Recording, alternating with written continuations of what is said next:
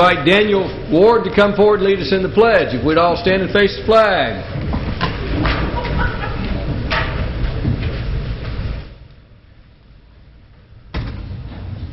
I pledge allegiance to the flag of the United States of America and to the republic for which it stands, one nation, under God, indivisible, with liberty and justice for all. Daniel, if you'll come to the microphone and introduce yourselves and tell us what brought you here tonight.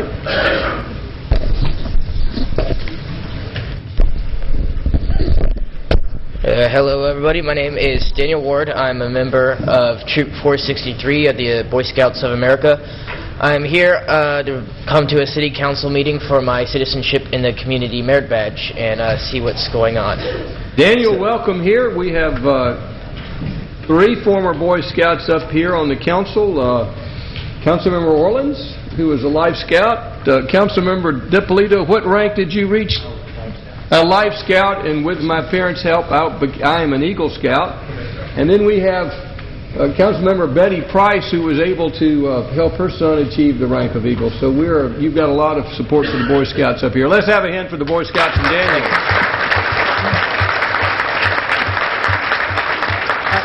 Mr. Mayor? I'd like to invite our police officers forward. Yes. What was that comment? Some of us were Girl Scouts, too. Some of us were Girl Scouts.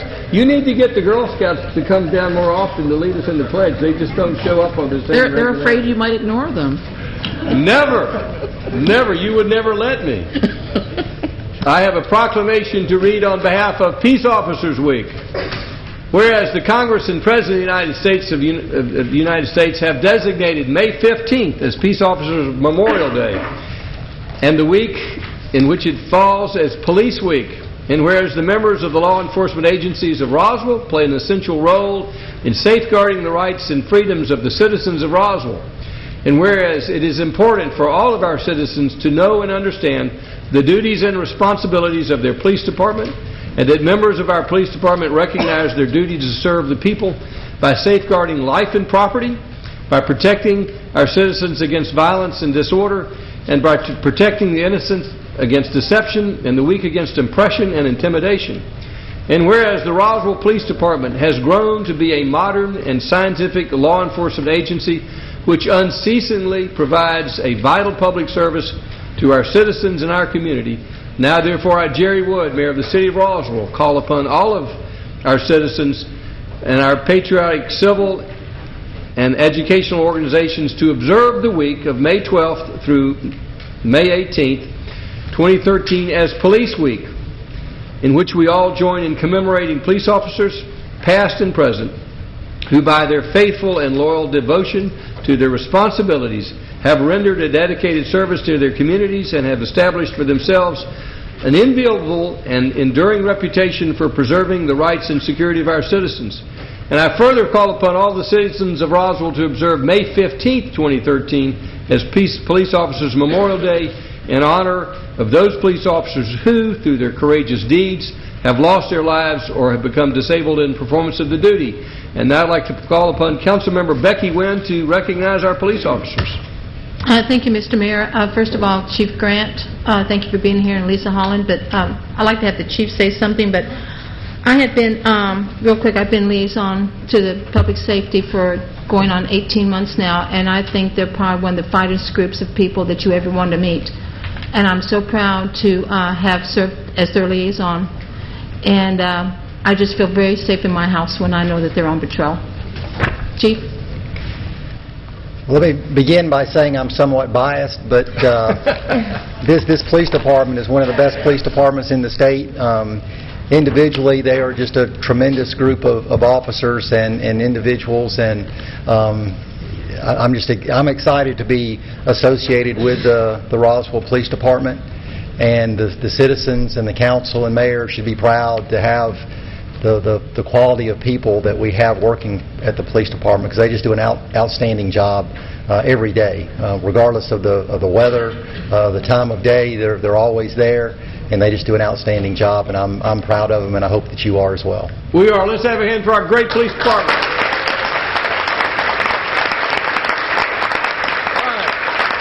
We're going to stand up for our police department. Good job.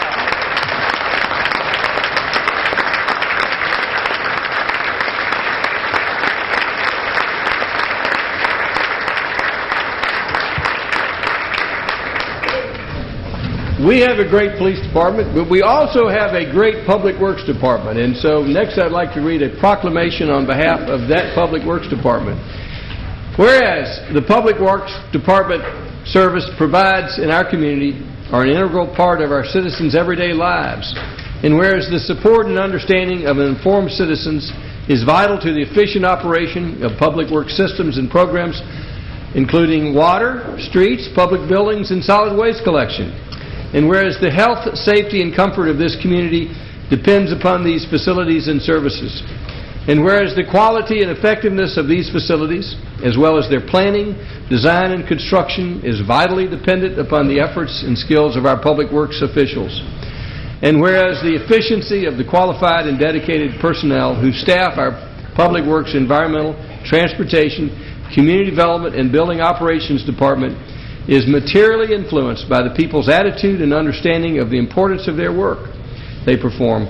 And whereas the City of Roswell will observe a National Public Works Week with the following events: Touch a Truck on May 18th, featuring trucks and equipment from sanitation, water, and transportation; a truck rodeo on May 21st; a forklift rodeo on May 23rd; and a track hoe rodeo on May 24th, as well as a celebration breakfast and lunch and fellowship with our dedicated staff.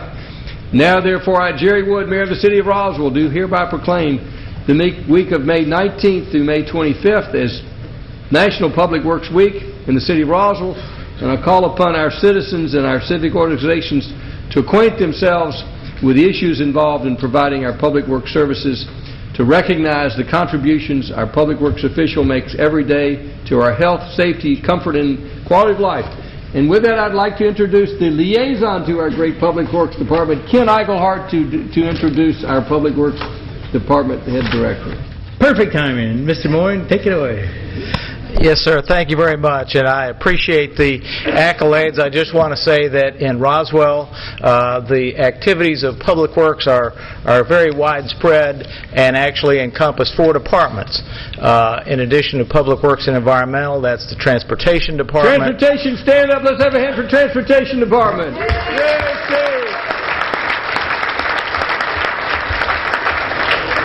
Our Community Development Department. Stand up, Community Development Department. Yay!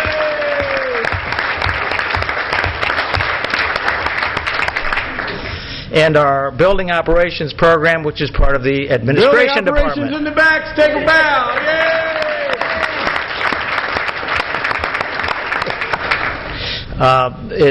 It gives me great pride to be associated with all of the individuals of these departments, and I would say also that we're very proud to follow the recognition of our police department, who we appreciate protecting us.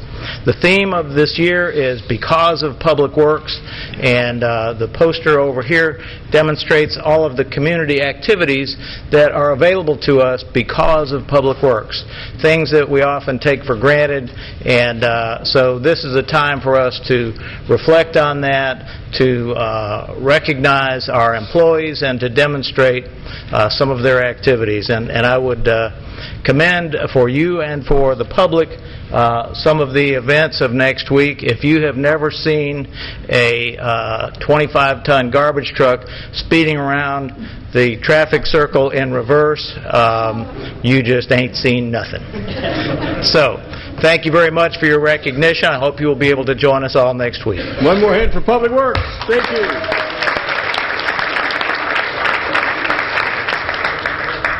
I'd like to invite our Memorial Day committee to come forward. As they're coming forward, I would like to encourage all of you to come back to the City Hall grounds to celebrate Memorial Day with us, the largest and most moving Memorial Day celebration in the state of Georgia. Gentlemen, you're up. Thank you, Mayor and Council. My name is David Young, and I'm the chairman once again this year for what will be our 16th annual Roswell Remembers Memorial Day ceremony. I have some committee members with us tonight: Walt Walliver, Jack Weish, Bobby Daniels, who of course works with the city, Dave Schmidt, and Elwin Gassert. We come before you every year, of course, to thank you for your ongoing partnership with us, because we actually utilize the aforementioned Public Works, Police and Fire, Roswell Rec, and without the cooperation of those guys, we just could not put on a ceremony of this magnitude to commemorate the service of those who've gone before us, that we enjoy the freedoms of today. What we usually like to do is let you know about our speaker this year. Our speaker is guest speaker is First Lieutenant Charles Shepard, Jr., who served with the 121st Infantry Regiment, the Old Gray Bonnet Regiment, 8th Division in the European Theater from 1944 until the end of the war in Europe. He participated in 5 major campaigns, including Normandy, Northern France, Ardennes, Alsace, Rhineland, and Central Europe. As a platoon leader of K Company, received 2 Purple Hearts, 2 Bronze Stars from meritorious achievement in ground combat against the armed enemy in the European, African, Middle Eastern Theater of Operations, and also received the Silver Star for gallantry in 1945 in the vicinity of Siegen, Germany. What we'd also like to do, too, is show you a short clip, which is our promotional video from last year's event, which we used to promote this year's event. It's only about 7 minutes and 30 seconds long, so if you'll give us that pleasure of doing so.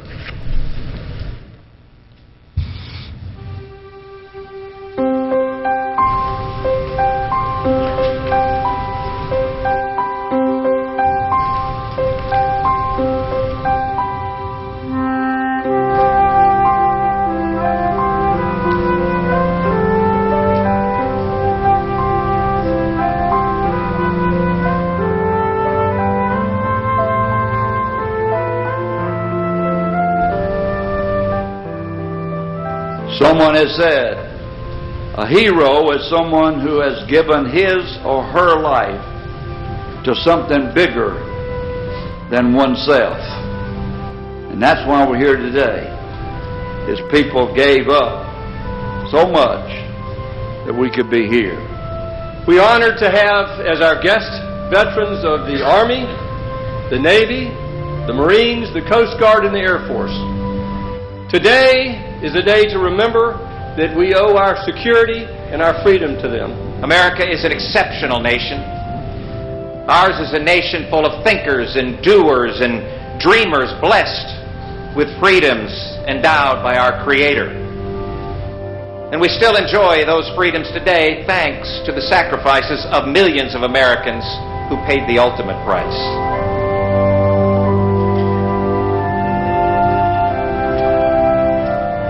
Laying the wreath today are Gary Lee and Dawn Renee Nelson, parents of a 20-year-old U.S. Army Specialist Gary Lee Nelson III. Army Specialist Nelson died on the 5th of April of this year from injuries suffered in a non-combat incident in Mosul, Iraq.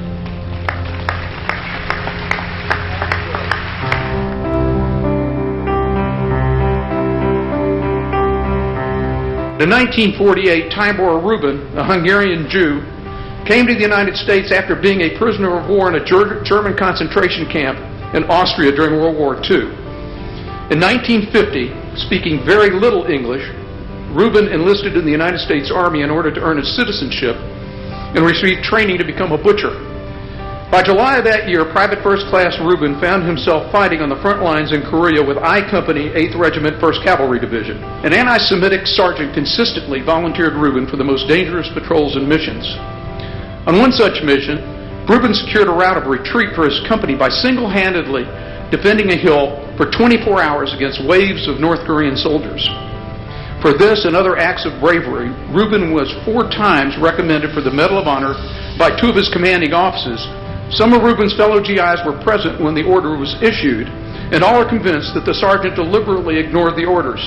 Toward the end of October 1950, massive Chinese troop concentrations crossed the border into North Korea and attacked the unprepared Americans.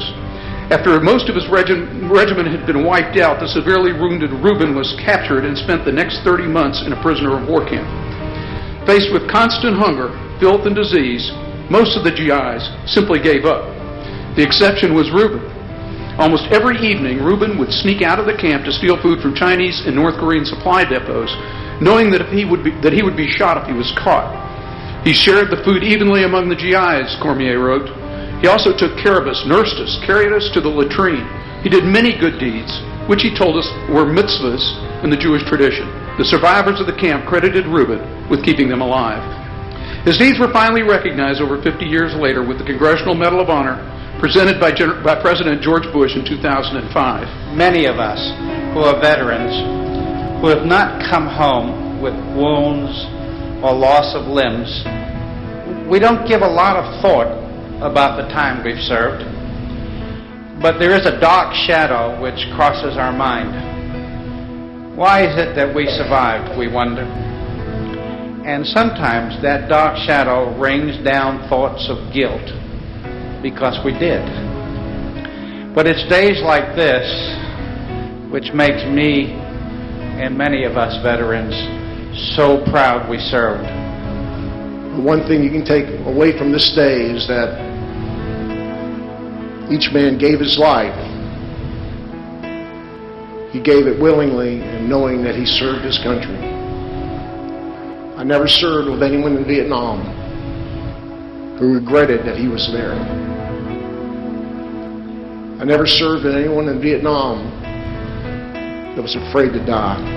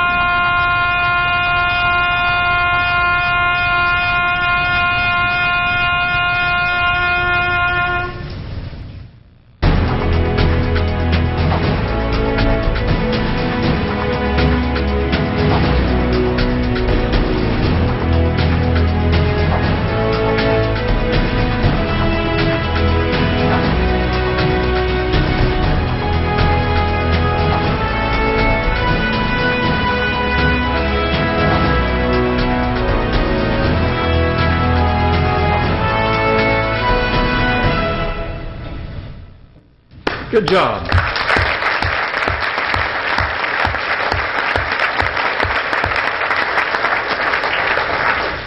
Thank you. That's all.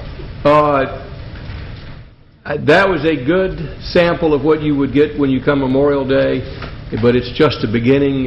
There's no more memorable way and more greater day to come down to City Hall and thank the folks that for your freedom than coming to Memorial Day. So I want to thank the Memorial Day Committee, Roswell Rotary, and everyone who puts this on.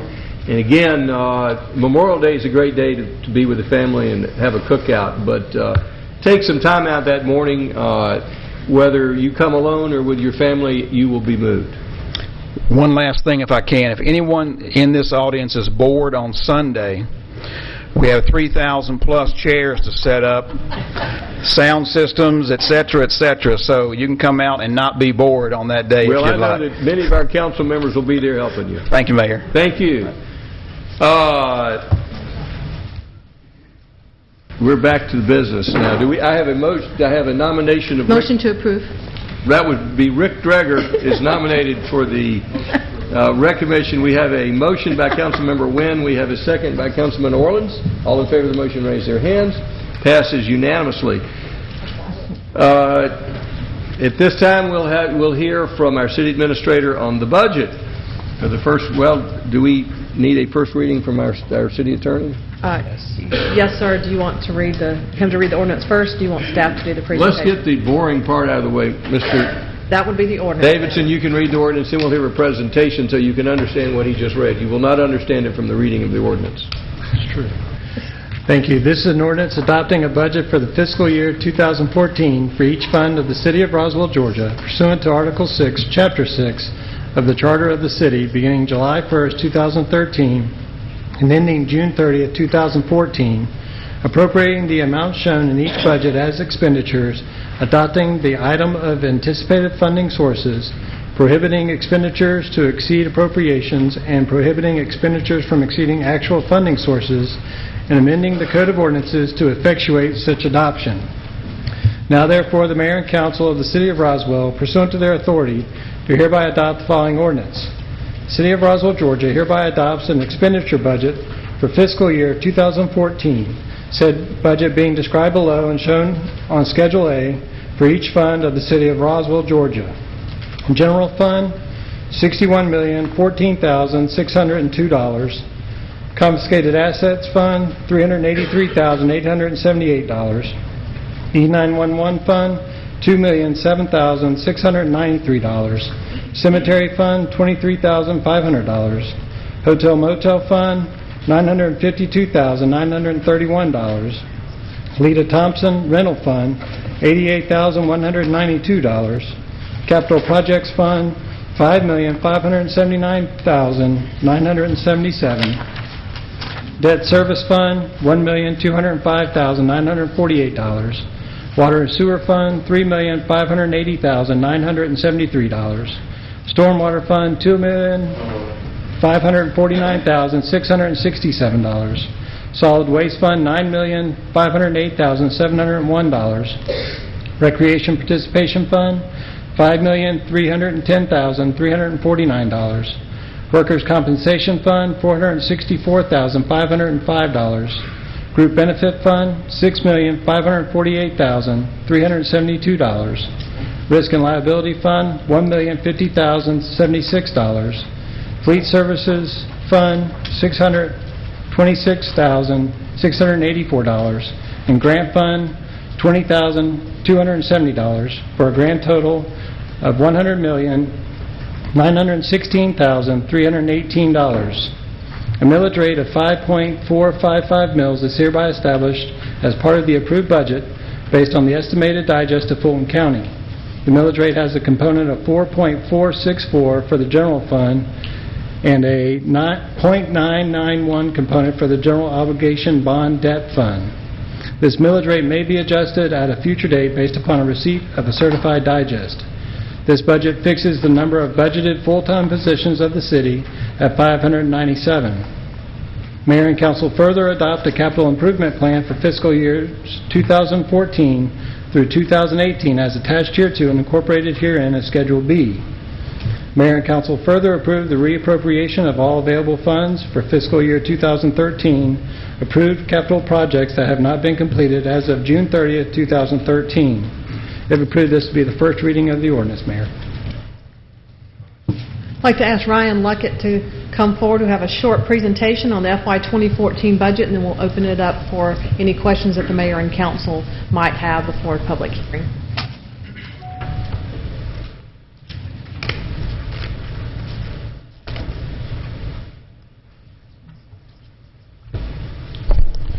Good evening, Mayor and Council.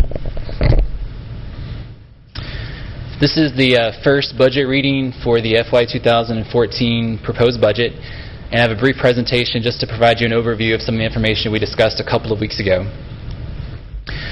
The proposed budget is balanced. Our revenues exceed our expenditures. There is no increase in our combined millage rate.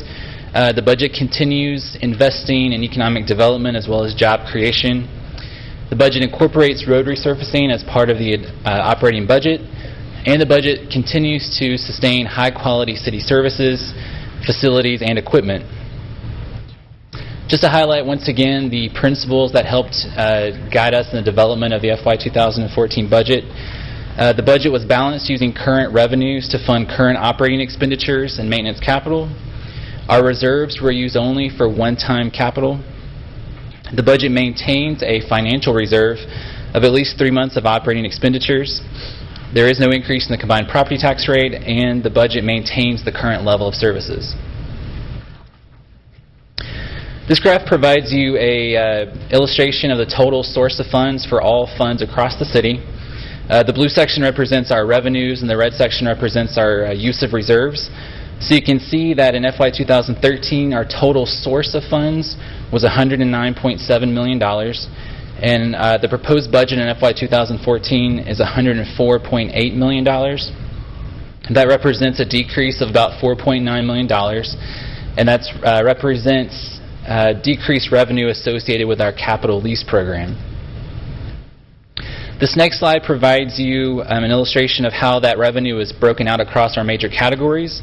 So you can see that our property tax, our sales tax, and our charges for service external make up about 64% of our total revenues. The charges for service external are our user fees associated with our enterprise funds, such as our water fund, our stormwater fund, our solid waste fund, and our recreation participation fund. The next slide gives you an overview of our total use of funds. So in FY13, our total was $109.3 million. In FY 2014 proposed, that total is $100.9 million. This is a decrease of $8.5 million, primarily as a result of less debt service in FY 2014. This pie chart shows you that the $100.9 million in expenditures are spread out across all of our city departments. You can see that the police, administration, environmental public works, as well as the recreation and parks department comprise about 68% of our total budget. The next slide gives you a summary of our total authorized full-time positions over the last several years. You can see that in FY 2009 we had 624 full-time employees. That is down to 597 in FY 2014. Moving on to the general fund, you can see that in FY 13 this is represents our total source of funds for the general fund. It totaled $60 million in FY 2013. In FY 2014 that is up to $61.2 million for an increase of $1.2 million. That is mainly attributed to increases in our sales tax, as well as shifting a portion of the debt service millage rate to our M&O rate. This next slide provides you the breakout of those total use of funds across our major categories. You can see that our sales tax, property tax, and our franchise, alcohol, and business taxes make up about 87% of our total general fund revenues. In terms of our general fund expenditures, the blue section here represents our operating expenditures, and the red section represents our capital expenditures.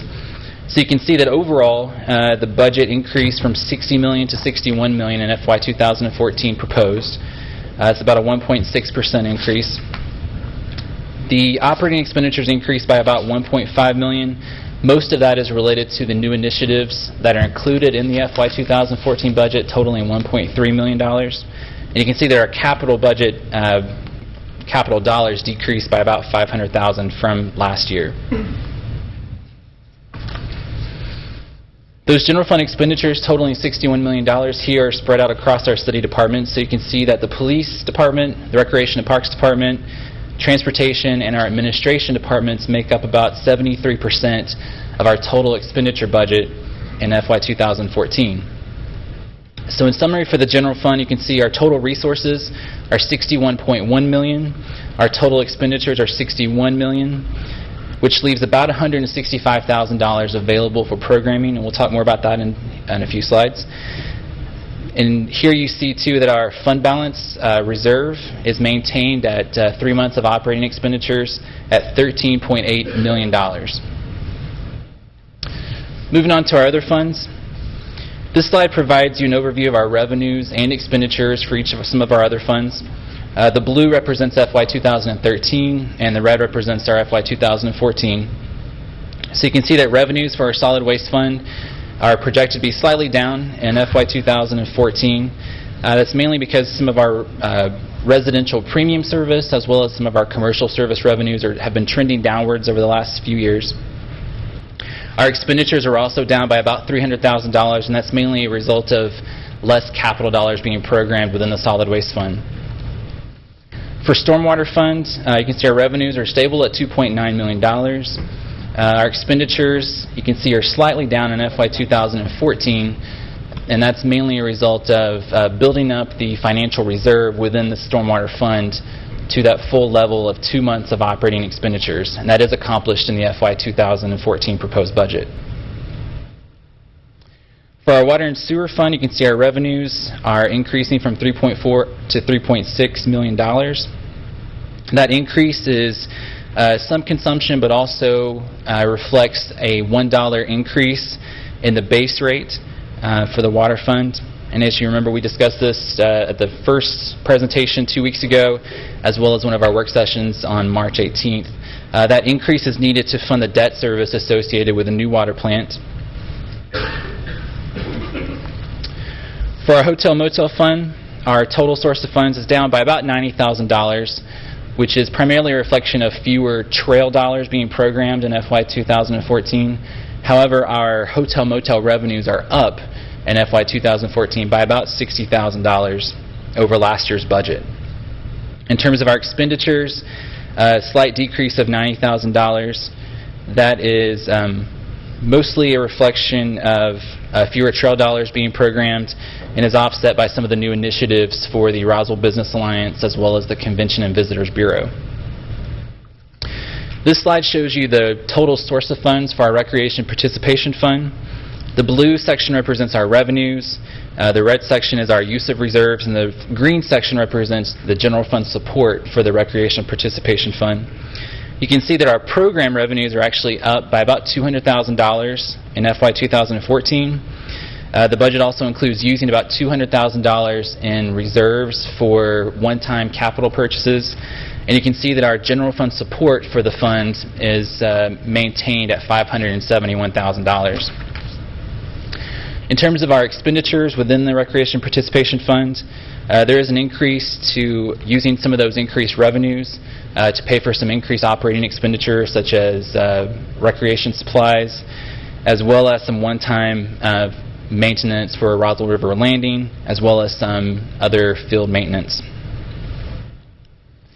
Moving on to our Capital Projects Fund and our one-time capital. If you remember, our total available funding for our one-time capital was comprised of two different sources. One would be our general fund balance. So these are the funds that are available above our financial reserve. That totals about $1.7 million. And then we had some savings from our current capital program of about $700,000, which provided about $2.4 million to program for one-time capital in FY 2014. Just to go over some of the projects, you can see the administration department one-time capital totals about $120,000, which includes our data center relocation as well as some upgrades to the phone, server, and software. The community development department includes $270,000 to pay for document scanning, as well as an update to our impact fee ordinance and design guidelines associated with the UDC. The fire department has $63,000 available for doing some renovations at Fire Station 1. The police department is $146,000 to pay for some vehicles associated with the new narcotics unit, as well as some of the police officers that were added in the FY 2013 budget. For Recreation and Parks, total one-time capital was about $842,000. That includes $400,000 for the relocation of the maintenance facility associated with the new water tank, $150,000 for Old Mill Phase 2, the machine shop, renovating that. Also includes $120,000 for some roof repairs at different park facilities, roof replacement at Smith House, security cameras, as well as some other smaller miscellaneous projects. In terms of our transportation department, those funds total $975,000, which includes $600,000 for the River to Historic Town Square multi-use trail. It includes a turn lane at Old Alabama Connector, a bucket truck replacement, a streetlight efficiency cost reduction study, as well as some other minor projects identified in the budget book. So you can see the total there is $2.4 million. Moving on to our add-delete proposals. So the total amount available for programming is made up of three different parts. You can see the first part is what we've already referenced earlier, which was the $165,000 of revenue that exceeded our expenditures.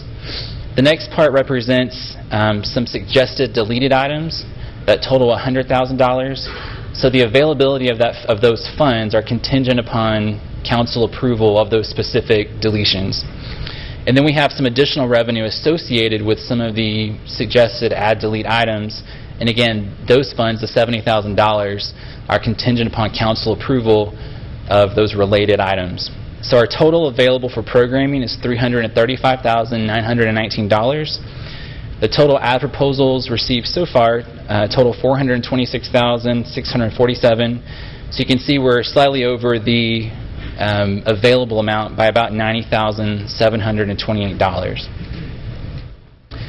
These next few slides give you some details on what has been included in the add-delete suggestions. So you can see there that the Cultural Arts Center, there's $140,000 added for acoustic improvements at the Cultural Arts Center. Half of that funding would be matched by the Georgia Ensemble Theater. We also have uniform medical kits for police officers totaling $11,500, bike racks totaling $20,000, a labyrinth totaling $25,000, sidewalk connectivity funding totaling $25,000, and that's specifically including Woodstock Road, and that amount is pending an estimate by the Transportation Department, and they're working on those numbers currently. We also have $10,832 for some additional lighting at the Historic Town Square. That would bring the current amount in the proposed budget from $9,168 up to $20,000. And again, that's also pending a review of the plan developed by Recreation and Parks. We also have some signage for Big Creek Park. We have a shade system for $68,000 pending information from Rec and Parks. We also have an additional full-time Rec and Parks crew worker to assist in enhancing citywide park beautification efforts. And we also have a Riverwalk master plan funding in the amount of $75,000. In terms of the proposals, delete proposals, we have the Terramont Community Gardens at $25,000. And we also have a proposal to reduce funding for the Old Mill Phase 2 machine shop renovations by half. So that would go from $150,000 in the current proposed budget down to $75,000. And then as you can see, the additional revenue associated with one of the proposals would be the $70,000 the city would receive from the Georgia Ensemble Theater should we go forward with the acoustic improvements. Finally, our second and final budget reading is scheduled for Wednesday, May 29th at 7 p.m. And that concludes the presentation. I'm available for any questions if you have any.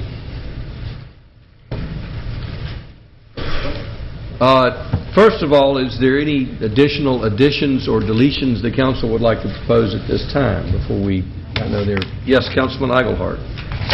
I did say during our meetings that the $400,000 that is under the Rec and Parks under capital projects for relocation of maintenance facility, that is specific to the water plant and the water tank moving. And I felt that should come out of the funding that's available through the GFA loan for the building of the plant.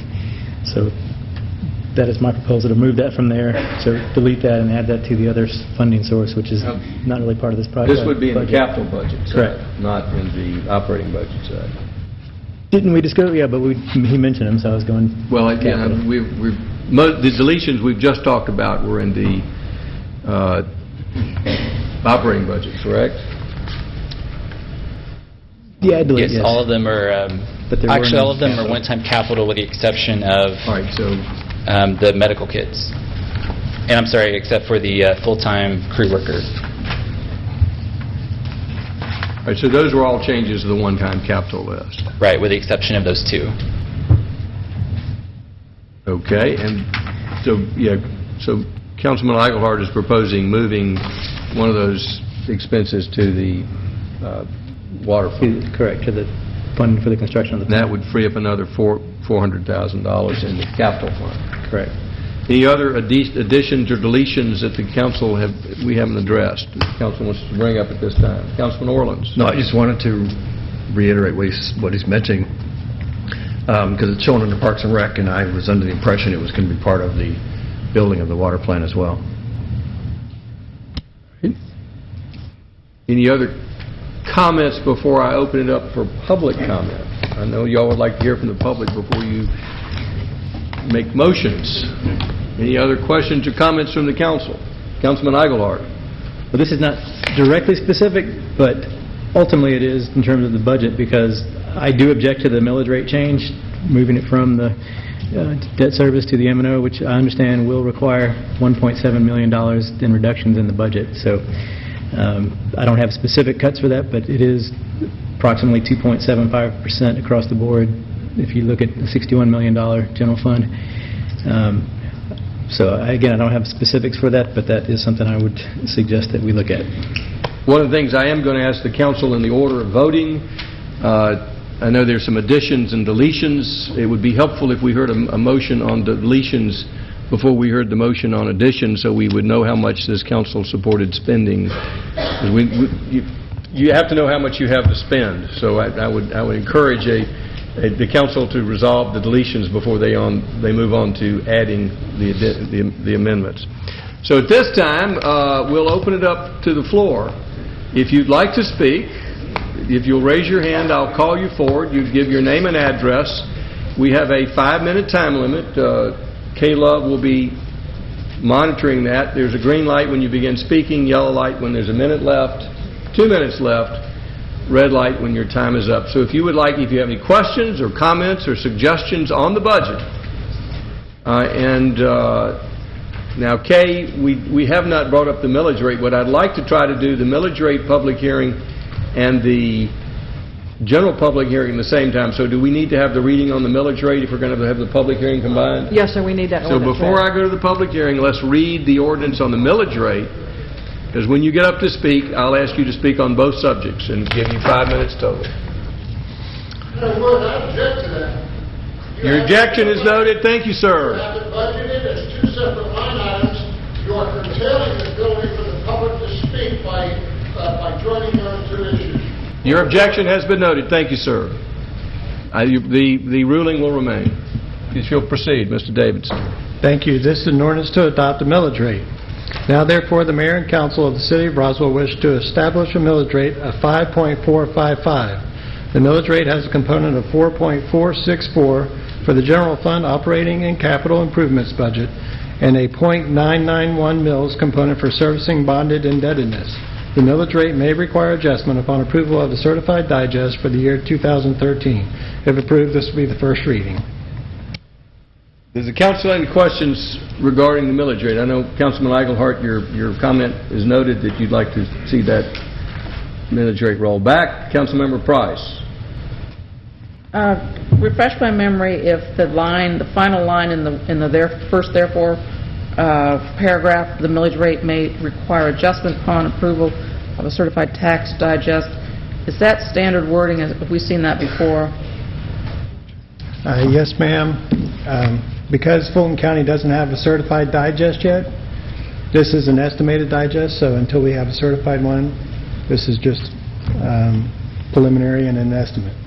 So has it ever been our practice or occurrence that we have altered the millage rate from what we voted upon? Not in our memory. Thank you. Other questions or comments? So we've had a first reading of the millage rate. At this time, yes, Councilmember DePolito. Does staff have a presentation on the millage rate? I apologize. Good. Thank you, Councilmember DePolito.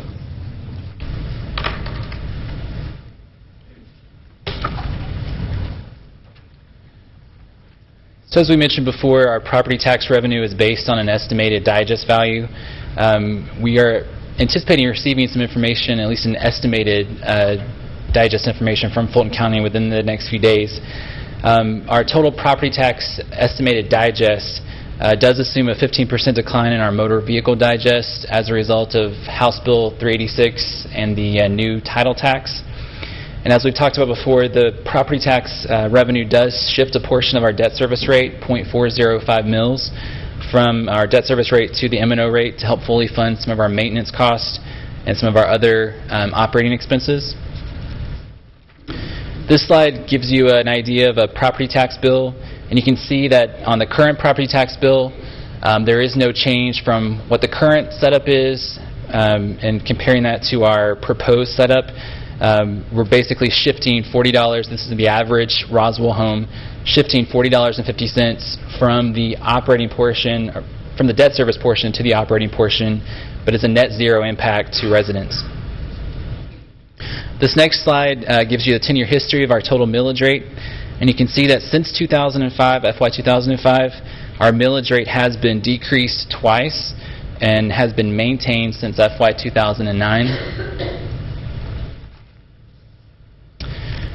In terms of property tax, the M&O rates, among other North Fulton cities, you can see that the city of Roswell, even with shifting this .405 mils from our debt service to our M&O rate, would still maintain the lowest M&O rate among North Fulton cities. Just in highlight there as well, the millage rates highlighted there for Alpharetta and Roswell represent the FY 2014 proposed millage rate. For the other cities, Sandy Springs, Milton, and Johns Creek, that would be the FY 2013, as they have not proposed their budget yet. So finally, we do have 2 additional hearings on the millage rate. One would be a public hearing on Monday, May 20th at 6:30, and then the final hearing, Mayor and Council meeting on Wednesday, May 29th at 7 p.m. And that concludes the presentation. Thank you. Does the council have any questions? Thank you so much. At this time, we will open it up for public comment on the millage rate and on the budget. Yes, come forward, please, if you'll give us your name and address.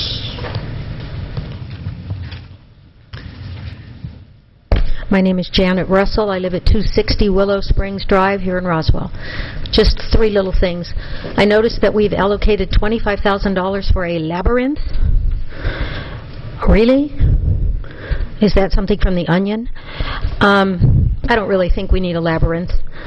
And we could use that money someplace else much better. Number 2, Mr. Eigelhart, your notation that the $400,000 be shifted from the general fund back to the water revenue bond is probably a good idea for the general taxpayer, but for those of us who receive our water from the city of Roswell, I thought when I attended all those hearings for the water treatment plant, which, by the way, we don't need to be in the water business anymore for 12% of the population. That means now that $400,000 I always thought was coming out of that water revenue bond of $16 million. So that means that 5,000 customers will be absorbing that $400,000 instead of the general public. Is that correct? Great. So we got it again. Just socked it to the people that live in the historic district in Roswell one more time. And finally, forgive me, but I didn't see any raises for our police, EMT, and fire anywhere in this budget. And I've spoken to some of the police officers, and they haven't had a raise. They've had a 2% raise in the last 5 years, but their health care premiums have gone up 8%, so they've gone into the negative 6%. And as I understand it, our police are the second poorest paid in all of Fulton County. And I think we ought to hang our heads in shame about that. We may be one of the safest cities, so you might say, well, you got an easy job because we're a safe city, but maybe we're a safe city because they do a good job. So I'd like to see you take that $25,000 for the labyrinth and apply it to something for our police, EMT, and fire, because most of them can't afford to live in our beautiful city. Thank you.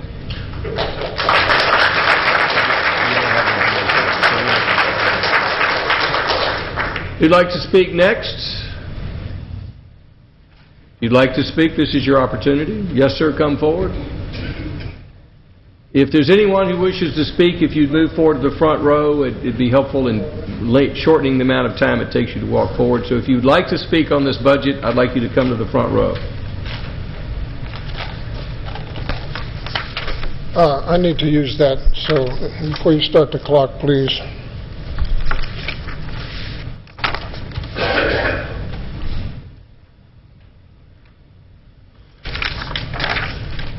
First of all, I object to the format, Mayor. This is your agenda, and you violated that agenda. I want to go on the record. Ladies and gentlemen, I was going to speak to the budget, but since he's cut the opportunity to speak in half, I want to show you this is the reason that they need to roll property tax. They need to increase your property taxes. In the last 4 years, the city has consumed $35 million in excess reserves that we had on July 1, 2009. They've consumed it up. I was going to show you in the budget, but I don't have that opportunity. So they need to tax, get every bit of tax from you they can get. And that's what this rollover is. Last week, the Wood administration announced a forthcoming .4 mil property tax increase, which according to the city legal instrument equates to $1.7 million annually. This administration and most of the council are counting on your lack of understanding of this budgetary matters to accomplish the rollover of debt service millage into its day-to-day general operations funds that they will approve in this meeting. This property tax comes after the citizens just approved a $14 million bond referendum last November. In my humble opinion, this is a very poor decision because it will have a negative philosophical or psychological effect on property owners relative to supporting future bond referendums. Don't be deceived by the mayor's stuck record that taxes are not going up. The fact is that based on state law, when the general fund millage rate goes up, that constitutes a property tax increase. By state law, this rollover will constitute a property tax increase, and this is only a portion of Roswell's debt that is scheduled to be retired over the next 2 years. Previous general obligations bonds were primarily used to purchase parklands, Big Creek, Chattahoochee River, and expanded East Roswell Park, and these debts have been refinanced over the years. The 2002 and 2008 refinance bonds will be paid off in 2 phases, one next fiscal year, 2014, and the balance in 2016. This retiring .4 mils in debt service is the first portion of a rollover into the city operations, and approximately another $2.5 million more is scheduled to be retired in fiscal year 2016. To simplify what this property tax rollover, it would be like, think of it as if you're a banker after you paid off your car, told you he wanted you to continue interest rates payments on your car so he can keep his assistant's in a job.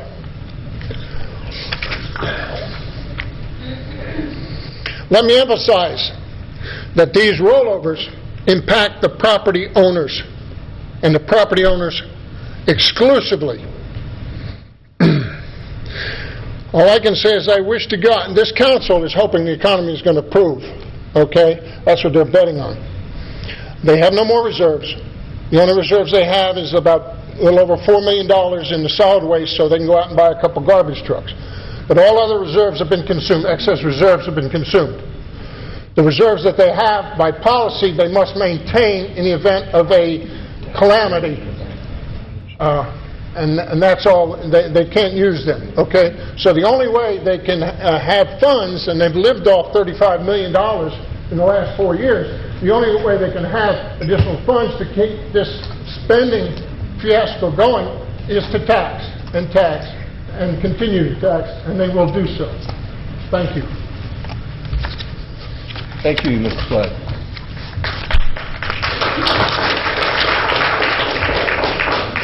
Ms. Love, how much money does the city currently have in reserves?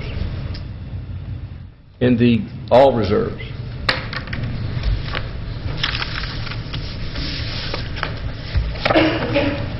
Mr. Luckett, you can correct me if I'm wrong, but I'm looking at the all... Here's the number right here. Mr. Luckett, you may have a seat, sir. You've had your opportunity to speak. 35. Mr. Fleck, you may have a seat. I'm moving, man. Available... You may proceed, Ms. Love. Available is $35.9 million. Mr. Luckett, could you come forward? Where is he? There he is. Related to the total, that's available fund balance for programming, correct? Yes. What is the total?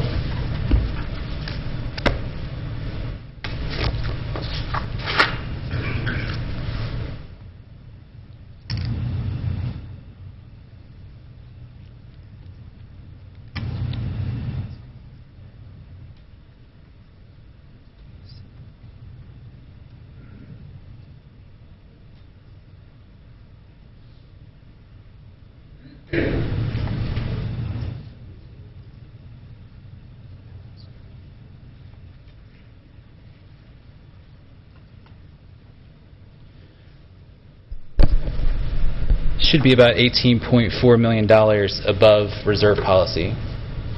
Thank you, sir. Does anyone else wish to speak tonight? Yes, come forward, please, if you'll give us your name and address. Deborah Nass, 1695 Ridgeville Drive, Cultural Arts Board member. I just want to speak to the sound system enhancement. The way we look at it is, if you're lucky enough to have a 401k, I'm not, but if you are, they always say that if you have an employer match and you're not contributing the full amount to that match, that you're turning down free money. And to us, that's what we have here. This is an unprecedented opportunity that one of our premier, wonderful theaters in town is willing, out of their own pocket, to make a capital improvement in the infrastructure of this city, and not just a small amount, but 50%. It's really unprecedented.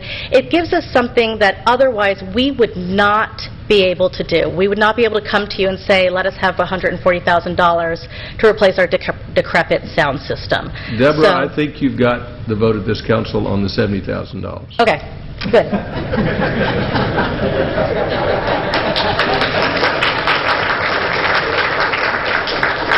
Who would like to speak next? I see no hands up. There will be an opportunity. Yes, come forward, sir. Again, there will be an opportunity to be heard at the millage rate hearing. And what date is the millage rate hearing? May 20th. May 20th. 6:30 p.m. The second reading, which will be on what date? May 29th, which is a Wednesday. So there'll be 2 or more opportunities to be heard. Yes, sir. Give us your name and address, please. My name is Tarek Robana, and I live at 317 Charles Place, Roswell. I'll be real quick. I don't mind paying my taxes, and I'm one of your water customers. I don't mind paying that. And I'm a little concerned about the shoddy work with how they connected my house with blue pipe to the wall. But I paid when it broke, no problem. I do have a problem, though. The Fulton County School Board is building a new school. They're building it on Thomas Drive. And I've got an article where the mayor is bragging about the city, and that's great, but he says, quote, unquote, through a partnership with the Fulton County School Board, I expect to see the redevelopment of an old and mostly vacant strip center for use as a new school. That's great. It's on the rundown shopping strip mall is on Highway 9. All great. The problem is, my home, my neighbors' homes were all under eminent domain watch. We have been. This article was in January. We have been for about 5 months. It's a miserable existence. You're constantly living under this thought of, we have to move. I like Roswell. I love the town. I like everything about it. I don't want to move. And I just want someone to stand up for me like the people and the mayor of Sandy Springs did and say, hey, we want to hear your plan, Fulton County School Board. We want to hear where the traffic is. We want to hear everything about this new school. And that's all I'm asking. And that's why I'm speaking. Thank you. Thank you, sir. Does anyone else wish to speak on the budget or the millage rate?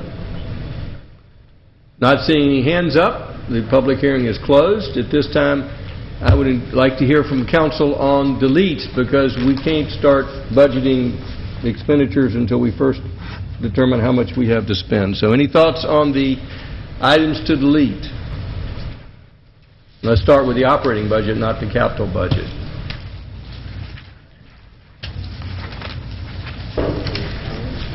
What are again, if y'all remind us which items we're talking about deleting on the operating budget. You'll pull up that sheet. Mr. Mayor, I believe the deletions are from capital. They're all on capital so far. All right. That's correct. Then let's save the capital budget and start with the operating budget. Any changes to the operating budget? Councilman Eichelhardt. Just the one, and again, I do not have specific cuts because frankly I didn't think it would go through, so I didn't spend the time to come up with 1.7 exactly, but I also think it's best to let the staff come up with the things that they would do. But unlike the sequester that would just cut everything across the board, no thought about it, 2.75% equals almost $1.7 million. And I would like to... My motion of that would be that we direct staff to come up with those cuts wherever they may be best deemed, which would eliminate that change of millage rate from... So is that a motion to reduce the operating budget? By 2.75%, yes, You have sir. a motion by Councilman Eichelhardt. Is there a second? Fails to pass for lack of a second. Second by Councilmember Price. Ms. Price, do you have any idea on what items you'd like to see cut in the operating budget? It is easy to cut the operating budget if you cut the level of services. So I would like to hear from either Councilmember Eichelhardt or Councilmember Price what items they'd like to cut. Any thoughts? Or would you like it to simply across the board, which would mean cutting salaries of the policemen and the firemen and the public works? So is it across the board, or are you looking at specific cuts? Any thoughts from the cutters? As I said, the 2.75 would not just be everybody across the board. If you did do it by department, it would fall most heavily on police because that is where the largest budget is. So I would suggest that not be necessarily there. In fact, I would say it not should be on police or fire salaries. But that does put pressure elsewhere. I understand that. The actual new programs for this year are also about $1.7 million. Things are adding for the first time this year. So that would be one option. But again, I do think it can be done. It's not that hard to find 2.75 from different departments with folks working on that. Well, let's start with the ad budget. Kay, could you go over those? Could you pull up the ad budget? It's new programs, and let's see if Mr. Eichelhardt would like to cut those items. Or Mrs. Price. Again, how many times do I got to say it's not the specific things at this point? If we've got 2 weeks here to come up with things, then I think that makes sense to have staff come through if the whole council does that. Frankly, I don't think it's going to, so you can waste your time if you'd like. But the point is, we're taking money that people voted for bonds, and we're taking it now to use it for our expenses. We shouldn't do it. Well, I would like to look at the ad budget, which there was a suggestion is perhaps we could delete that ad budget and that would work that. Let's see about those items that we're talking about adding. Actually, it's not the ad, it's the new initiatives. New initiatives. Budget. Let's look at the new initiatives budget. Okay. Section at the top here. See if you can zero in on it so the public can see what we're talking Brian, about. pull it out of the notebook. Okay.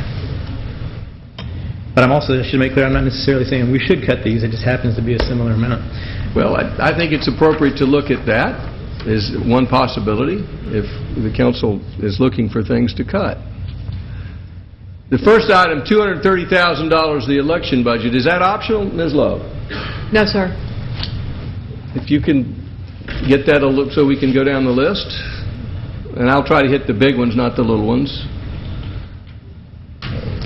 Downtown Development Authority annual funding, $217,000. That's a possibility.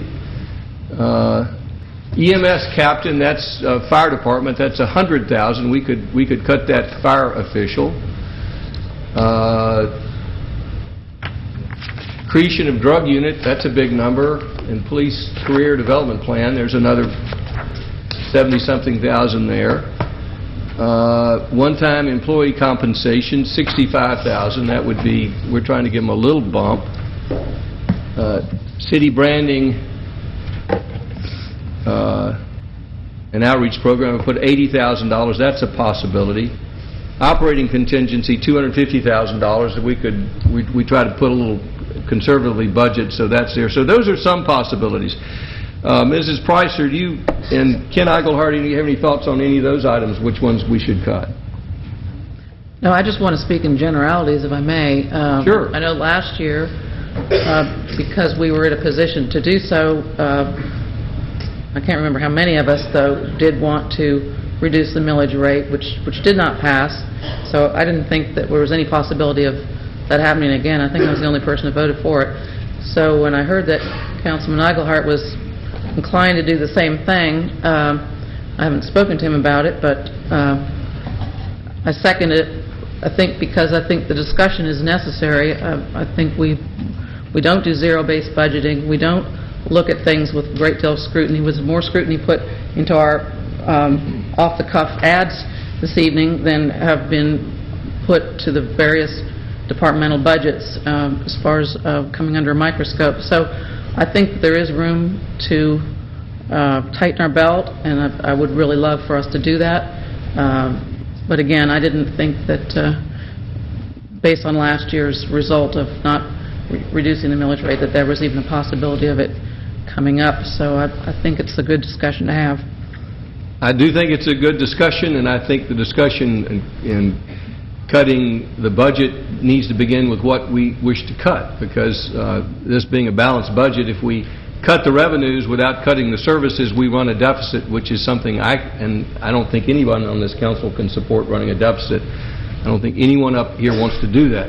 So I would encourage the council members who support looking at cutting the budget to suggest how we should be to which programs we wish to cut.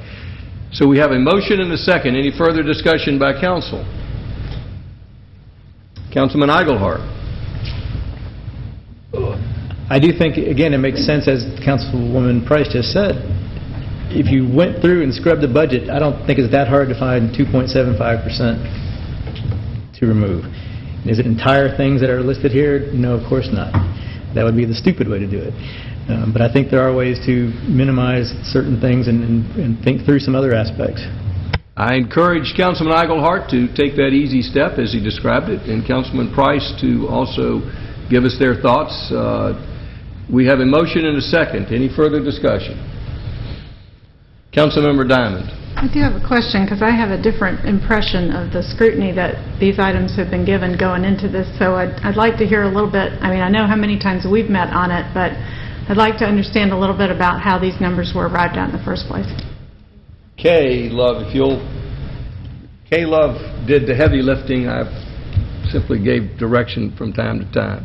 Okay? The budget process starts in the January time frame, and the budgets are due from departments to the budget staff in February. Between that time, we talk about the goals and the objectives for the year. There is scrutiny starting at the department level of what we consider to be the base budget or the line items. Our first stab at the budget is related to keeping services the same. We do set some objectives of, obviously, no millage rate increase, no new programs unless they are justified by a reduction somewhere else, or they are revenue generating, or they are a requirement for proper delivery of service. That's the general objectives that we move forward with. Each department within their department has meetings with their division managers and their staff, and they create and draft their budget, goes to budget, then the budget staff scrubs that. I meet with them along the way before it ever even goes to the mayor for consideration of what he is going to include in the proposed budget. The budget staff, as a resource for departments, provides stacks and stacks of paper and electronic versions of analysis for trends of what the department has done in previous years. Department directors also come together with me bi-weekly in what we call the management team meetings to review that, and there's consensus at the management team level of give and take of what one department may need and we may not have funding for, and another department may give something, particularly in the areas of capital. We do have a longer list of needs than we have funds to cover, so we do our very best to continue to deliver a high level of service. That program comes with a price tag, and we do scrub within that, and over the years, as our budget numbers have indicated, as they have gone down, we have improved efficiencies. We have reduced staff where appropriate. We have outsourced where appropriate. We try to be innovative and keep up with technology so that we can work smarter. So all of those things have gone into the culmination of this budget. There may be higher priorities that the council at this point has, if they give staff that direction of what service levels they would like for us to take a look at, then we certainly can go back and take a look at any and all those things that we're directed to do. Any questions for Ms. Love? All right. Any further discussion? Councilmember DiPolito. Thank you, Mr. Mayor.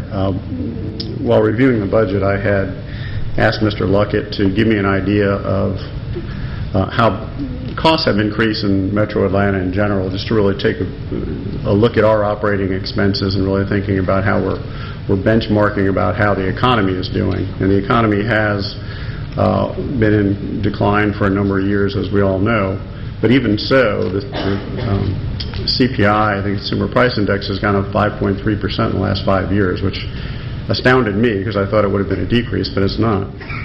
So costs in Metro Atlanta have gone up 5.3%, but the general fund operating budget, which is really where the rubber hits the road with the city, that's the fund where all of our operating takes place. That's where our general expenses are. Our operating budget has actually decreased during that time period by 1.1%, even with this increase that we're proposing this year. So if you look at how we're performing just generally, and you can't go dollar for dollar, but generally we're performing a lot better than the economy and expenses are even performing in Metro Atlanta. Further discussion before we take a vote on the motion to millage rate motion. What was the motion again, Councilman Eichelhart, is to... It's not the millage rate at this point. It would be a reduction in operating budget of $1.7 million. Correct. We have a motion through a 2.75 to reduce the operating budget %. Any further discussion? All in favor of the motion, raise their hands. That's Councilmember Price, Councilmember Eichelhart. All opposed? Councilmember Orleans, Wynn, DiPolito, and Diamond. So, have we resolved all the additions and deletes on the operating budget? I think we had didn't we have a motion to add some on the operating budget? Mr. Mayor, there was one suggestion. Yeah, if we could cover the operating budget before we go to the capital budget.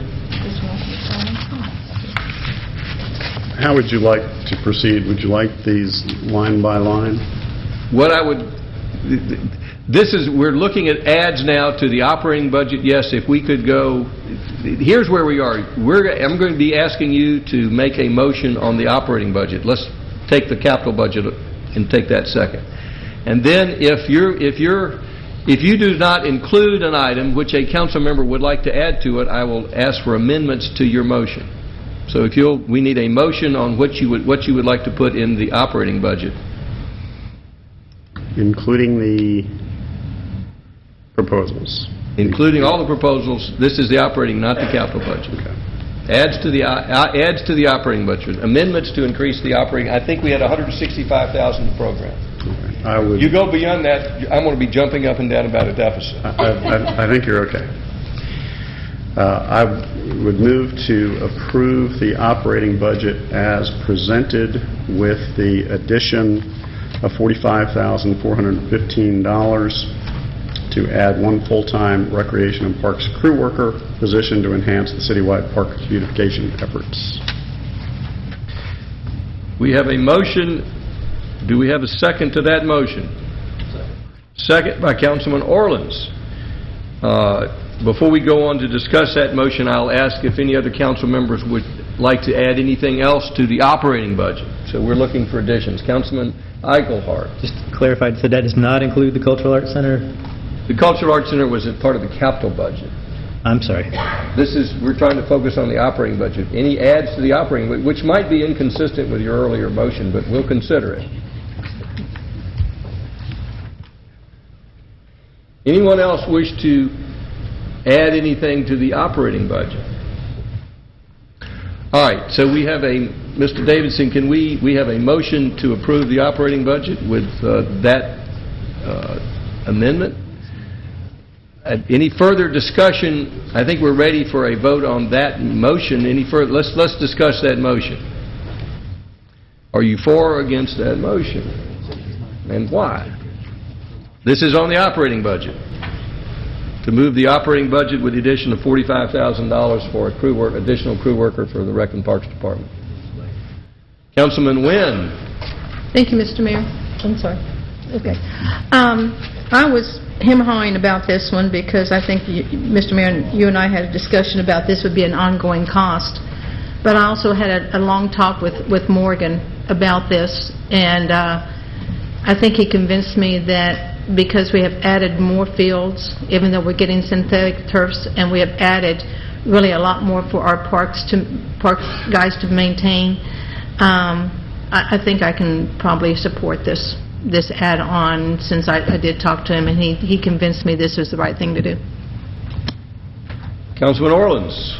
Yeah, I was going to say, if any of the council members have questions about that, Morgan Rogers is here, and he can give an overview from the Parks and Rec Department about that position and how they feel it's a critical position.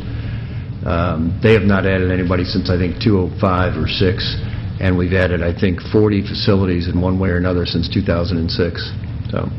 But if anybody wants, Morgan is here to answer any of your questions. I don't have any questions for Morgan. I'm sure that he can justify this position. In my budget, I did add an additional position in the Parks Department. Although I do not support rolling back, reducing our tax rate, I support keeping our tax rate at the current level. I also know that every time we add another employee, you don't add a $45,000 item for 1 year. You're adding that for multiple years. We don't hire people and then lay them off the next year. So I could not vote in favor of it. I do support adding 1. I don't support adding 2. Councilmember Price. Okay, it's my understanding that Parks and Rec asked for 2 additional crew workers. Is that correct? Yes. And in the mayor's budget, there's 1. Correct. So this would be an additional person. I'm not in favor of this for the following reason, that at the time that we determined to go to artificial turf fields, the understanding was that we would save, I can't remember what the number was, but it had a comma, and I think there were 3 numbers in front of it, that we would save that much in maintenance because we wouldn't have to maintain grass fields. So, and I was not happy with the awarding of that contract, but that's water under the bridge because I believe we're moving forward. In any case, we will be having artificial turf fields, and so I don't see how that reconciles with additional Parks and Rec crew members, since we should be saving on that. Any other comments before we vote? Councilmember Diamond, is your hand up? Yes.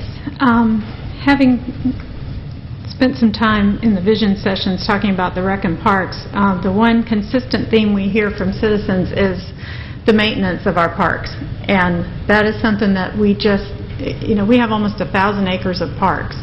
And that takes a lot of time to maintain. And I've kidded that the walk that I take every day is suddenly seeming a little weedy, and I don't know if that's to remind me that we need help or if that's just a coincidence. But I have, I have had more than a few citizens talk to me about the maintenance, and we're starting to get a little old looking, and I really think it's important. I think it's important on Canton Street. I think it's important along our corridors, and our parks are our primary responsibility.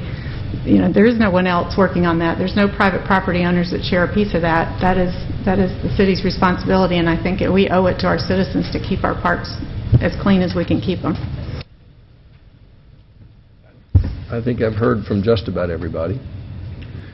Councilmember DiPolito, just for clarification, Mr. Davidson reminded me we need to vote on the ordinance as a whole, but I thought by breaking it down in pieces we could get a better discussion. So we'll have to include this in another motion once we figure out where we stand on the capital budget, because we've got to vote on it as one package.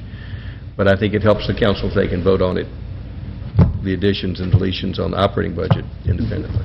I thought we typically voted on the operating budget and then we voted separately on the capital budget. Well, I'm asking you to do that, but Mr. Davidson is saying that because the ordinance, there was one reading of the entire ordinance, we're going to have to ultimately vote on one thing.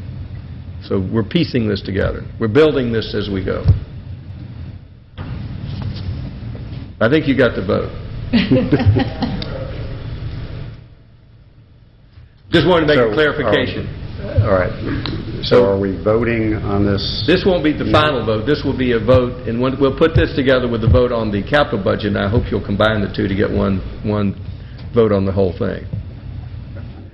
So we're voting on approval of the operating budget with the addition of a full-time crew worker for $45,415 a year. All in favor of the motion, raise their hands. That's Councilman Diamond, DiPolito, Wynn, and Orleans. All opposed. That's Councilman Eigelhart. Councilman Price, where do you stand? I'm not sure what the motion was. The motion is to approve the operating budget as proposed. We had $165,000 to program. This is to add $45,000. You still could add additional and still have some room. So you're adding $45,000 to the operating budget. You're still balanced if you vote in favor of this. So we're adding one line item right now. One line item, that would be one full-time crew worker to the rec department, $45,000 a year to maintain our parks. So I'm voting against. That's Councilmember Price and Eigelhart against. Passes 4-2. Let's turn our attention now to the capital budget. And again, this is the first reading. The council could change their minds entirely between now and the last reading, and anyone in the audience wishes to speak on this, you've got another opportunity at the next meeting in end of this month, the 29th. Councilmember DiPolito, if you could move on the capital budget. Thank you, Mr. Mayor. If you give me just 1 second to do a little bit of math. And I think our limit, and we have in the capital budget approximately $100 million. Sorry. Yeah, and again, if you could, we've got a total how much to spend, and we need to do some deletions and potential deletions. We have $120,504 available plus some of the other deleted items that would raise that to $290,504. So my suggestion is let's see what the council wishes to delete, and then we can say what we want to add. All right. I would move to approve the capital budget, one-time capital budget as proposed, with the relocation of maintenance facility from the Rec and Parks capital budget to the GFA funding, as described earlier by Council Members Orland and Eigelhart.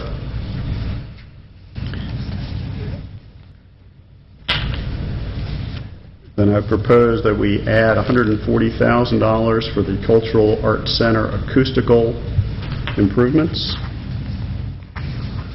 And just for clarification, this really is adding 70 and with a match of 70. Well, yeah, I was going to also add the revenue from the Georgia Ensemble Theater of $70,000 for a net cost to the city of $70,000. The addition of $11,500 for uniform medical kits for police officers. And I had to make some decisions on what areas to back off on, so this is my proposal. We have a motion. I'm not done yet. I'm just qualifying that as I'm skipping over things. So, $25,000 added for sidewalk connectivity. I think that needs to be in a priority basis. This shows specifically Woodstock Road, but I would suggest that we have sidewalk connectivity matrix that we've put together for things that are in priority, and I'd like to see us follow our priority, but I do support the $25,000. The addition of $10,832 for the completion of the lighting for the historic town square. The addition of $5,900 for the Big Creek Park entrance and greenway signage. The addition of shade systems in a reduced amount of $22,272, which is a function of working on the remaining balance. The addition of funding for the Ross Riverwalk Master Plan of $75,000. The deletion of the Terramount Community Gardens in the amount of $25,000. The reduction in funding for Old Mill Phase 2 in the amount of $75,000. And I had already mentioned the additional revenue for the Georgia Ensemble Theater of $70,000. That is my motion. Do we have a second? Second by Councilmember Diamond. At this time, I think the best thing would be to try to take these one item at a time and get council to discuss each one of these one item at a time, because if there's any issues about them, we can discuss it. If not, we can... Now, before I go on, does this all balance out with how much we have to spend? Well, if we move the facility, the maintenance facility, the $400,000, if that's moved, then that would more than cover the amount that we are currently short. So we don't have any trouble with balancing what... So we've got this much money to spend. Right. Yeah, and just for clarification, what I attempted to do was I used Mr. Luckett's number of $90,728 overage from the original overage, and I backed out that amount of costs out of these add deletes. All right. Not including the 400 that we moved. So essentially we should, my calculations are correct, still have $400,000 left. All right, so let's, rather than covering them item by item, because they may not all be issues, let's just hear from council members if they have any... Well, first of all, this may not have included everything a council member wanted to add. So is anything else any other council members want to add to this capital budget, as long as we stay within our numbers? How much money can we add to this and stay within our numbers? 400. We have another 400,000 to spend? That is because if this motion's approved, we move $400,000. Right, we move 400, but my question is, I'm trying to find out to the council if they want to program some more capital projects, how much more they would have to could spend. You want me to repeat that? Yes, Mr. DePolito, Mr. Orleans would like you to run through your list again. Certainly. The first item was to move the $400,000 for the relocation of the maintenance facility to the GFA funding. I'm not sure if I have the exact wording, but you know my intention. To add $140,000 for the Cultural Arts Center acoustical improvements, $11,500 for uniform medical kits for police officers, $25,000 for sidewalk connectivity for on a first priority basis, $10,832 for the lighting of the historic town square, $5,900 for the Big Creek Park entrance and greenway signage, $22,272 for shade systems. Those are still undefined, so we're working through exactly where those would be, but that will get us started on that program. The funding for the Riverwalk Master Plan of $75,000. The deletion of improvements to the Terramount Community Gardens of $25,000, a reduction in funding for Old Mill Phase 2 of $75,000, and the additional revenue of $70,000 from the Georgia Ensemble Theater for the Cultural Arts Center. Councilman Orleans, you catch all that? All right, at this time, does any other council members wish to make any... We've got a motion and a second. We wish to add amendments to add to this. Councilmember Wynn, we're not talking about taking off of this. I just want to find anything else you want to add to this list. Go ahead. And I think you'll like it. Since we have a little bit more money left, the funding for the Old Mill Phase 2, I think if we added another maybe $25,000 to that to make it an even $100,000, that would get us up to maybe not being up to the quality of having it as a facility to rent out, but it would get it up to, I think, some good standards that we need. And I think maybe mid-year we could talk about adding restrooms and lighting, but I think what we need to do is keeping on with that and add another about $25,000 and give them $100,000, because I looked at the numbers, and I think between $100,000 and $105,000 would get them to where they need to be to get the building in shape, but not go all the way to make it more of a special events building. So my proposal, to amend the add-ons and to add another $25,000 to the renovation of Old Mill Phase 2 to make that a total of $100,000. Is there a second to Councilmember Wynn's motion? Fails for lack of a second. Councilman Orleans. I don't disagree with Councilwoman Wynn and what she was trying to do, but on that, machine shop, the funding should remain as what it was. I mean, we're either going to get it done and get it in place and use it, or I don't think we can piecemeal it. So my motion would be to leave the amount of funding that was there at the $150,000 that was already in the budget. Before I entertain a second, I would like to state the reason I support Councilman Orland's motion. It's like you had a car and you took it to the mechanic and you said, I got 4 flat tires, and Councilmember Wynn is saying, well, we'll replace 3 of them. Well, it still doesn't run with 3 flat tires, and if we're going to get something that runs, we need 4 tires. So I think Mr. Orleans is saying, let's get something that runs and not something that we have to leave in the shop. How about retros? So I'm supporting his motion, although I can't make a second. I tried to get you some money. I appreciate it. I'm just trying to get more money. Do we have a second to Councilman Orland's motion? I was going to second that. But I do have a question for Joe related to that. Do we have a second on that capital motion by Eichelhart and Price? My question to Joe, and it doesn't have to be answered right now, but before the next time, would be basically what we're saying is that for sure the amount we need, is the 75 thing get us anything, or? It could be less. It's a good estimate of what they think we need to do, yes. Okay. And then same thing for, again, not for just right now, but for next time, the shade system, whether or not we need that full amount to give us what we need for this summer, or is it really too late by the time the budget year starts anyway, so it doesn't matter, but you don't have to have that right now, but if we can get that for next time.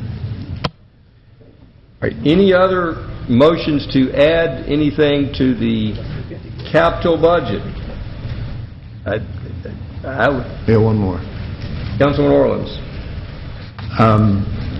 The Cultural Arts Board has requested priority of about 10 items, and I think the one item that's high on their priority list would be their master review of the Cultural Arts and Arts program in Roswell, which I believe was estimated at about $80,000. And I think it would come in for less than that, but for budget purposes, I would like to recommend that $80,000 be put in. Is there a motion Cultural Arts Board. Is there a second to add the $80,000? May I get clarification? Is that for master planning of the Cultural Arts Center or the Cultural Arts programs, or exactly what? I didn't hear what the $80,000 was for. I'm sorry. Programs. I think you all got an email this past week from them explaining what they were looking for. I just want to clarify. Okay. Is there a second to that motion by Councilman Orleans to add $80,000 for the... Second by Councilmember Diamond. We'll get to discussion later unless somebody has a... All right. Any other adds? Are we still within our That leaves available $320,000 if you include the $80,000. I would encourage the council to reconsider Terramont. We have a piece of property that has sat vacant for 20 years. There's been a proposal to put a community garden on that site and make it a functioning piece of property. I think it's laid fallow long enough, and I hope the council one day will put a community garden on that. Our community gardens have been full. We've got a lot of citizens in walking distance of this community garden. I think it would be a benefit for the community, so I hope someone will consider that. Any other additions? I'm sorry, how much did you say we had left? $320,000. 320? We don't have to spend it. I know we don't have to spend it. Did anyone else wish to make a motion to add anything to the capital budget? Mr. Mayor, I just want to Councilmember make sure, did that add that 75 also of what Councilmember Orland's We haven't wanted? voted on it yet. No, I'm just saying he added 75, that's 75 back to the Old Mill Phase 2, and then the 80,000. That does not include the 75. Okay, so that's 155,000, correct? Yeah, combined, 155 combined, am I correct? So we Yes. got about 245,000. Not bad. Okay, thank you. All right. Let's vote on these motions sort of in the reverse order. And Wait a minute. we had, the last motion was, yes, Councilmember Price. I mean, I could go through with a lot of deletions from the regular budget that, that aren't just our add deletes from, our recent discussions. We're on the capital budget now. That's the subject, capital budget. Well, this is a capital item, All right, actually. good. There was a car mentioned somewhere related to the dog. It's kind of like you get a dog, and then suddenly you have to have accessories, including a car. So this is how these things just snowball, and so I'm just wondering why we need a car for the dog. Is that a question or a motion? That's a question, but If we could, you wish to... I only please just formally come over? only just recently noticed it, so I was wondering if someone could explain that, then I might consider requesting a deletion. Chief Grant, do you wish to respond? Can you respond?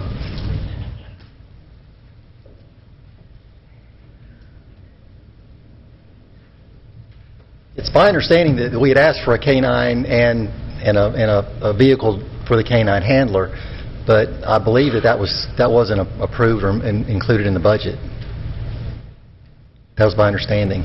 Okay, do we have a vehicle for the K-9 in the budget? Not that I'm aware of. So Councilman Price, K-9 it's not in the budget. The Okay, K-9 it was on a was list. What, was approved. it unfunded list? Was The second K-9 was approved already in FY 2013. There was conversation about adding a third K-9, but not in this budget Right. process. All that timing of when the council approved the second K-9 came at the same time of budget submission, so I think that crossed. Ryan, is that not correct? It's in here somewhere. We have two K-9s. One is actually working, and the other is in the process of being selected. And those are funded. And that is correct, and we have vehicles for both of those handlers. But we're not asking for an additional vehicle No. this year. I think that settles that issue. Other There is a vehicle. motions? Pardon me, Mr. Mayor. Go ahead. Ryan, are you saying it is in there? It is. It's in the confiscated assets fund. So there's $58,000 in FY14 for a vehicle for the K-9 in the confiscated assets But fund. not the dog, not an additional dog. Correct. All right, and so the question was, why do we need a vehicle for the K-9? I'm sorry. Yes, there is. There's $58,000 for a vehicle for the K-9, and there is $15,000 for an additional K-9. So $15,000 for the dog and $58,000 for the vehicle in the confiscated assets fund. So that would be a third K-9. Yes, if it's approved, it would be. Yes. And I think that's correct. I believe that got crossed with the second K-9 funding. Ms. Love, Ms. Love, I think what happened was that we had been talking about 3 K-9s, but we had just decided to go with another K-9 and then maybe hit mid-year on the third to see what happens, because Bruno's getting like 7 years old. So really, I think we can take out that one dog, the one K-9, and it would just be the vehicle for the dog that we already approved, and it's on its way. And this is confiscated assets, which is another fund. Right, So for the exactly. general fund, it has no impact. That's what I'm saying. This is confiscated assets fund, has nothing to do with the general For fund. the council's benefit tonight, we're not including a third dog or a third K-9 vehicle. No, sir, we're just getting the second vehicle for the dog that we already approved. Other questions or comments before we start voting on these motions that I've heard? K was the last motion. What was the last motion? By Councilmember Orleans to add the Cultural Arts Community Plan.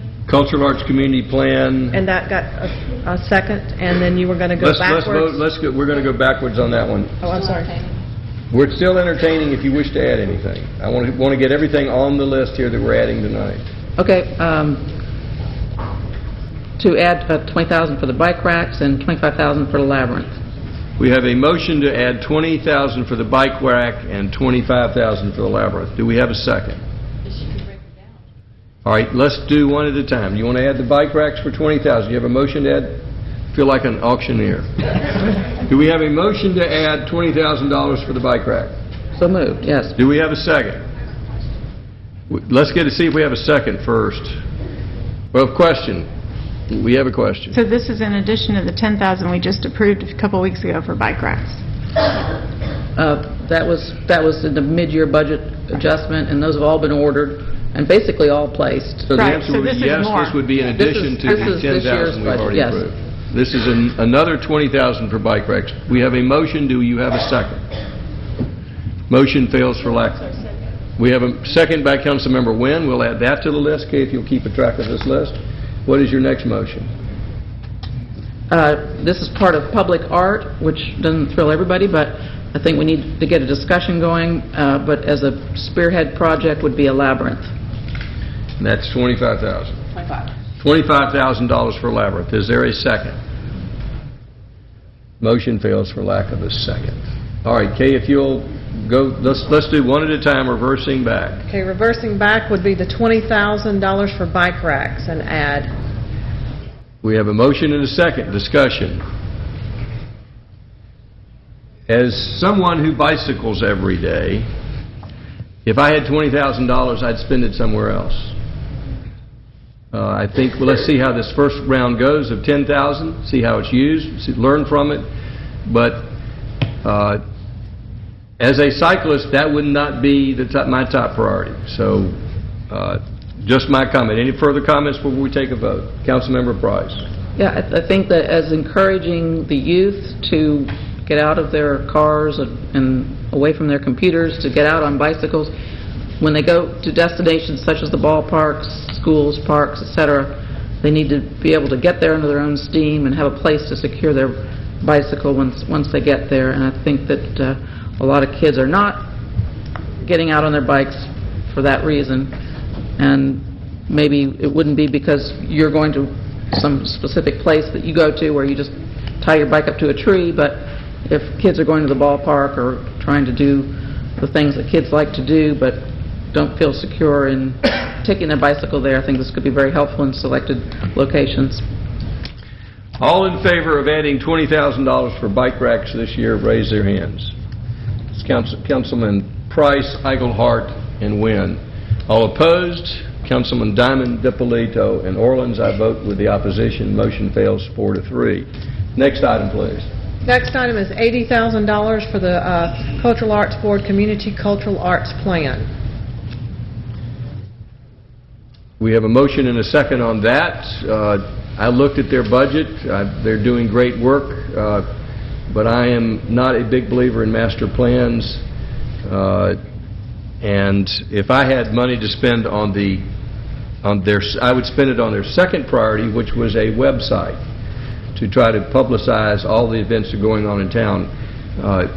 It's not planning; it's actually taking action to support our arts groups. And I would encourage the council, if they wish to spend money, I'd go to the second priority, and it's cost about half as much. But that's just my thoughts. Any other thoughts before we take a motion on the $80,000? Councilmember Diamond. This is just on that motion, right? Can I amend that motion? We can amend the motion anytime you want, but we first need to vote on this motion. All right. I do think this is an important component. I'm not a big plan person either, despite it seems like we've been doing a lot of that lately. This is an area we just have paid very little attention, and I think we have a group now who's ready to step up. And cultural arts is a centerpiece of our city, and how we present ourselves in public and how our arts go or how we're going to go. And I think this is a unique opportunity, and I think this is a group that can pull that together, and I think it's worthwhile. And I'd also like to see the website, but I'm not done yet. I'll be back next week. Councilman Orleans. Yeah, I think we've got several new members on this board, and they're really fired up, and they want to do a lot of different things in the city regarding the arts. And it's an area that we have kind of been lacking on, and this is trying to get them going and get them going in the right direction.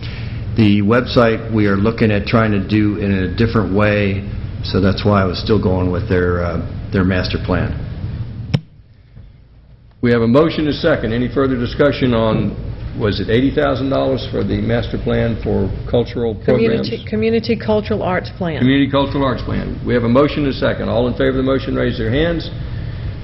That's Councilman Orleans, Eichelhart, Wynn, DiPolito, and Diamond. All opposed. That would be Councilmember Price opposed. 4. I'm sorry, I didn't see your hand. That is unanimous. If you'll go to the next item. Next item is not quite as clean because we have an add and a delete. So Councilmember Orleans made a motion to leave the $150,000 for Old Mill Phase 2. Prior to that, Councilmember DiPolito had made a motion to delete $75,000. So if you're... We're going in reverse order. We're first going to vote on Councilmember Orleans' motion to... Well, that might be a little difficult because $150 is in the proposed budget, so you got to take it away before Councilmember Orleans would mean All right, anything. well, let's see if we need to take it away, because if that passes, I'm assuming Orleans isn't going to pass. So that's I will accept that. Accept your logic. It's logical. This is a motion to, and we're breaking this out of your general motion. At K. Love's suggestion, and that would be to. How many people are in favor of deleting from the $150,000 budget for the old machine shop renovation, backing that down to 75? All in favor? Yes. Yes. I just wanted to comment on my rationale for removing that. I'm in favor of renovating the machine shop. I think it could be a very interesting property for the city. It's interesting now, it's just not functional. So what I'd like to do is spend the minimal amount possible to make it functional. We had seen up in Greenville a very interesting pavilion that was just open air, and it really was essentially just a pavilion. And this project provides for much more than that, really tries to use it as a special event facility. I don't think we need to get into that business, and quite frankly, I don't think we need to spend that kind of money on this particular building, because there's very difficult access to it. It's not a very large building, and I haven't seen anything that would suggest that that would be successful. So I'm not necessarily opposed to that. I'm opposed to it now because I don't think we have enough information to understand if that money would be well spent. So I am in favor generally of cleaning up the machine shop, but I think we need to have a better plan before we spend money on it. I did take a look at the machine shop budget of the $150,000. Approximately $44,000 was for lighting and heating and plumbing and sort of those things that would help make it useful for an event center. The other 106 really was just for the building itself. So I don't think 75 would be enough to get the building where it needs to be, just to open it up for people. If you're going to be opening up with people with no amenities, I think you're going to be around $100,000. Regarding the... I was okay with what Becky suggested. Regarding the getting into the special events business, I don't want to either. I'd like to outsource that entirely. I think we can outsource this and generate money. But I believe if we're going to...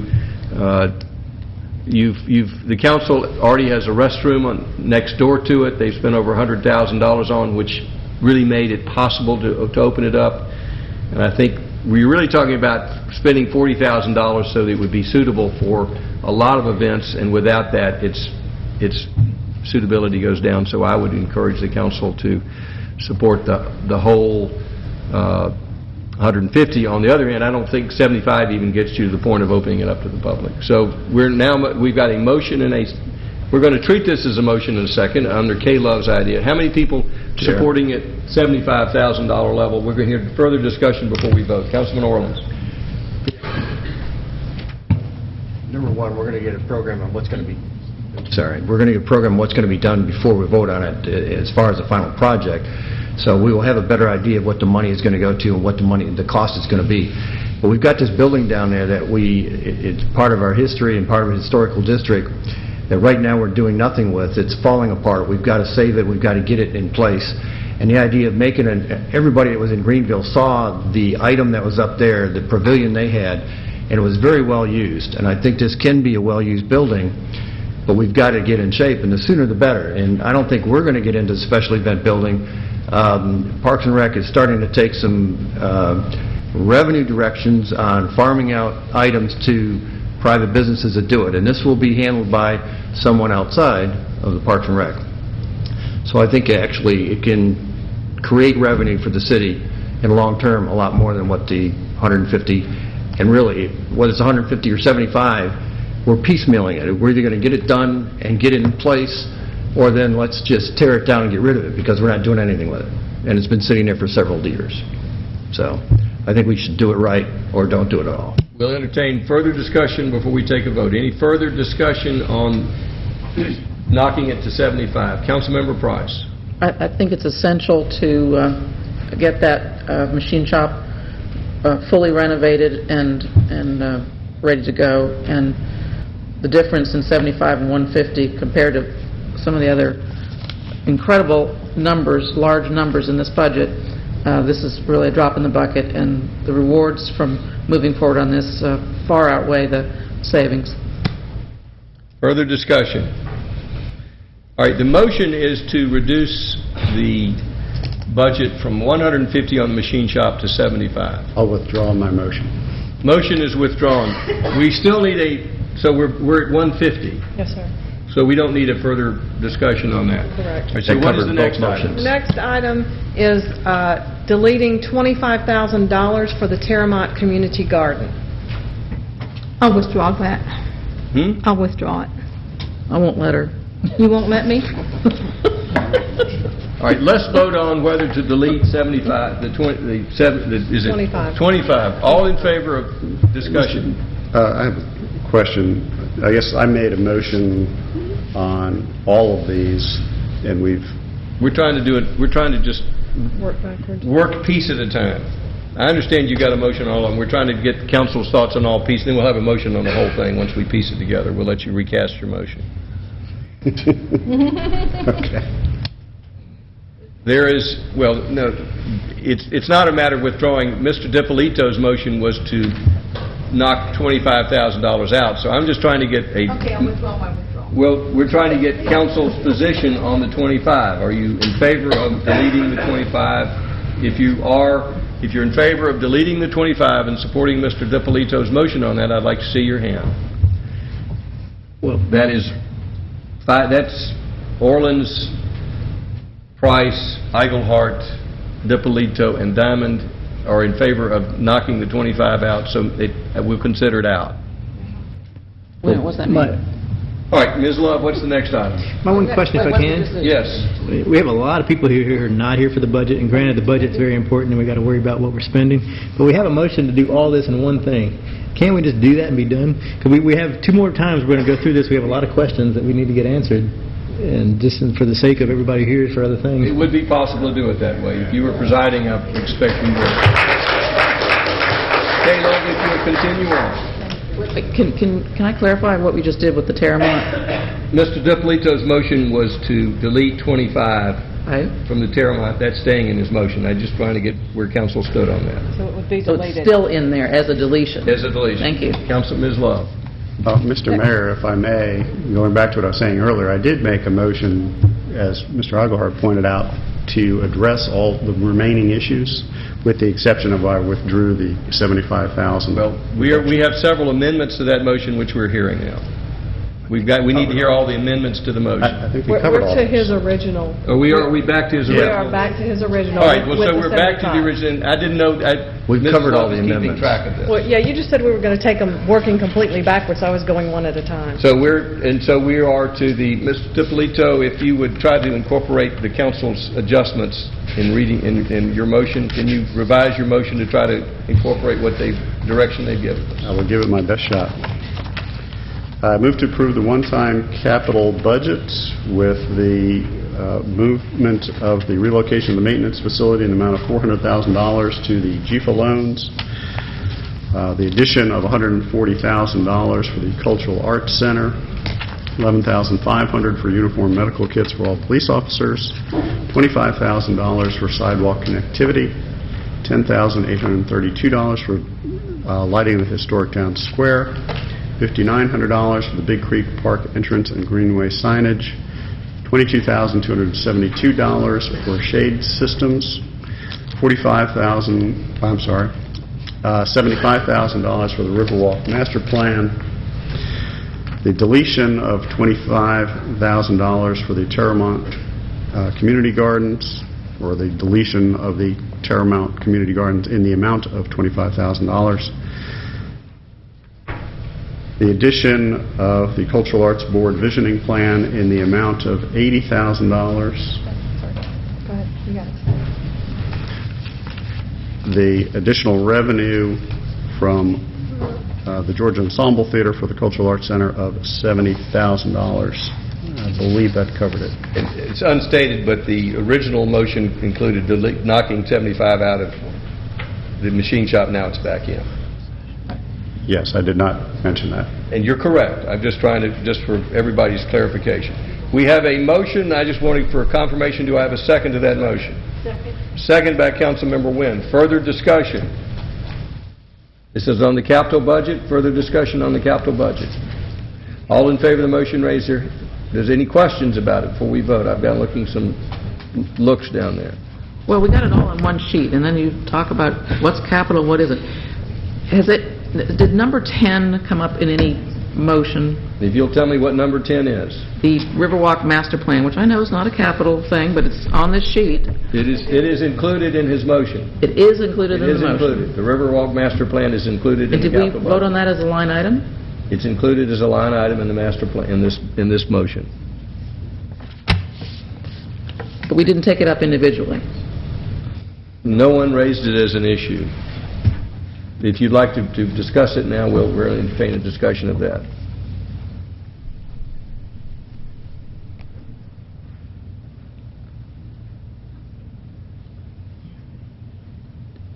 And if you'd like to think on it further, we do have another meeting at the end of this month. All right, but it was not discussed as a line item, but it was in the motion. Okay. Mr. Dippolito's motion adds that to the capital budget. So it was, we didn't discuss it, but he did make a motion and he received a second. Twice now. All right, so we have a motion and a second. Does anyone have any questions regarding the motion? All in favor of the motion, raise their hands. Councilmember Orleans, Price, Eigelhart, Wynn, Dippolito, and Diamond. So we now need a motion to approve the first reading with those changes. Can we make it that simple? Can I do it in summary form? Yes, sir. I move to approve the budget as presented and amended. Good motion. Is there a second? Second. Motion by Councilman Diamond, second by Councilman Orleans. Councilman Eigelhart, is there a question? Just to clarify, we're doing both the operating and the capital together. Which you did not support originally. So. I know. Because this thing was read as one ordinance. So we have a motion to approve the budget as amended. All in favor of the motion, raise their hands. That's Orleans, Wynn, Dippolito, and Diamond. All opposed? Councilman Eigelhart, do you wish to abstain? I'm going to abstain from the overall vote at this point. I mean, it's moving forward, so that's what matters here. Abstention by Councilman Eigelhart. Councilman Price, where do you stand? Well, I know it's moving to further readings. Does approving it at this point indicate total approval for it? Not from you. I think we've put it up on the record to say you haven't bought it completely. I don't want to vote against it. I don't want to vote against it, but obviously let's move it forward to the second reading. So is that a vote in favor or an abstention? I need a yes, no, or abstention. You decide. We're going to treat that as an abstention by Councilmember Price. That's my decision. So there's 4 in favor, 2 abstentions. I hate to say this, folks, but we need a 5-minute recess. I appreciate everybody's patience. The budget is the most important decision we make. It's how we spend your money. It's $100 million. Oh, we need a millage rate real quick. We'll do it when we come back. I've already let them go. 5-minute break.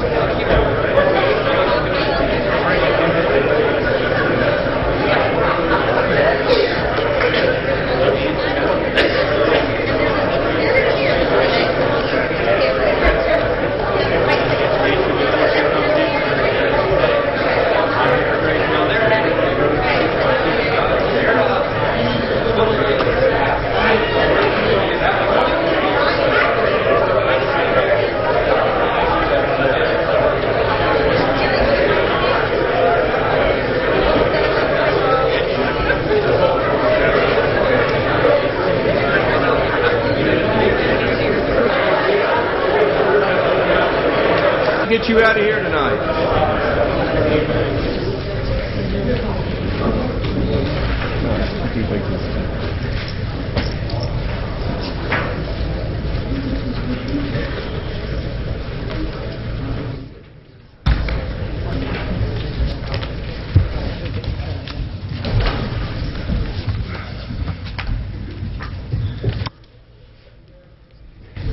We need the first reading of the millage rate ordinance.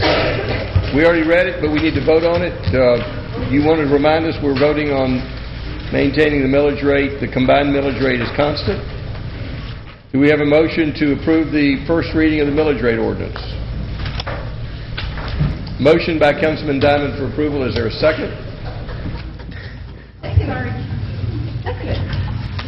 Actually, I just wanted to make a comment first. It's been a while since we had talked about the millage rate, and I wanted to remind everybody that the overall millage rate isn't going up, and we are moving some money from what was debt service over to maintenance and operating. But if you take a look at a lot of the new initiatives we have this year, the vast majority of those are in maintenance items and also in non-recurring items. So in other words, they're kind of catch-up items that we're doing. There's only about $668,000 which are new items, which is really only a 1.2% increase in our operating budget. So yes, it is an increase for this year over last year. Going back to the CPI, if you look at overall expenses, that was up by 1.4% this year. So even though that's not a direct comparison, it just gives you a sense of where expenses are going. As we pointed out earlier, that our maintenance and operating millage rate still, with this increase, is lower than all of the other North Fulton cities, including Sandy Springs, which touts itself as being very efficient. So I think we can be very proud of that. We have a motion and a second to approve the first reading of the millage rate ordinance. Councilman Eichelhardt. Well, just real quick for time. I actually agree with some of what Mr. DePolito has said, because there are pieces, particularly repaving of our roads, that has now been covered under capital that we kind of pull out of money we have left over. It only makes sense for that to be part of a maintenance budget that we know is coming every year. My problem, and that, for this year, it's about $800,000 or 0.2 out of the millage rate. My problem is that we are taking funds that our public voted for bonds to go for specific projects, and we're going to take that part of the millage rate and move it over now to pay for our maintenance and operating day-to-day expenses. It's not directly the same as taking your savings to pay for expenses, but it's darn close. And I just object to the way we're doing it. We should tell people you're having a tax increase on what you're paying for the operating of the city. And I realize it's just semantics perhaps, but if we take the millage rate down and then put it back up again, I think that would be more honest for what we're doing, so people would understand that. Any further discussion before we vote on the reading? Councilman Price. somewhat echo what Councilman Eaglehart has said. My concern about shifting the millage rate into maintenance operation is that essentially we've raised the thermostat. We've elevated our maintenance and operations baseline. Now, I know Councilman DiPolito said, well, a lot of that's non-recurring, so I'd love to get a commitment from him that next year, once those non-recurring items have been expended, that he'll support a millage rate decrease in the following budget. I wouldn't want anyone to commit on a millage rate increase or decrease until we know what the revenues are next year, what the cost have gone up. As Councilman DiPolito pointed out, we've actually, in the last 4 or 5 years, been cutting the actual cost of this government. The thing that I really look at in the budget is the number of employees the city has, because that's the biggest budget item we have, and that's where your real incurring expenses go on. And if you look over the past 5 years, we've substantially reduced the number of employees. And although this year we added, well, now 4, those were really essential people. So this city is, I'm proud of what this city has done. It's got the lowest operating budget millage rate in our region.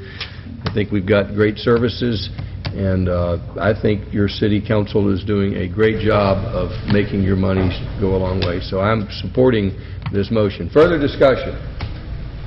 All in favor of the motion to approve the first reading of the millage rate ordinance, which keeps our combined millage rate constant, although it's raising the maintenance and operating millage rate, raise their hands.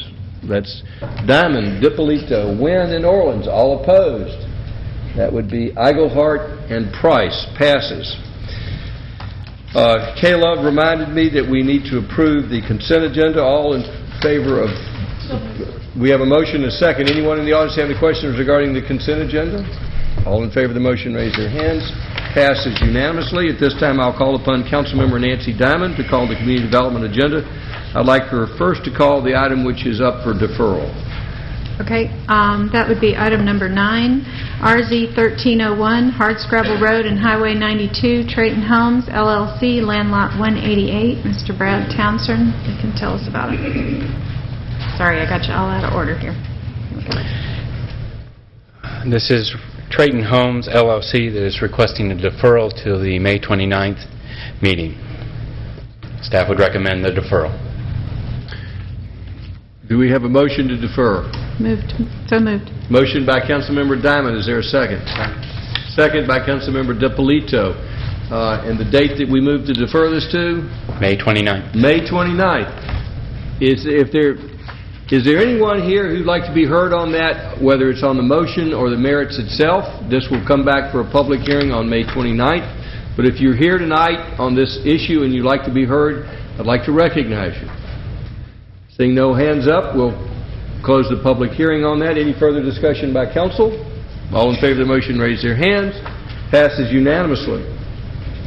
Sir, I'd like to mention one other thing. The Downtown Development Authority was set to make a presentation after this meeting, and due to the hour that we're probably looking at that point, I'd like to suggest a special call meeting at lunchtime on May 20th, next We'll Monday. have a special call meeting on that date and not have the work session or a special call meeting for the DDA. And it's just a work session, isn't it? Correct. But it's not a special call meeting. There'll be a work session on what day? Next Monday, Special call work session. There is already scheduled a lunch meeting on the 20th to discuss the UDC map changes. So we're already all together. We are all together, and it depends on how long you want to be there. That would be fabulous, but that is the topic already scheduled. The rest of y'all don't have to come unless you want to. So you don't have to. But this council will be working hard. We encourage you all to come, and this council will all be there. All right. If you'll proceed with calling the agenda. Okay. Item number 7 is CU 1204, CV 1205, 275 Hardscrabble Road. No, wait. Yes. Land lots 359 and 360. This item was deferred from the April 8th Mayor and Council meeting, and Mr. Townsend is here. Thank you. This application is requesting the use of property for an office structure as well as the use for a small group.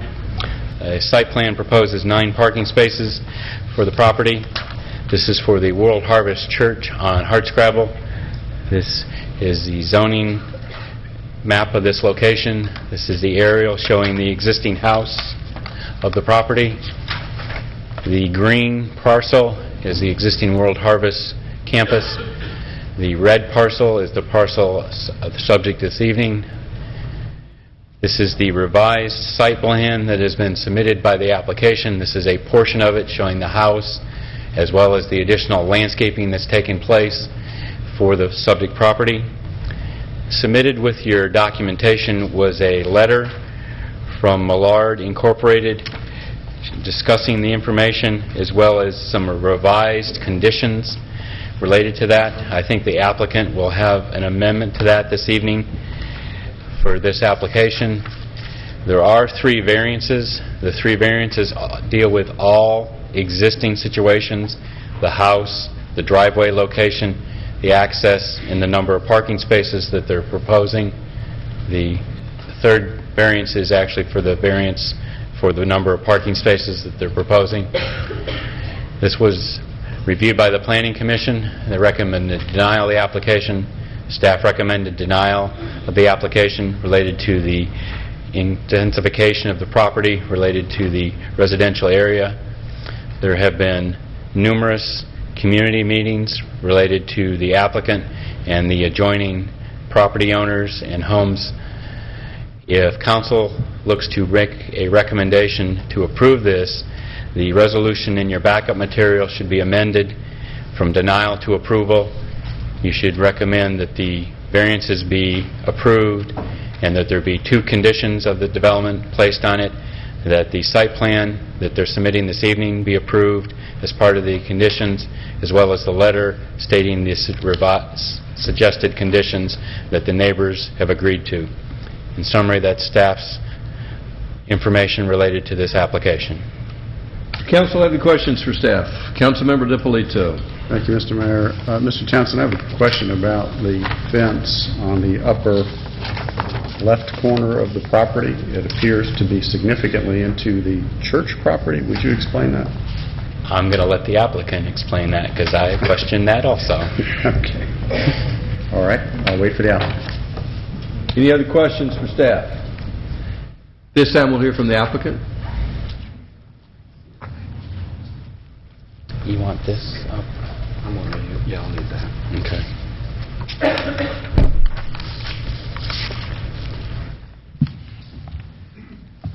Good evening. My name is John Caruth. I'm with Millard Incorporated Architects, located here in Roswell on Colonial Park Drive. We're here tonight revisiting this conditional use application. The time we've had over the last 2 months have been very beneficial.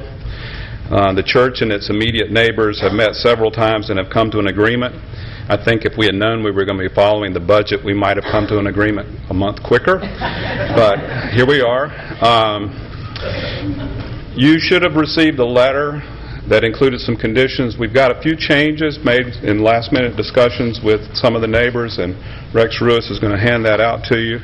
I'll take a moment just to sum up the changes that have been made to the proposal since we first submitted it, and hopefully this will go very quickly.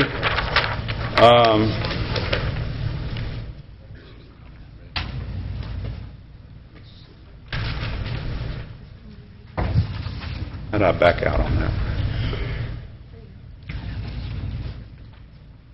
Okay.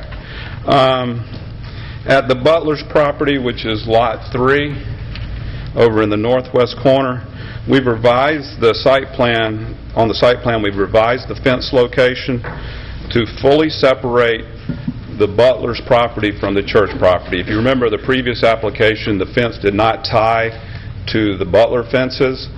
So what this proposal is doing is we're making a complete connection to their existing fences, but we're going to rebuild their fences to match the fence that World Harvest puts on the property. The fence along the south side is at the highest point between the 2 properties so that it'll give the maximum amount of screenage on car headlights using the parking lot. The area inside the fence is going to be grassed. That is essentially going to be visibly part of the backyard of the Butler house, and they requested that we grass that area. At the swimming pool, we've extended the fence and wall on the east side to give more visible screening from the northeast properties. We've eliminated the pavilion that was on the original documents. We're showing a small potential restroom and storage structure. The neighbors again said, related to us what Wexford had to go through when they tried to upgrade their pool. They had to build restrooms. They want to give the church the option to do that without having to come back to you to amend a site plan. If we don't have to do that, I don't think the church is going to spend those dollars. At the very eastern end of the property, where we had not proposed anything before, there's an existing grove of trees that had gotten quite overgrown underneath, and the church is actually in the process of doing some maintenance on that, clearing the undergrowth. This was part of the discussion with the Fullers because they looked directly at this. When it's all cleaned up, the church's intent is to work with the Fullers to see if we need to do any additional landscape or any more screening fencing in that area. But we're working together on that.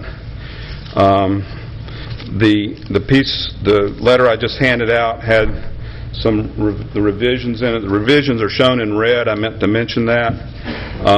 You will see what we've suggested in our conditions. The first one, if the church ever wants to make changes to this property again, we've included the Wexford Homeowners Association as part of these conditions. We would present our stuff to the Homeowners Association. We've reduced the number of people that we're proposed to have on the site at any time to 20. We've set up a notification system, a monthly notification system, where we're going to, by email, alert the neighbors and the Homeowners Association of any events that are not part of the normal weekly office and meeting operation that goes on in this house. And we're also stipulating that the pool usage would end at 9 o'clock at night. We do have an email from Eric Nelson, who lives at Lot 5, in support of this proposal. He states, and I'll just excerpt from this, "We are very comfortable with the church's conditional use proposal and have no objections to the proposal." It's about a 4-line email, and I'll give that to Mr. Townsend for the record. We're hopeful that you'll approve this tonight. We feel like we've got definite buy-in with the Butlers and the Fullers, who've been the most vocal in opposition of this in the previous, and I welcome your questions. Does the council have any questions for the applicant? Councilmember Wynn. Thank you, Mr. Mayor. It's more from Mr. Davidson. On the one, Mr. Caruth, the one that you were saying in addition, adding Wexford HOA approval for any future changes, I'm assuming you want this part of your condition of zoning or conditions? Is that what you're trying to do on that? Or is that... Let's say the church wanted to add on to the building to substantially change the site plan in some way. That's been a fear of some of the neighbors, that this is just the first step. And what the church has said all along, this is all we're planning to do. And so to give that some weight, we're saying not only would we have to come to the city to do that, but we will take it to the Homeowners Association. Okay. And I'll get Mr. Davidson to say yes or no on this, but the city of Roswell cannot enforce that. I understand. So I don't think that can be part of our conditions of zoning. It would have to be an agreement, a civil agreement between, or a private agreement between you, the developer, and the Homeowners Association. I don't think that can be enforced, and so I'd like to see how we can either reword that, but I don't think that can be enforced. Am I correct, I Mr. understand, Davidson? but the church will stand by that offer, whether it's part of your motion or not. Yeah, well, again, I would suggest that you make it a private agreement of some type. Okay. Thank you. Other questions for the applicant? Thank you, sir. Yes, Councilmember DiPolito. Thank you. I don't want to upset the apple cart here, but on this northwest corner, I guess I'm a little concerned that who's going to maintain the area inside the fence? Is there some sort of agreement as to who The maintains church it? would maintain that. We're putting a gate in the fence, and that'll be Okay, so there'll be a gate the there. church is going to maintain it, so they keep, they don't lose it to adverse possession at some time in the Right, future. well, I also didn't want there to be a debate about who's supposed to mow the grass and that sort of thing. Okay, thank But you. the church would maintain it as they maintain the rest of their property. Okay, thank you. Any other questions for the applicant? You'll have an opportunity for rebuttal. Anyone in the audience wish to speak or have any questions regarding this rezoning? Yes, sir. Come forward, please, if you give us your name and address. Conditional use. Conditional use, not a rezoning, it's conditional use. My name is Jay Butler. I live at 420 Wexford Overlook Drive, which is the lot that Rich keeps referring to. And we have been working diligently with the World Harvest Church, the folks who are part of that organization, and the architects, and we're comfortable and no longer oppose what they've suggested for their conditional use. Thank you for working with your neighbor. Mm-hmm. And that's what we had a sense of community and wanted to make sure that we could resolve that amongst ourselves. That support is based on the conditions as they've been read here tonight. That's as this council will approve. Okay. I don't expect the council is going to change it. Good. Thank you. Anyone else wish to speak? Church has done a good job. Public hearing's closed. Do we have a motion? Yes, sir. Move to approve the resolution to approve the request for conditional use with the 3 concurrent variances and the conditional on the site plan received stamped received May 2nd, and the letter from Millard Incorporated dated May 2nd, revised May 13th. Motion by Councilmember Diamond. Is there a second? Second by the right side, which is Orleans and Price. Price is far right. At least I'm mostly right. Any further discussion? All in favor of them? Yes, sir. Councilmember DePolito. Thank you, Mr. Mayor. I just wanted to comment that I appreciate the efforts of both the church and the neighbors. This has been a long effort, and it's been a lot of work on both sides. And I appreciate the fact that everybody worked so hard together to come to an agreement. So thank you. All in favor of the motion, raise their hands.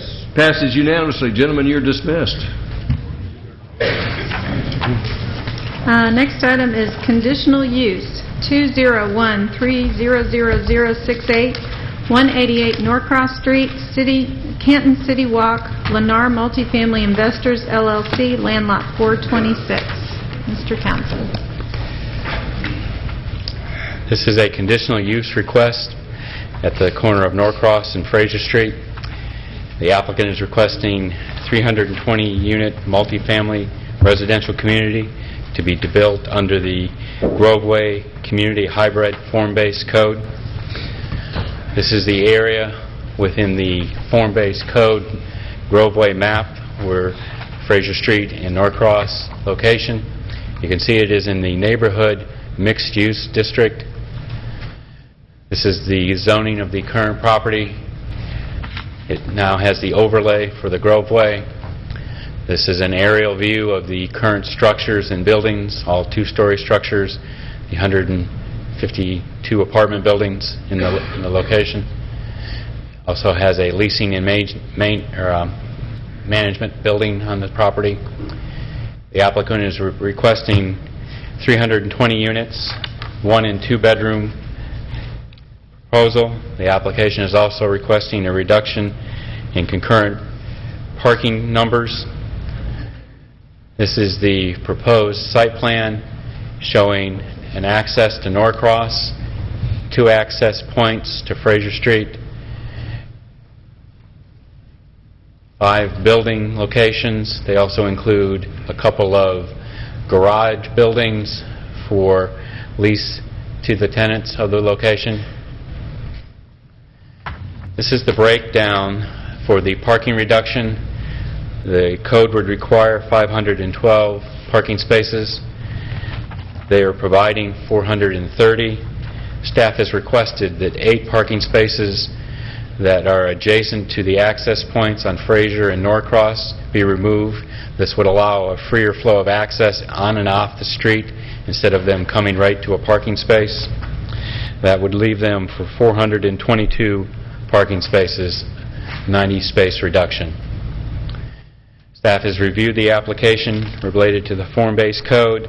It does meet the design guidelines for that. Staff report refers to each of these items of the code. This outside consultants also reviewed this application from the form-based code and submitted their comments, which have been passed on to the application. There, it's also included in your backup material. The original landscape or original elevation drawings, which are submitted in your backup material, were those submitted at the original time of the application. Those have been revised, and there is a new application dealing with the elevations that were going to be submitted to the HPC. I believe those were included in your dais tonight. Can you put those on the overhead screen? They have them, actually... I know they have them, but it would be...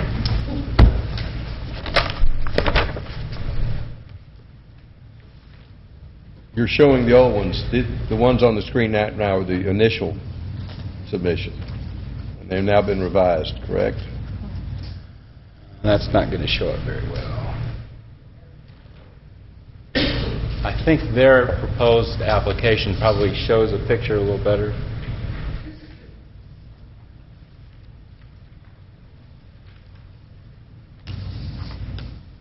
This is one of the interior buildings. We're looking at the revised submission now? Yes. Thank you, sir.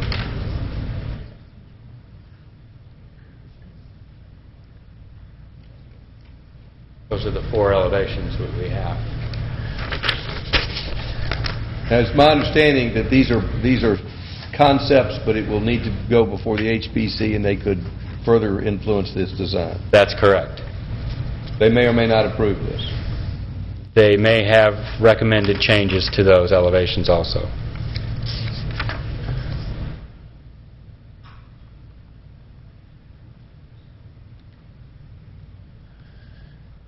The request before you this evening is the conditional use and the concurrent variance for the required parking.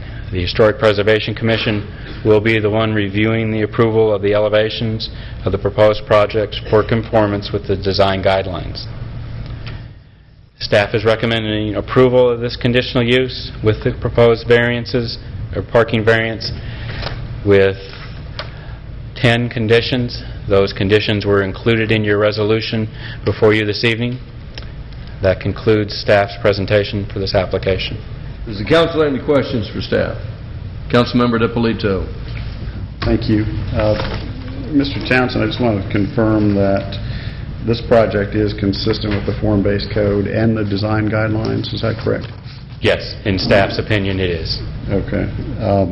Now, the architectural landscape plans are preliminarily reviewed, but when they're finalized, do those also go to an outside consultant for review? Not normally, that would not. But under the form-based code, we had discussion about sending them to an outside consultant. Is that only for the preliminary review? That was to get it through the preliminary review, yes.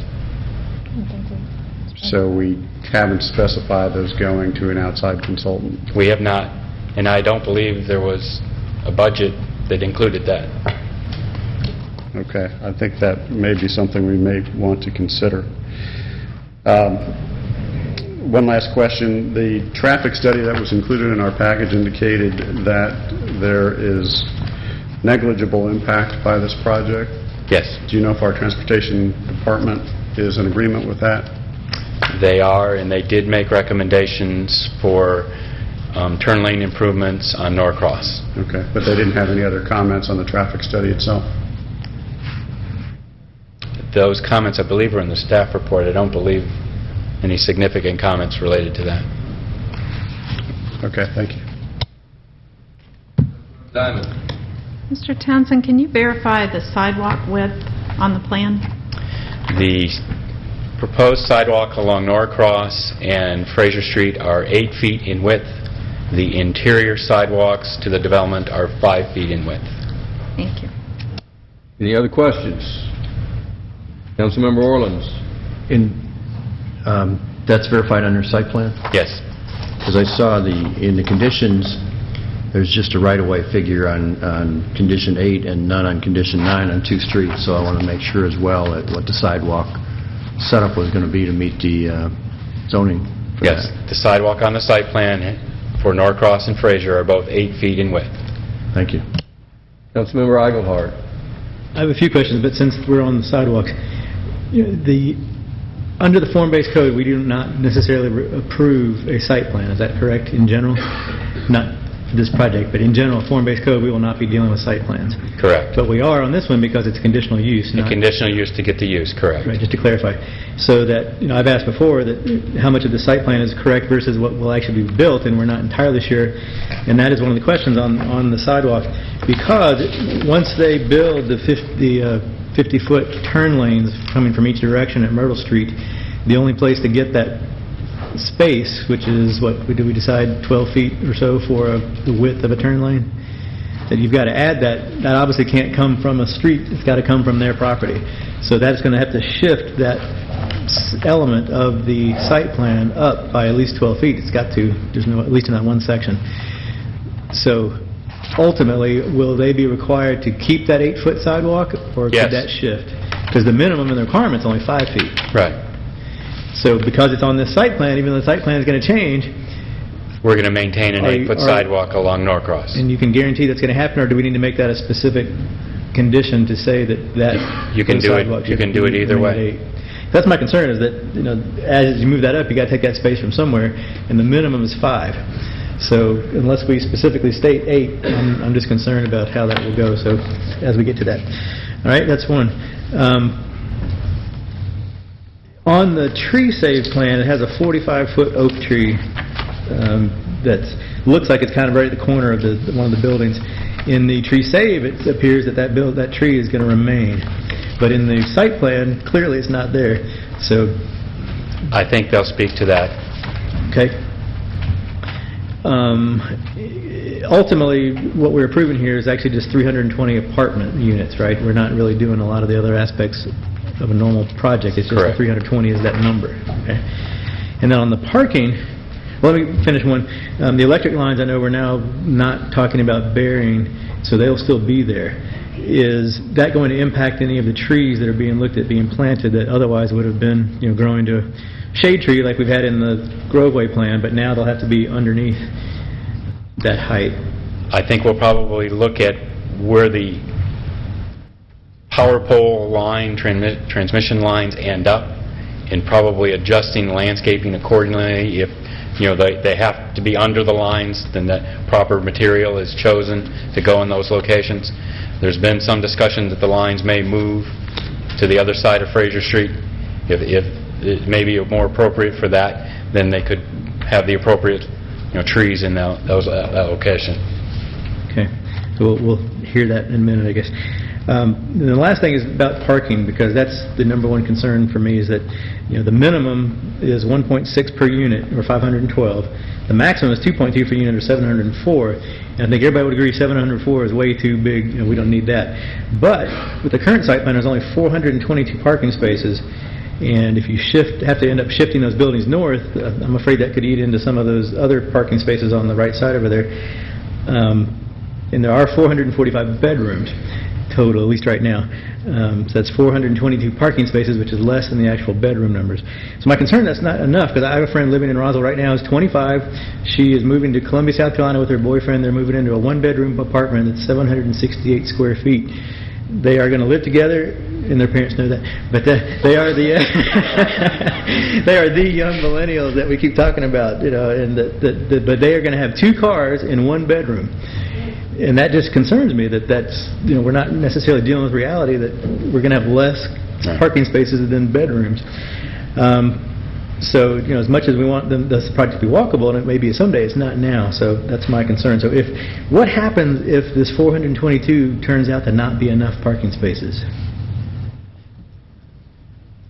if the approval for the conditional use is granted and the variance is granted, and the 400, and they end up parking cars somewhere else, that's not going to be a good situation for anyone.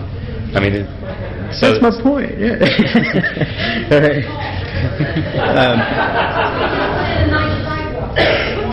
All right, so that is my point. So I'm glad to hear you say that. And then finally, really with that variance, under what's in the condition right now, it says that it will be reduced from 512 to 422, an exact number. And I think the intention, as I understand it, and if Lenara can address this, it was to give what is in the variance allowed up to 20%. And so if we have the exact number, I think we're definitely going to set ourselves in a problem as opposed to up to a certain percentage. So as we get to that point in the conditions, if we can think about that. Because if we have an absolute number, I think we may have a problem. If it's a percentage that you can work with through the project, then that probably could help.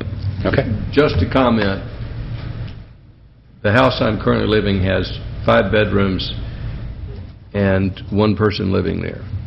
So you cannot always count bedrooms and count people. I'm never going to use you as the example.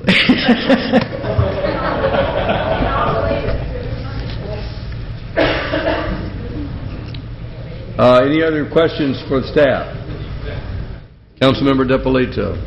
Thank you. I did have a follow-up question. On the overhead utilities, I think the intention is for the Georgia Power transmission lines essentially to be the ones that are not buried, but it says all utilities will be buried or placed underground except for the Georgia Power electrical lines. Now if you drive down Norcross Street, there are some very minor Georgia Power connectors that just go to individual houses or individual buildings. Is the intention for all of those to be eliminated as well?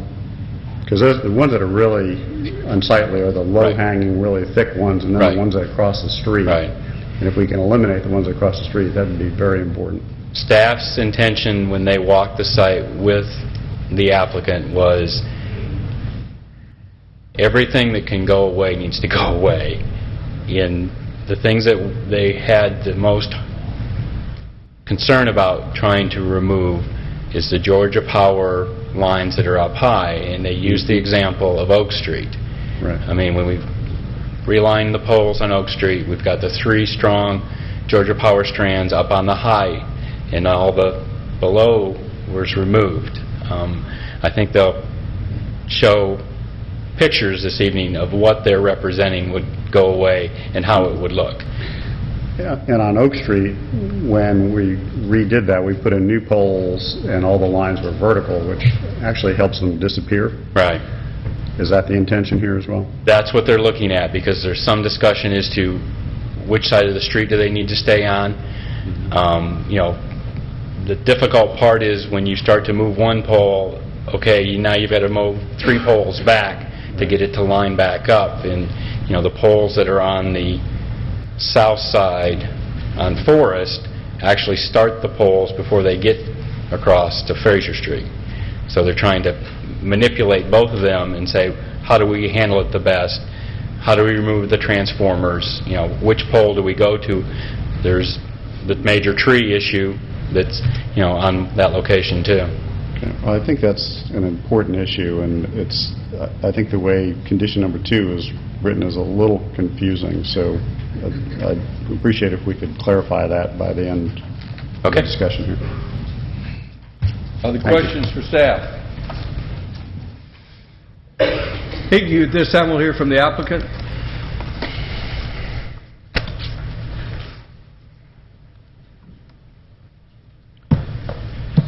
Mr. Mayor, members of City Council, Pete Hendricks, practice law at 6085 Lake Forest Drive in Sandy Springs. In a few minutes, Chris Cassidy, who is a regional vice president or regional president of Lennar, will step up and speak with specificity as to the experience that they have had in the multifamily industry. As to particularly the parking situation, actually there are a number of jurisdictions that are now moving to parking requirements not to exceed as opposed to a bare minimum of. So as we get into creating more urban-esque in our environment, that has seemed to be a standard to which a lot of jurisdictions have moved. Existing on the property right now are 152 units. They're large, two-bedroom units. The proposal is for 320 new units, with approximately 195 being one-bedroom units and approximately 125 being two-bedroom units. Knowing the newness of the Groveway community hybrid form-based code, we engaged with staff much before the filing of the application to be certain that we had a sense and feel of what was intended through this legislation and through this adopted ordinance, with a particular view towards the architectural look and feel of what was being desired in the area. We have continued to receive and digested comment from staff as well as community representatives, actually of our own initiative. We put into play a community meeting before the city's required community meeting. There has been modification and adjustment to the site plan. The site plan that you have in front of you has had building mass move from the northwest corner of the property in an inward direction to be more sensitive to the residential, contiguous, and to the west of the property. These units will be termed and viewed as residential flats that are for lease. They'll be individually metered. They'll be built to condo grade. They will utilize stainless steel fronts on appliances, granite or comparable countertops, interior ceiling heights of 9 feet, so that if in our day and time we were to see the condominium market surface and come back again, there clearly could be conversion without effort or problem as far as construction and quality of construction is concerned. With that, I would ask Chris to step up and walk you through who Lennar is, what their history has been, and to give specific response to some of the questions that have been raised as to particularly adequacy of parking.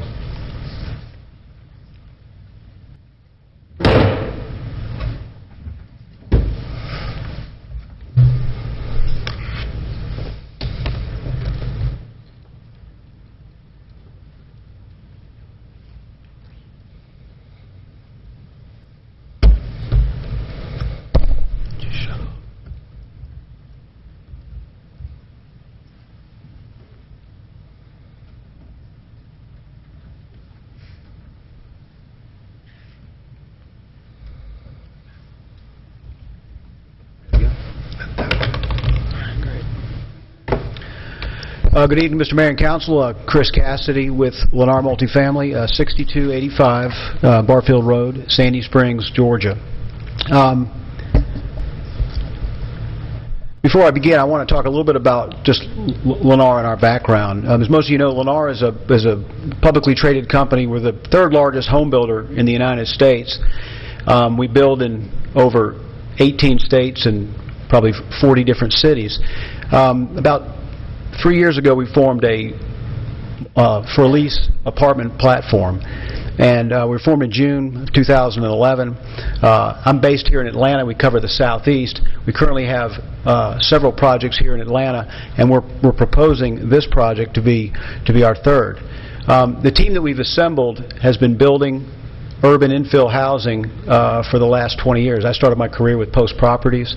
The architects, the engineers, all have significant history and background with developments of this nature. This is a very complicated project. It's a project that I think takes a lot of thought and effort with respect to the market, the construction, how it's going to go together, in addition to who we think the ultimate end user or resident that will live there will be. So before I go in and talk specifically about the merits of the project, I want to talk a little bit about what's sort of driving housing today and what's going on in sort of the macro environment. So when you look at Atlanta, Atlanta, like a lot of major cities, are growing. Population's increasing. Atlanta is expected to grow by over 3 million people over the next 15 to 20 years. And so when you look at Roswell, it's experiencing the same growth, like Sandy Springs and other cities.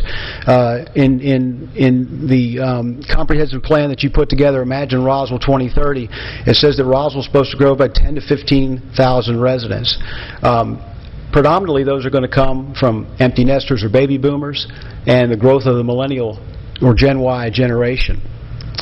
When you look at Generation Y, they're projected to be somewhere upwards of 90 to 100,000 strong. The baby boomer generation is roughly 75 to 80,000 strong. So you can see their housing preferences and what they're demanding is really driving the housing industry. So when you look back for the last 50 years, families with children have really driven the American housing industry, the growth in the suburban markets, the growth that you've experienced and seen here in Roswell. But today, when you look, married couples with children really make up less than 25% of all households, all new households that are forming. So when you look at the fastest growing American households, you now have single professionals or Gen Y, dual career couples, empty nesters, active seniors. These groups are creating demand for lease stack flats, for condos, townhomes, sort of vertically integrated mixed-use town center developments. We're not saying that all of these all of these profile will want to live in a community like this, but we're saying that we feel like Roswell has a need, and there's today for a project like we're proposing to really fit that sector and what they're desiring. Now, when you look at the Gen Y generation and you look at the baby boomers, which today we believe are really driving and demanding this type of product, there's a lot of common ground in what they both want. They want to tend for more walkable urban neighborhoods and environments.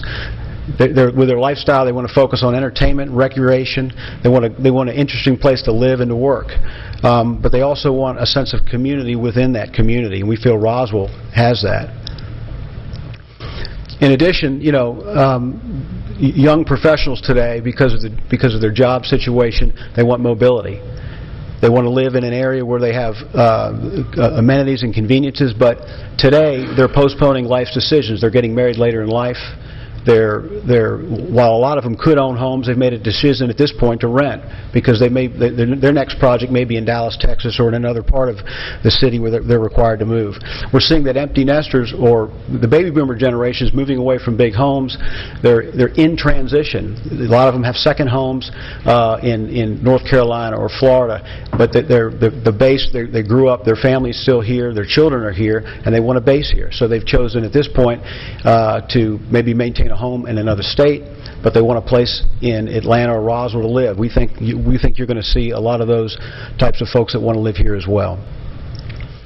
So when you sit there and you look at our proposed development, if we were building this project in Buckhead, Midtown, and some other areas, we would think it would be a much more younger demographic.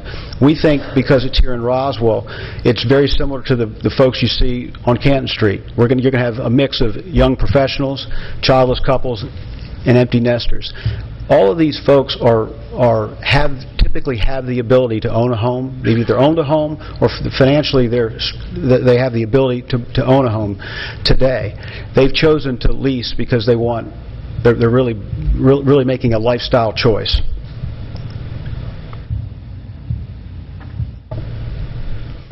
So when you look at the type of amenities that we're going to provide, I'll go into a little more detail with respect to the merits of the project, but effectively we're providing a lifestyle with a high level of service for the residents. Typically, they're very discriminating. So some of the things that we do provide are in-home cleaning services, trash valet, concierge services for that resident.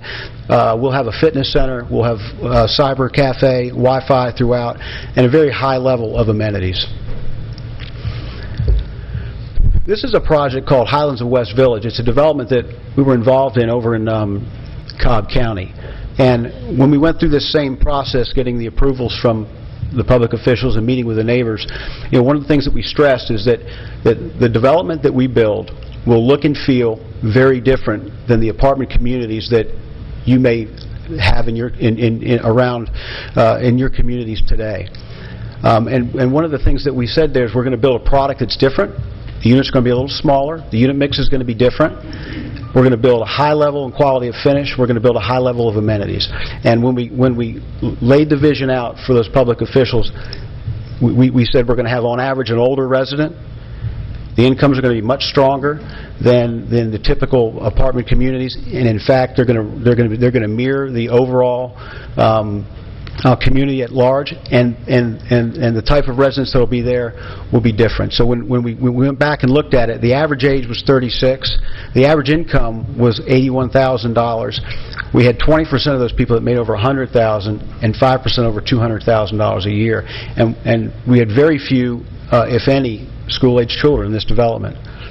82% were single or divorced, and 18% were married. So I want to talk a little bit now about our proposal in the property. As Pete described, the Fraser Street apartment sits bounded by Norcross Street and Fraser Street. It's about 10.6 acres. It's 16 apartment buildings.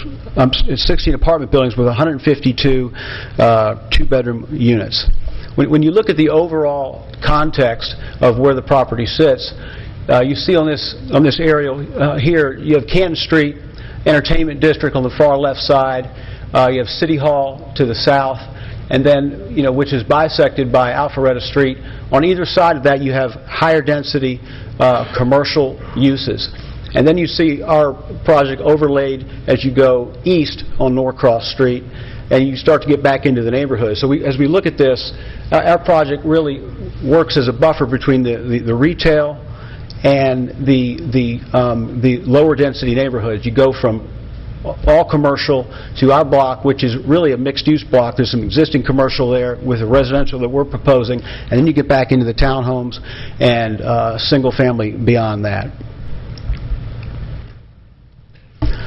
This is a blow-up of our of the development, and what we've tried to do is really create a very urban community. We wanted to build something here that was part of the fabric of Roswell, that really extended Norcross Street and Fraser Street. So along Norcross and Fraser, we've pushed the buildings up to the street. We've got 8-foot sidewalks, street trees. In addition to that, we've created an internal road that runs between Norcross Street and Fraser Street, along with parallel parking, street trees. The unit mix will be roughly 320 units. Roughly 60% of those will be studios and one-bedrooms, and the balance will be 2-bedrooms and 2-bedroom dens. We really tried to pay a high level of attention to what's going to take place at the street. So we have some images here of some of the streetscapes, some of the private spaces to the right that each of the ground floor units may have on Norcross, Fraser Street, in addition to the internal street.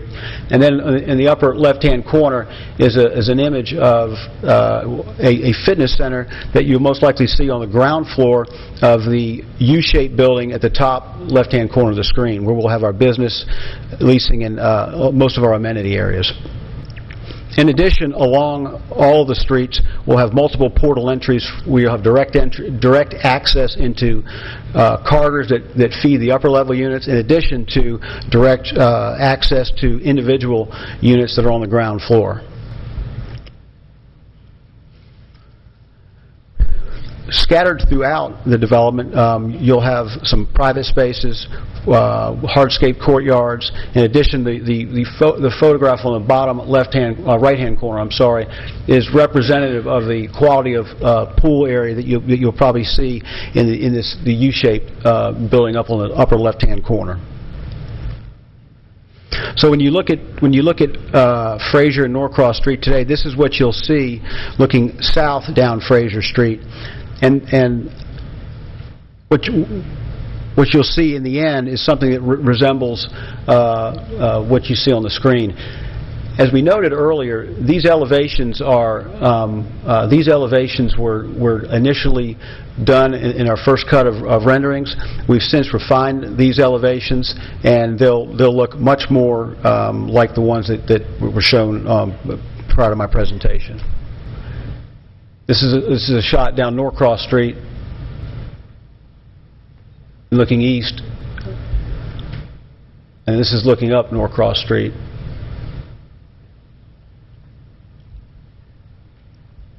So with that, I'll stop and I'll take any questions from the Mayor and Council. Does the council have any questions? Councilmember Orleans. You were mentioning West Village, and if I remember correctly, they were built with the amenities to be condo. I mean, to potentially turn them to condos with the high ceilings and the granite countertops and so forth. And I've seen a couple comments of some of the materials you're using, but can you relate a little better about what you're going to be doing as far as the quality internally? Absolutely. And how it will look going forward for that kind of a purpose? Sure. You know, when we developed Highlands of West Village, we did build really the guts or the bones of that community to be converted to condominiums. We're doing the same thing here. The ceiling heights here will be minimum of 9 feet. They'll go 10, 11. In some cases, we may even have 12 and 13-foot ceilings. The finishes will be hard surface floors, granite countertops, stainless steel appliances. It'll be a same level of finish that you'll see in a $300,000, $400,000, $500,000, $600,000 home. So, you know, we believe that with the location and the quality of this project, that at the appropriate time, either all or a portion of this project could convert to condominiums.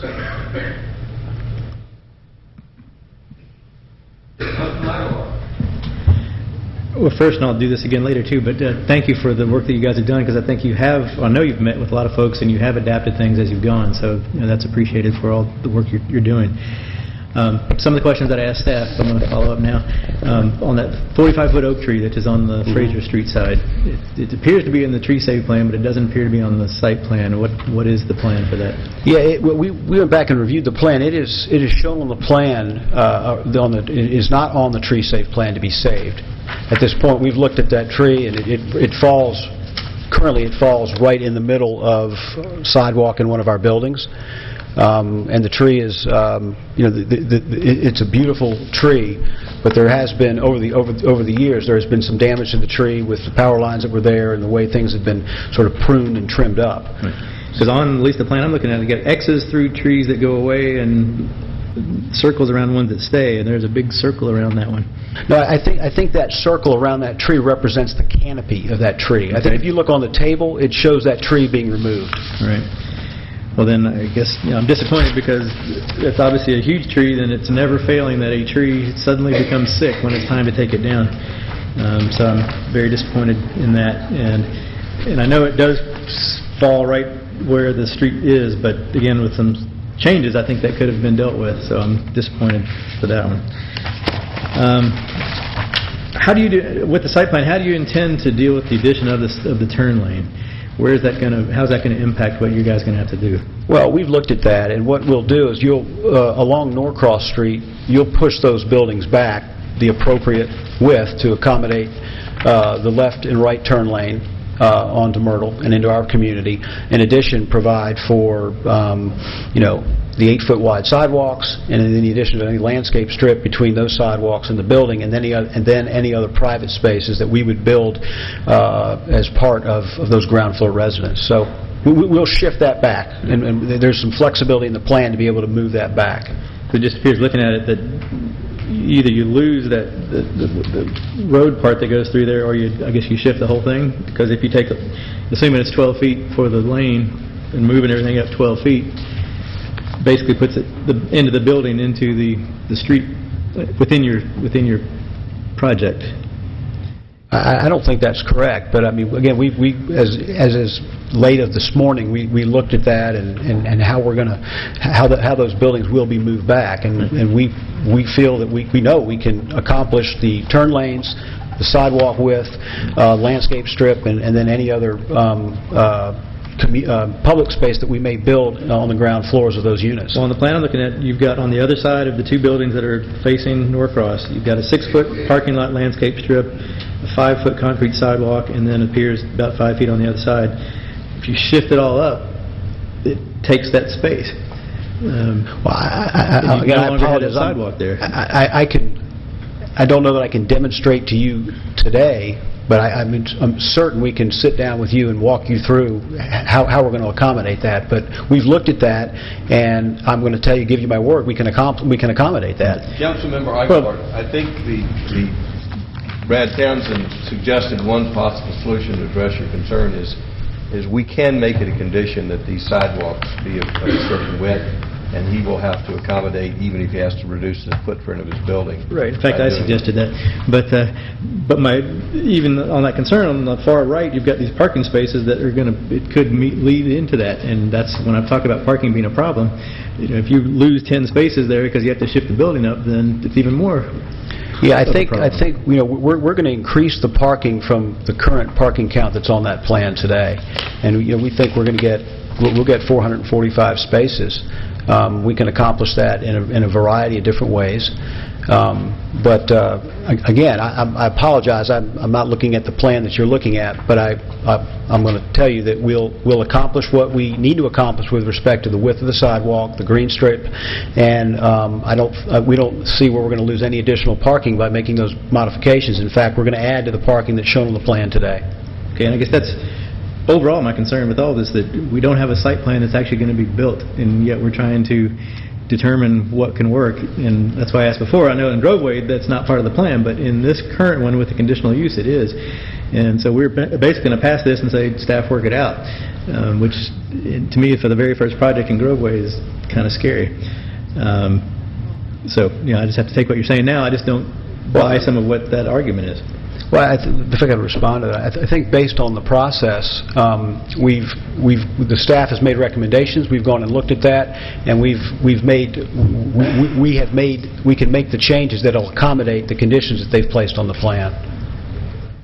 All right. Well, would you be willing to accept a condition that specifically says 8-foot sidewalks on Norcross and Fraser? Absolutely. Which is what's on the plan. Okay. Absolutely. All right. Then. I know we're not looking now at burying the electric lines, which was the original hope. And I do believe it's going to impact the look, and the whole plan of Groveway is the look. What do you project would be the cost to bury the electric lines? We had preliminary numbers from Georgia Power at or over $1 million. They came back with $1 million number, but they wouldn't commit to that number, and they said it could go higher. Yeah, they don't do that for us either. But I know. But let me tell you what we have agreed to do, and this will cost several $100,000 most likely. Is take all the communication lines that are there today, put those underground. Any new communication lines, we'll put those underground, and then we'll clean up those poles, put new poles in, take the ugly transformers that are there, bring those down, and minimize the lines that are on those poles. And if we can, and it makes sense, we may try and move those poles to the opposite side of the street where it may make more sense aesthetically. I would agree with you. I think, we would love to take those lines from overhead to underground. I did a project in Atlanta called Highlands on Ponce, and we did that. We were able to, because of the infrastructure that was there, we were able to bring them underground. On another project, it was called Highlands of Cheshire Bridge, we weren't able to do that. It was not cost effective, but in addition to that, there were so many other projects and facilities that they were feeding that it was just infeasible to do that. We cleaned them up, we left them there, and I'll be honest with you, I think it still looks very nice today. What do you think the chances are to move to the other side of Fraser Street, the lines? I think we need to work that out with Georgia Power, but if we can do it, I would be an advocate of that.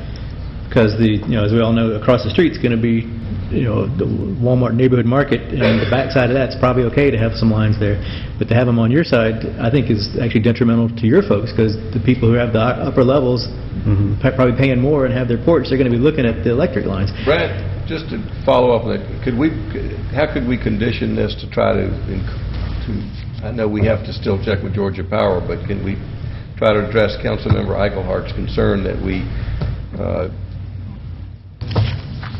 put them over there if feasible. Any suggestions on a condition, if we don't already have one? I don't know how you condition. I mean, Georgia Power has been so wonderful to work with on so many different levels. Being facetious. Mr. Davidson, do you have any idea? I'm not sure you can condition them moving it off of their property, off the property that they're actually working on. Well, the poles would actually be on the right-of-way, city right-of-way, correct? No. They're not on the other side. They wouldn't be on our right-of-way either? I think all the poles are on private property right now. Because we have no right-of-way. Right. I mean, Good point. We're going to get more right-of-way for the on-street parking. I mean, and a lot of the debate is, how do you line the poles up and which side? I don't know how you can condition that. Well, if we don't own the right-of-way, it makes it tougher. Right. Okay. Good try. And then on rent, you haven't talked about it here so much, but in other settings, in other hearings, we've talked about the rent prices. And some of the comps you use really aren't things that are, I think, that specific similarity to Roswell. But one has been the Amley North Point. I know we've talked about that. And their top level is 1,400 square feet for $1,850.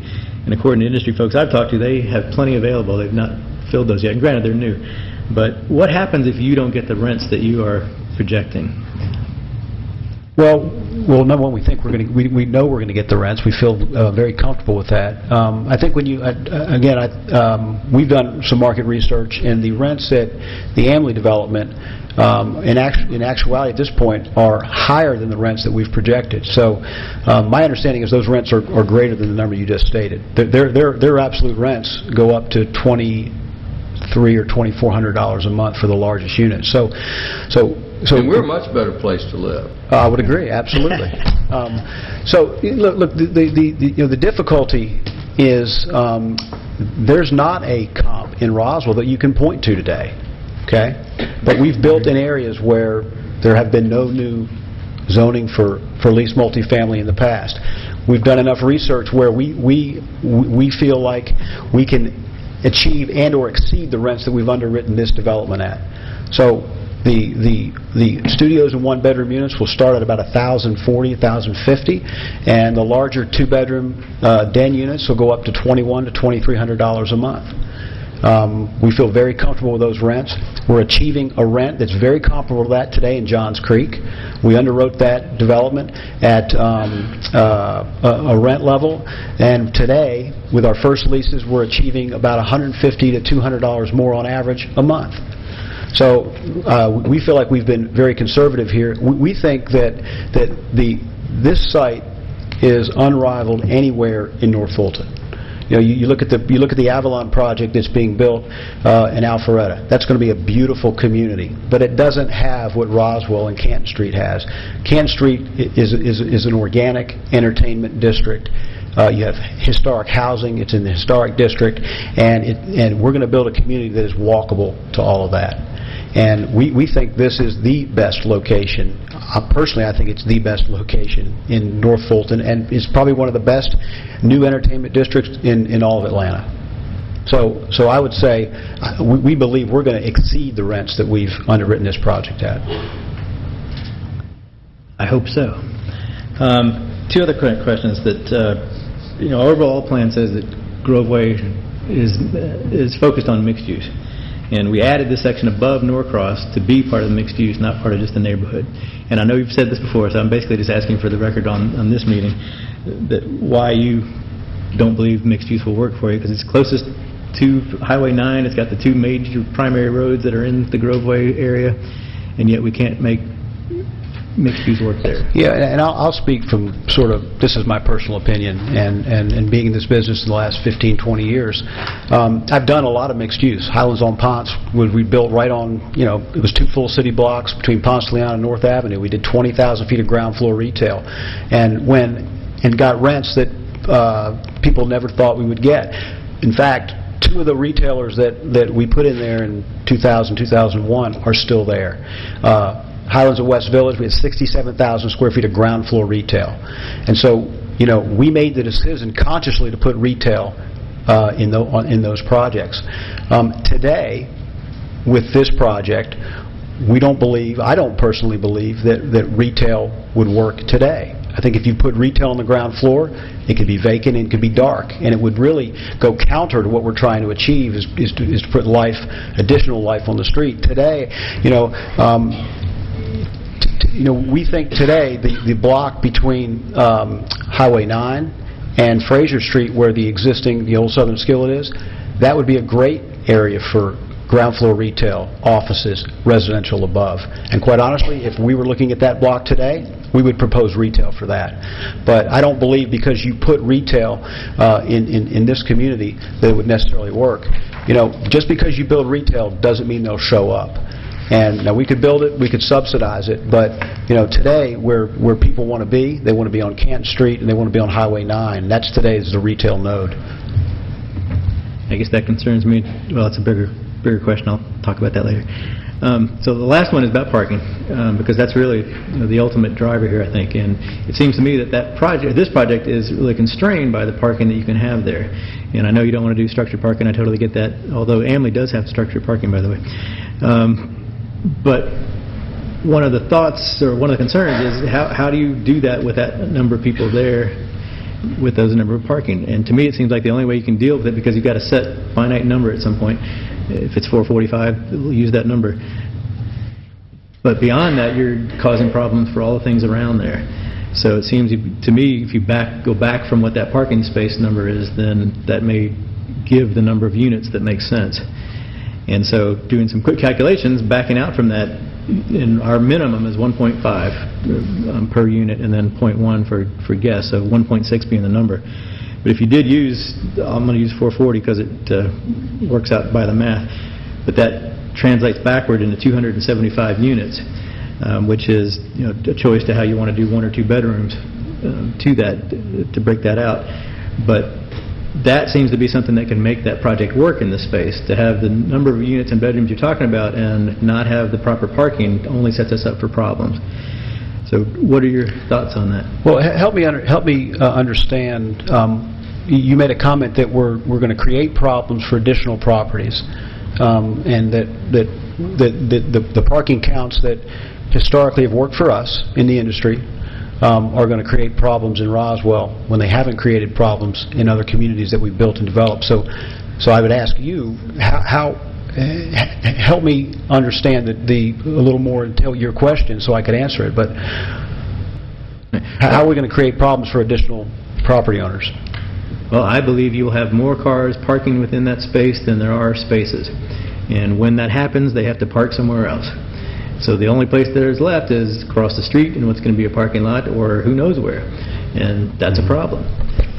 Yeah, well, I think as we look at it, when we go back and look at our portfolios, products we've developed in the past, if we develop 0.9 to 1 space per unit, we're more than parked for guest parking, for future resident parking in all times of the day. So we don't see where this is going to create any significant parking issues. And when you look at, on average, this property will be, we underwrite it at 94-95% occupancy. The resident profile that you have here, typically they're going to travel. They're going to be out of town for work. So, it's very, very rare when all 320 units are occupied and everybody's home at the same time. If that's the case, we'll have enough parking. But again, based on what we've built in the past, we've built projects, depending on the unit mix, that have a lower parking ratio than this project here. So empirically, it's difficult for me to respond to your question because our history and the portfolio of units that we've built and developed supports the number of parking spaces that we're going to build. But in the other discussions, you've talked about them being more urban, and this simply is not urban, and we don't have the road networks nor the public transportation to handle people being able to get other places. In order to have these rents, they're going to have jobs, and they're going to have to drive somewhere to get to them. So I just don't believe that the parking is sufficient. I don't think I'm going to get the two of you to agree on this point. I think we both have a different point. And Councilman Eichelhardt, I think you've expressed your position well.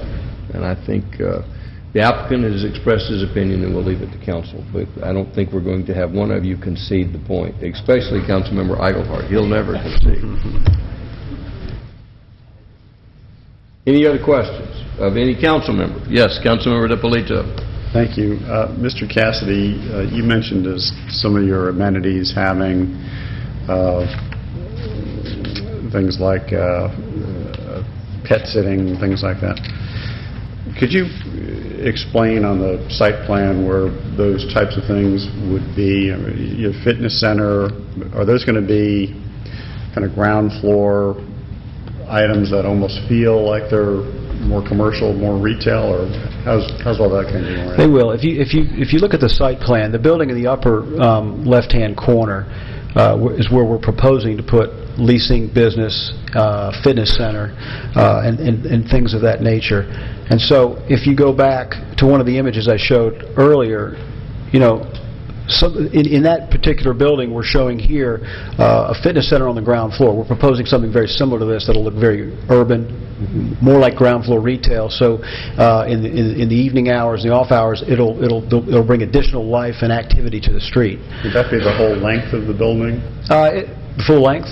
The length along Fraser Street. I'm just trying to understand how much of that building on Fraser Street would look like that. It would probably encompass along Fraser Street, maybe 25% of that elevation along Fraser Street. Okay. 25 to 30%. Then the rest of the building would have residences that front on Fraser Street and would have access directly off of Fraser Street? That's correct. The ground floor units will have direct access onto Fraser Street. They may have some sort of a private space that's between the building edge and the sidewalk. In addition to that, there will be a number of portal entries for residents that live on the upper floor, or anybody to come down a corridor, go down some steps, and have direct access onto Fraser Street. Same on Norcross Street, in addition to the internal street that we're creating inside the community. I've seen a number of newer complexes that have ground floor units that face the street. It's kind of a cool thing because you can walk directly into the unit off the street rather than having to go through a portal and go through an interior courtyard. So that's your intention for the units that face the street? That is our intention, and we tried to show some examples here of what those might look like. So it could be like you see in the bottom left-hand corner, where you may have two unit entries that share a common set of stairs. It could be like you see on the right, where you have one single entry that would go into a unit, and or it could go into a common corridor where you could access units on the upper floors or units on that ground floor. Okay. Would that be all ground floor units, or really just the ones on the street? Would all ground floor units have direct access to the exterior? Yeah, that'll be all the ground floor units. Oh, wow. Okay. Thank you. Yes, thank you. Is this application, is it implicit in the application the number of units that, or would that be something we would condition if we were so inclined? Or, I mean, I think that we're just talking about the multifamily residential under the hybrid form-based code. You're presenting it as a specific number of units, but is that are we conditioning it to that or to another number? I think staff may have a question answer. Mr. Davidson, do you have an answer to that? Or Brad, do you have an answer to that? Included in the resolution has reference to the site plan of the development. The site plan of the development has a 320 unit calculation given to that. So would that be a max of 320 units? He gets to choose the... If he wants to go less, that would be fine, but getting one unit more, he comes back to you. Again, with regard to the specific number, I think I've asked this before, the number of one-bedroom versus two-bedrooms and the impact expected on the schools compared to the mix that we have there currently. I'm sorry, is that for me or for anybody Brad? who might have an answer? Try that one, Chris. Well, I think when look, I think Fulton County made an assessment of the number of students that they would anticipate coming out of a community like this, and I think what they do is they just apply their standard tables to any for lease or apartment community based on 1, 2, or 3 bedroom units. We're building a product here that caters to young professionals, single couples, empty nesters. The units, the average unit size is 900 square feet, so they start at just below 700,000 and they go up to 1,250, 1,300 square feet. So it's not a community that was really built for families with school-aged children. You may have a handful of school-aged children there, but it's not. It's predominantly not going to be the typical resident that you would find in a community like this. Very similar to the case study I described with respect to West Village. We expect the same sort of demographics of the resident that lives here to be there to be the same as here. And what's the mix of one-bedroom to two-bedroom? Or is that not defined at this point? No, it's roughly 60-40, 60% studios and one-bedrooms, and then 40% two- and two-bedroom dens. And again, that mix is changing slightly, and that's going to depend on the elevations and how the building progresses with respect to the final unit mix. But generally, on a project like this, we'd want to be roughly 60-40. So a solution to the parking concerns could actually be a reduction in the permissible number of units. I mean, that'd be basically the only solution to that, right? I mean, you can't create parking spaces without reducing the number of units. Had you considered a proposal of that, Councilman Eichelhart? Perhaps. Well, I gave the number. If you have 440 parking spaces, I think that backs out the 275 units.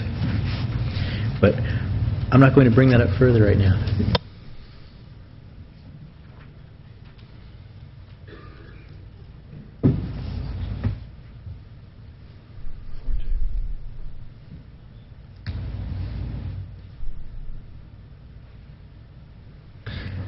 Councilmember Diamond, did you have a comment or question? I had some questions. I thought I understood you to say you thought you were going to get some more parking spaces than are listed here with the existing plan that you have. Can you tell us how that might happen? Because I think that might alleviate some of the question over here. Yes. Well,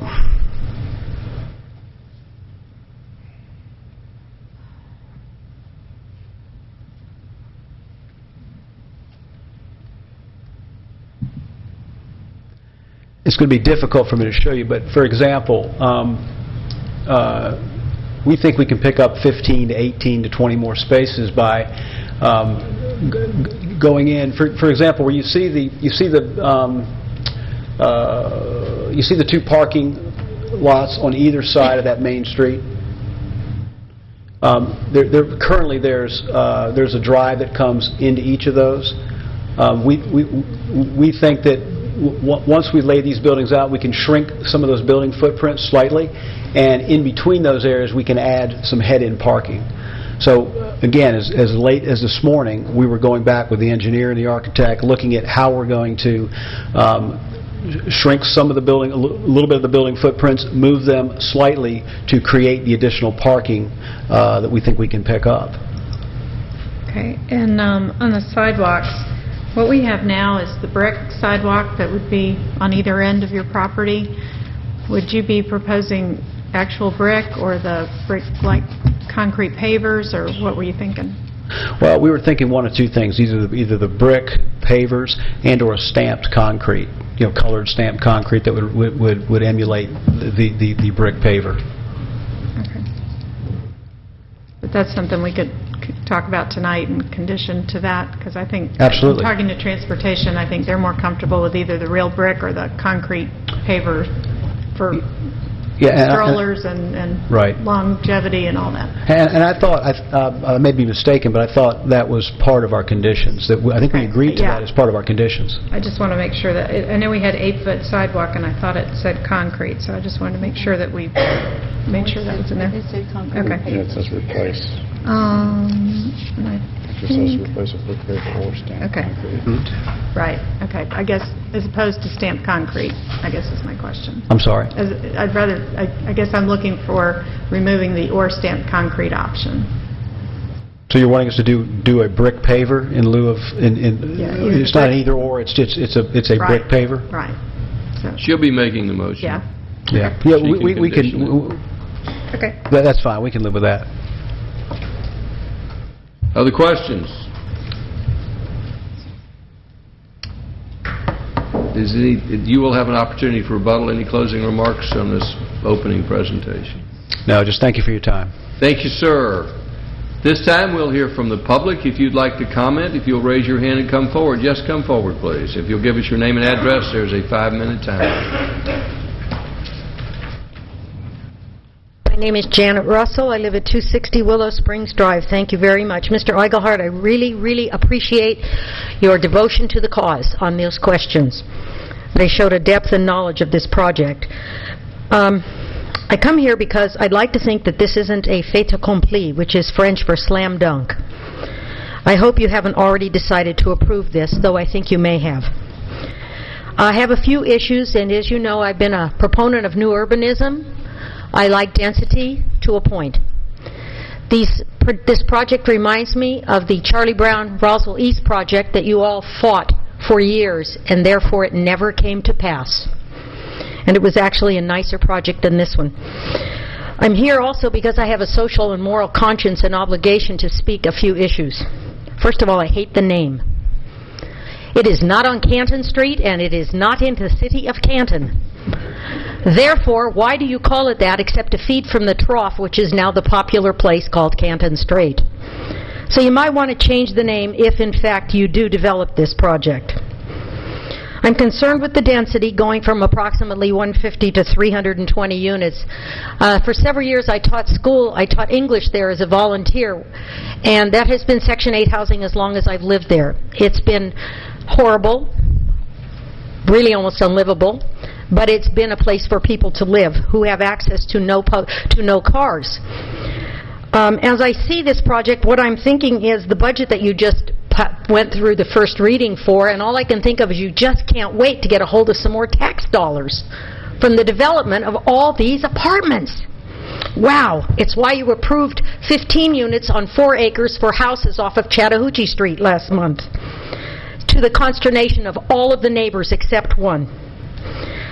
450 cars a day, they don't just make one trip. Basically, they make about 4 trips, all within 3 miles of their house. So that's going to increase car traffic, about 2,000 cars a day on Norcross Street and Fraser Street. I can't imagine the Fraser Street that dumps out onto Highway 9 at that little angle. And that means you're going to have to put in a traffic light. But that also means you have to work with GDOT. And we know that takes years to get anything done. So I'm real concerned about that. As far as the entrances onto the street, I love that, except that nothing says $300,000 house like looking at the loading dock of the Walmart urban grocery store. That's going to be a beautiful view because that will be the back of it. Which brings me to the Walmart urban grocery store. Nothing says class like Walmart. Nothing. They have the worst record for the way they treat their women employees in the United States of America. And why do we have to have a Walmart urban grocery store when we have a super Walmart already? How about a Fresh Market, a Trader Joe's? Anything but a Walmart grocery store. It screams low class. It tells me nobody's paying attention. You want these millennials and these baby boomers? I'm one of those. They don't want to shop at a Walmart. Where do you shop, folks? As far as the baby boomers go, gentlemen, I'm one of those. There's no way on God's earth I would pay $2,400 for an apartment. We want our life easy.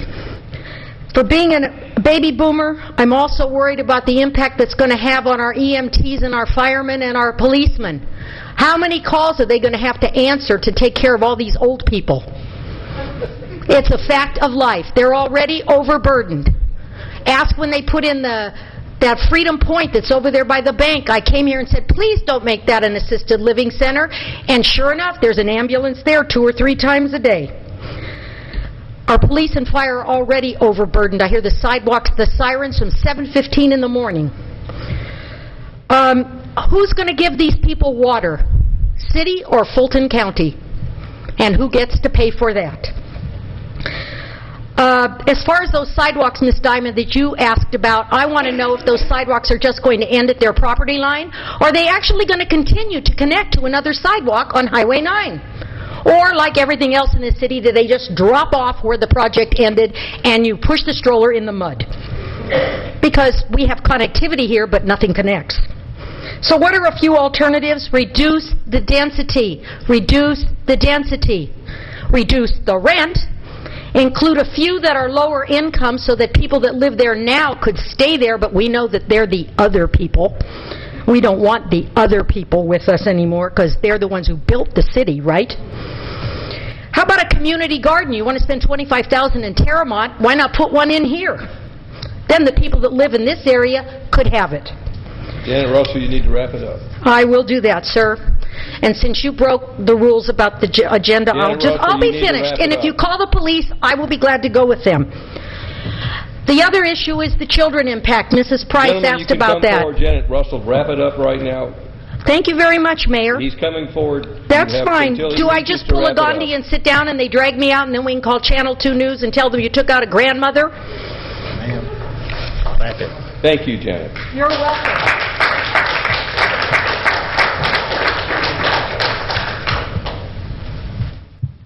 I am Eric Schumacher, 145 Prospect Street. I actually own 2 units in Liberty Lofton townhouses directly behind this development. I'm also skeptical, as Kent is skeptical, around the need for the parking. I've lived in some very high-density places, Seattle, San Francisco, Chicago, Philadelphia, right downtown. I know what it is to not be able to find parking. We don't have any parking anywhere else, I think, in a few city blocks from here. I don't think there's any spillover parking. I can think of maybe the library, maybe the new Walmart parking lot. We've already got a lot of businesses in this area using closed businesses for valet parking. It is a huge concern. I know we've beaten this one to death a little bit, but I would like to see them perhaps consider deleting one of these buildings, putting in parking and seeing how it goes from a density perspective. And if we don't have a problem with parking, perhaps build one of the buildings in its place. The other thing I could think of is assigned parking for units. If we have assigned parking, we're not going to have competition for parking. I worry about these people having a really unhappy time finding parking, dealing with parking. This is the, for young people, I suppose, Gen Y and whatnot, millennial people, but they have cars. I looked at the materials, read through a lot of materials. The architect that was consulted mentioned that the owners of this have maybe an adjacent property for spillover. I don't know anything about that. I don't know if that was correct or not. I would like to know more about that.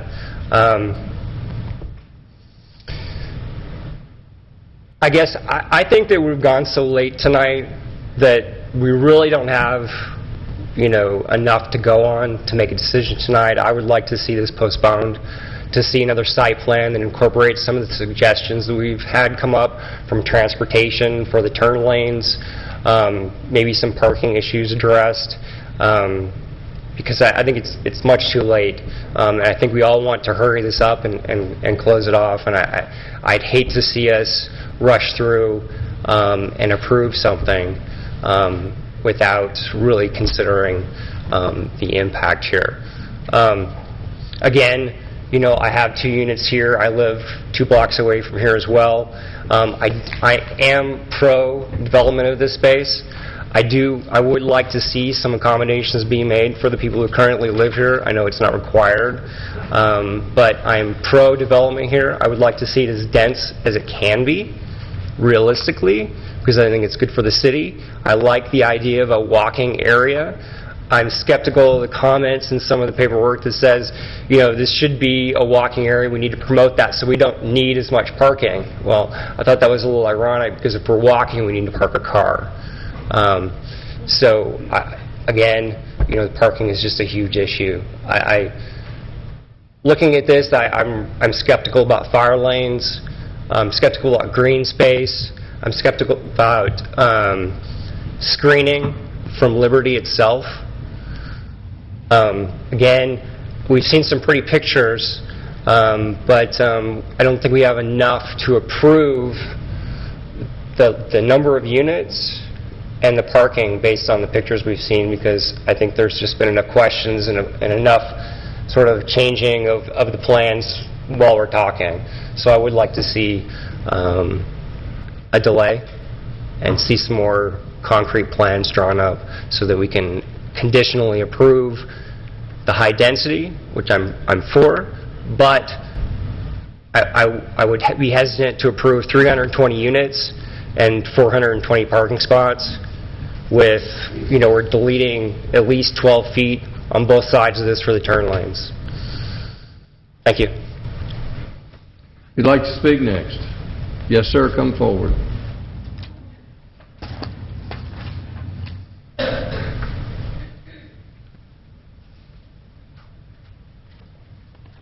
Mayor, council members, I'm Nelson Sexton. I live at 1109 Waters Edge Trail, about a mile and a half west of this property. I've lived in Roswell for 25 years. Done a little homework on the developer, and I think that we should be thrilled to have the kind of quality developer that wants to make the kind of significant investment in our great city that Mr. Cassidy and his team want to make. The architect is a quality architect. You look at the history of their projects. They know their business. They know what they're doing. This is the perfect site for this kind of development at this time. It's what Roswell needs. It's what I want to see and my friends want to see. It's the kind of development my kids want to move to. They're in their 20s. They're looking. They'd love to come back to Roswell. This is exactly what they'd like to live in. We have a company that's about a 10th largest construction company in the nation in terms of revenues. I head up the business development and recruiting. We do national recruiting. We recruit architects, building science kids, and engineers from all over the country and to come to Atlanta, where our office is, in Sandy Springs. I want these kids to move to Roswell. They don't talk about Buckhead and Midtown all the time like they used to. People want to come to Roswell now. They really do. And this is the kind of project that we need for these 20-something kids to come to and live and thrive and spend their money and grow and be a part of our community. So I'm thrilled that these guys want to make this kind of investment. I think we should be very, very appreciative and supportive, and I appreciate y'all's consideration of this. I'd sure like to see it come here and work. I know it'll be successful. Thanks. Yes, come forward, please. Try not to run over here. My name is Donna O'Berry. I live in 2100 Constitution Court at Liberty Lofts and own a piece of property on Myrtle Street also. And before I forget, thanks for listening to all of us, because I'll probably forget that later. And nothing that I am going to say is meant to reflect in any way on Lennar or what they're proposing. The quality of the work they probably do or their ability to deliver has nothing to do with any of that. I am going to repeat a few things that some people have said. We keep talking about the traffic, and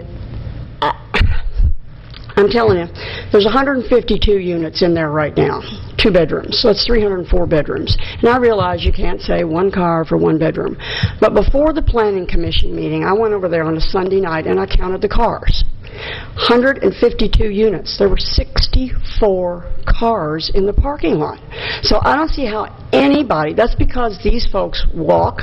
Most of the people that live there stand out on a corner and wait for a friend to come by with a truck, and 12 of them get in the truck and they go to some day labor job. That is just the way it works there right now. They don't need as many cars. If these people are trying to attract the upwardly mobile young people with these really good $80,000 a year jobs, they don't work a couple blocks from here. They work downtown. They work up in Alpharetta. They have to get to where they work. And they can't get to public transportation to get there. They're going to drive their cars. And I don't see how we can think that that many cars will not be an impact in that neighborhood. It's just like mind-boggling to me that you can think that it won't.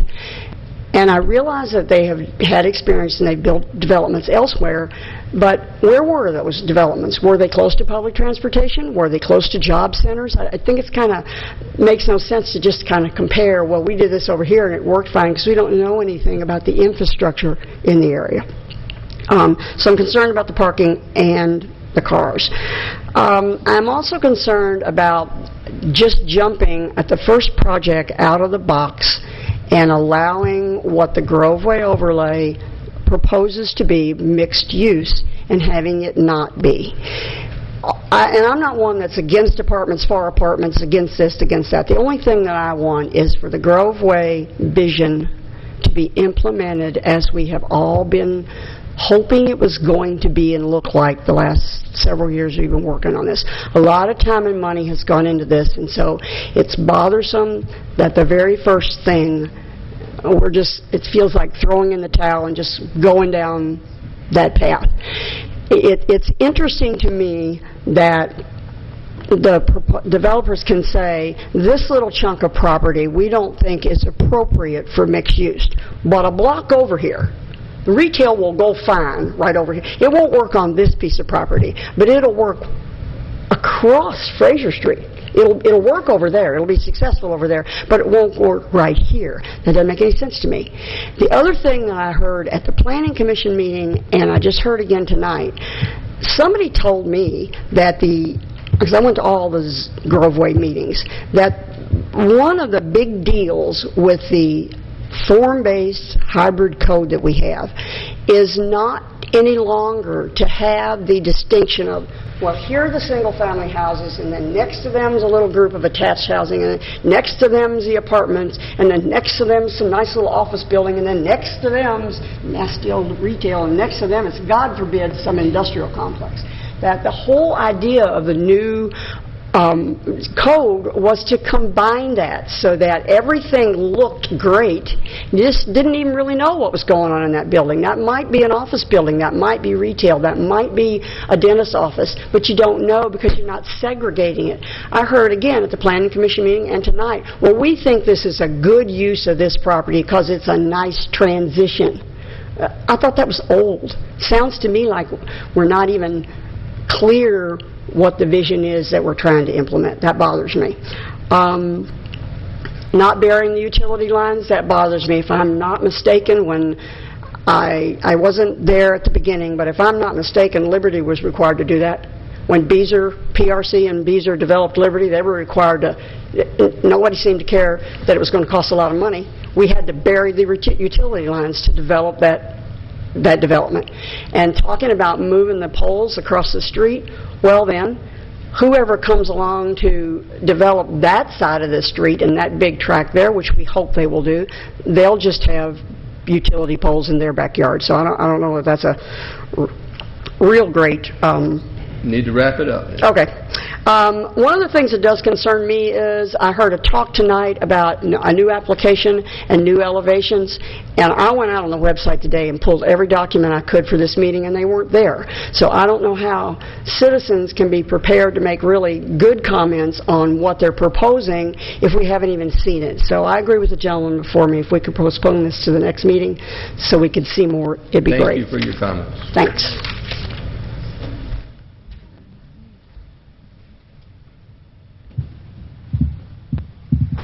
I'm Sue DuPart, 500 Shadowwood Court. Some of my concerns were about the impact of the height coming down Norcross Street. It's claustrophobic enough. You know, we know they're not going to widen it. We just redid the bridge. I was over, I think, near Briarcliff, where you saw the trees planted at the curb, and then you saw a road, and then you saw the frontage of a townhome, and it looked nice because it was more of a gradual.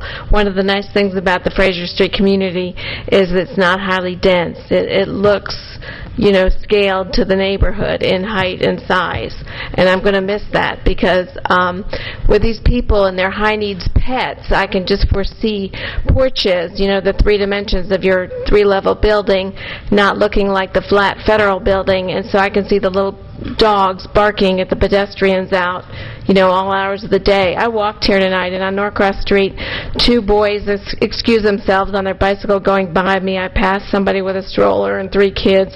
We have a lot of traffic, and people from Sandy Springs or Alpharetta may think they can go to Live After 5 and park, in this complex if it's not a gated community. So I think by making it a community, if you had your building frontage with your dog pens and your patios and porches all inclusive of the community area, it would look and feel like a community. And those people who are just looking for high-income, short-term assignments, they could come and go.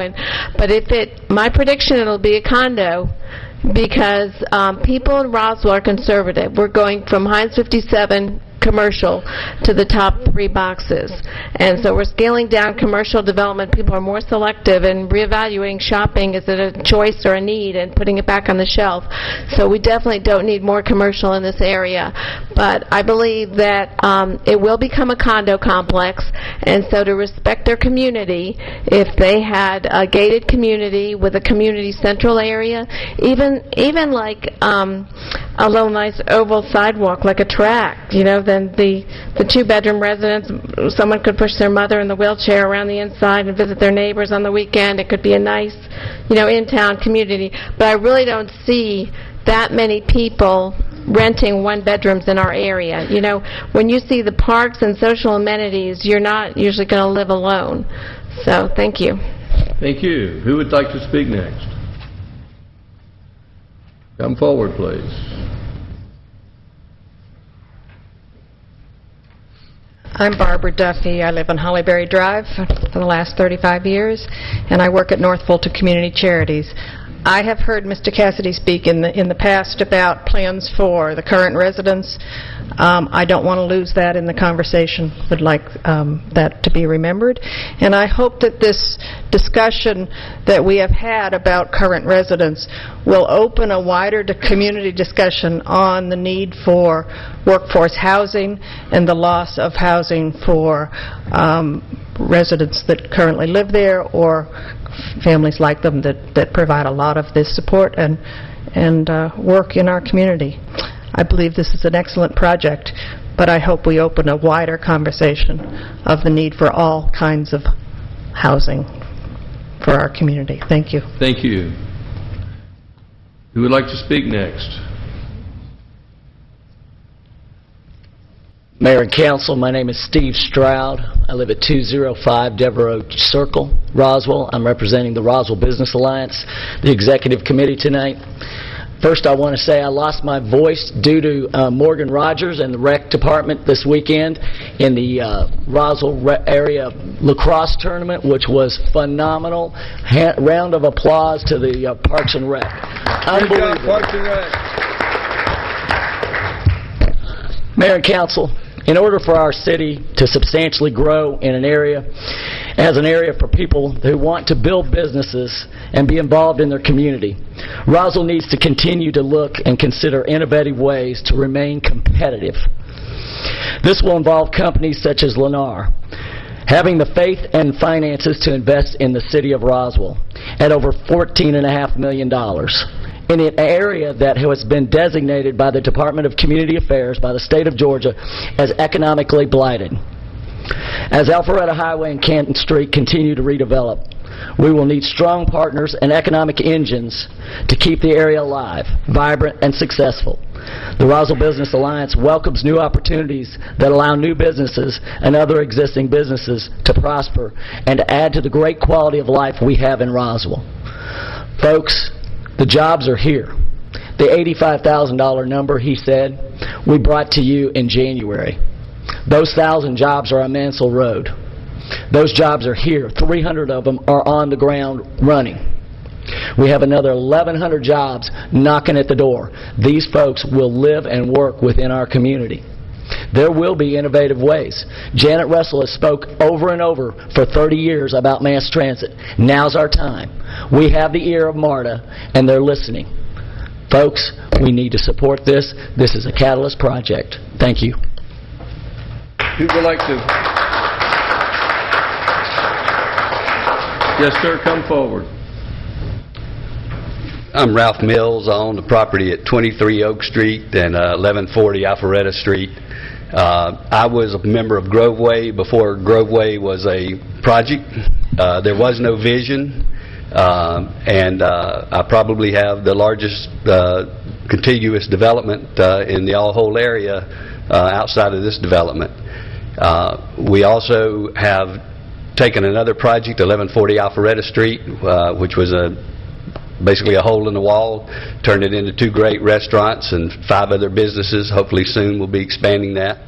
It's this type of project, this apartment project, that is what's going to keep this momentum going, is what's going to keep this city up to date and not let it get behind or get it swamped by some other city that's got more money, more population, whatever. I urge you, as you know, this is as Steve said, this is what's going to keep us going. We greatly appreciate your time and efforts on this, and just want you to know how much we all support it. Thank you.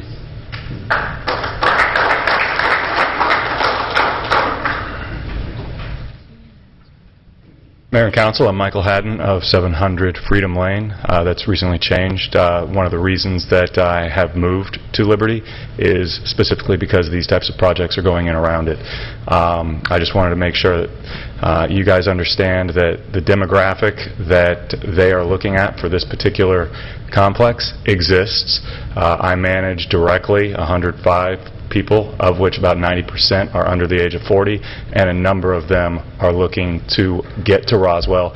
They don't have a place to live. They either want to buy right near Canton Street or they want to rent right near Canton Street, and they can't do it. So I would say, based off of demographics, they exist. They're not making these things up. As far as parking is concerned, I would go with the experts who really know what they're talking about, and the fact that not everybody's car is going to be there at the exact same time at on any given day of the week or day of the year. So I'd say maybe we need to look at a little bit more of the numbers behind the scenes. You guys take a look, but honestly, I'd go with those folks and understand that they know their market. They understand what their parking requirements should be, and if they're coming in with $14+ million, they're not going to build something that's not going to be successful. So that's about it. I'd like to thank you for your time, and I'll give someone else a chance to speak. Who'd like to speak next? Yes, come forward, please.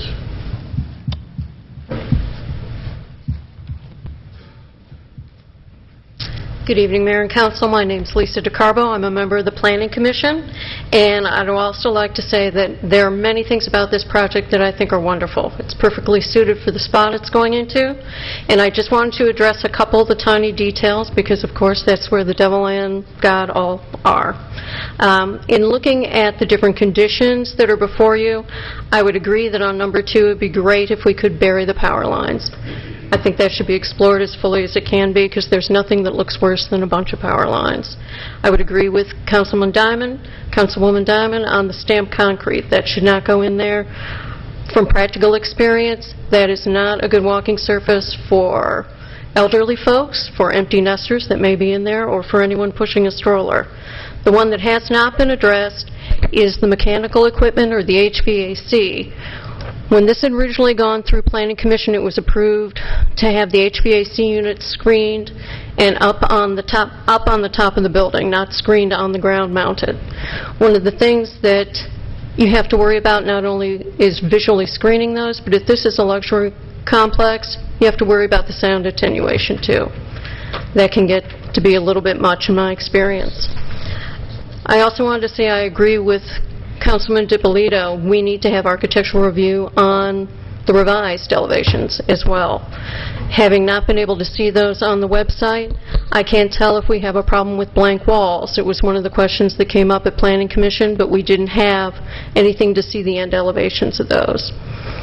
Another question I have is, as far as the entries go, I like the idea of the ground units having direct access to the street or to the interior courtyard. The question is, are these grades separated? If they are, which follows the terraced yard standards that are proposed here, are any of the units going to be handicapped accessible? If you're going to be looking for empty nesters and you want them to be there for any length of time, I think that's something that has to be considered. And those are my comments. Thank you. Thank you. Anyone else wish to speak? I see no hands up. Public hearing is closed. We'll have any rebuttal, and this would be limited to rebuttal, not new evidence. Thank you. I'm going to try and address most of the questions. First, I want to say that we're not making a $14 million investment. We're making a $43+ million investment. I think there may have been a little bit of misinformation out there. With respect to the last individual, all of the HVAC units will be on the roof and they'll be screened. We're not going to put any on the ground. We went back through and started looking at that. We made an internal decision to do that. We think aesthetically that's going to be more pleasing. In addition, it'll keep those units up on the roof and screened from public view. With respect to the handicap accessible units, we'll handle all of that internally with the building. So even though we have direct access and direct entry points onto the street, all handicap accessibility will be met and dealt with. With respect to the elevations and the renderings, and I'm just going to, maybe I'm going to remind the audience that, we're in today for a conditional use permit, and I guess by the regulations, all we're required to do is provide a site plan, and that's what we're approving tonight. The process for the elevations to be approved are the responsibility of the HPC, the Historic Preservation Committee. We've continued to meet with them, and we're meeting with them on an informal basis to continue to work through the elevations on what this project's going to look like. So, ordinarily for this process, I think we've provided probably a little more information that would be required, but again, our opinion and the opinion of the folks that looked at it, the elevations are moving in the right direction, and we'll go in front of the HPC at a regularly scheduled hearing. With respect to parking, I think there's been a lot of anecdotal comments with respect to parking. Do we have or do we not have enough parking?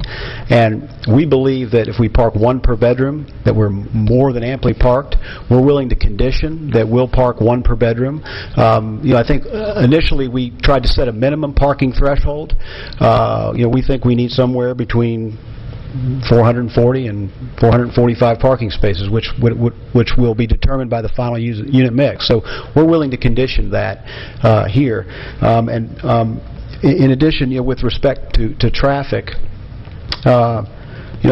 we completed a very in-depth traffic study, and the traffic study that we prepared, we took a very conservative approach.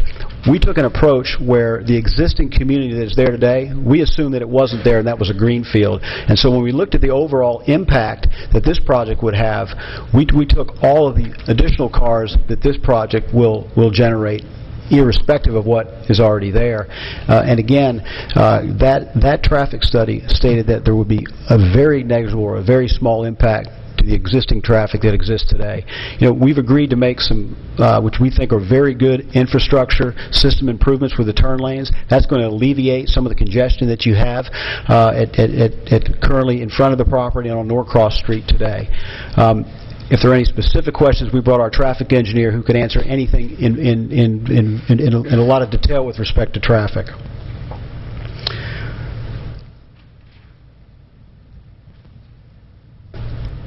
And I think I want to address Ms. Duffy's point. We are very sensitive to the residents that are living here and going to be relocated, and I expressed early on that we're going to, once if we're granted approval for this project, we're going to take the time to meet with those existing residents. We're going to give them very clearly a timeline on when we expect to start. In addition to that, the management company that is currently there has relationships with a lot of the other communities here in Roswell. We're going to work with those communities to try and to really help and assist in the relocation of those existing residents should they choose to stay in the immediate area. On previous projects, we've been able to do things like for residents that have been that have paid their bills on time and been good residents, we've managed to help waive some deposits when they relocate. In addition to that, if they stay until the final month before the project closes, their current lease reads that they'll get 50% rent at that point. So in most cases, that's between $300 and $400 that they'll be able to utilize for moving expenses. So, we're going to, once we decide if and when we get approval, and once we understand what the exact timeline is, we're going to meet with those residents on a very timely basis and do everything we can do to assist them in the relocation.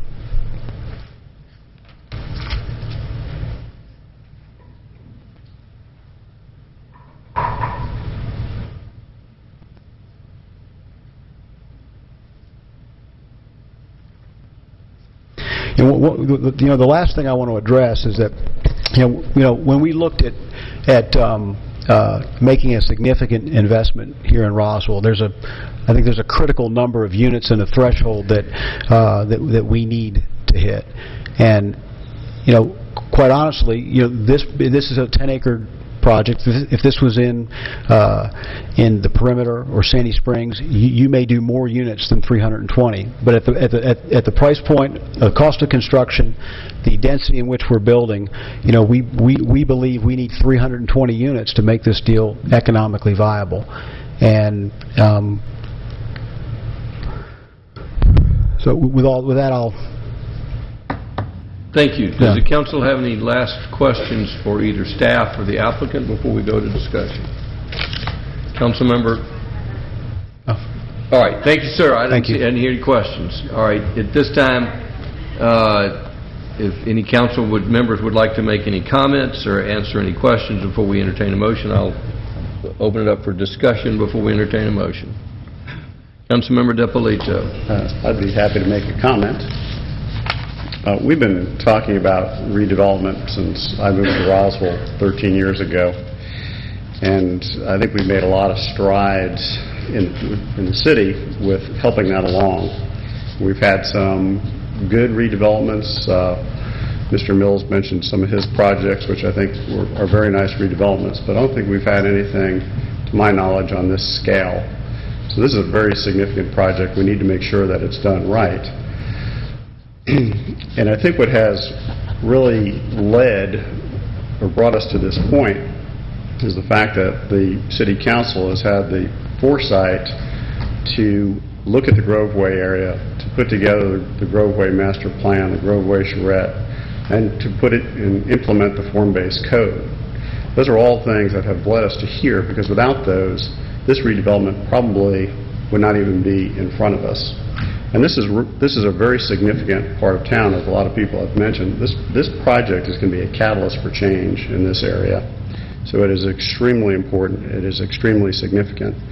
I've personally talked to a number of retailers about the triangular property out in front, even though I don't own it.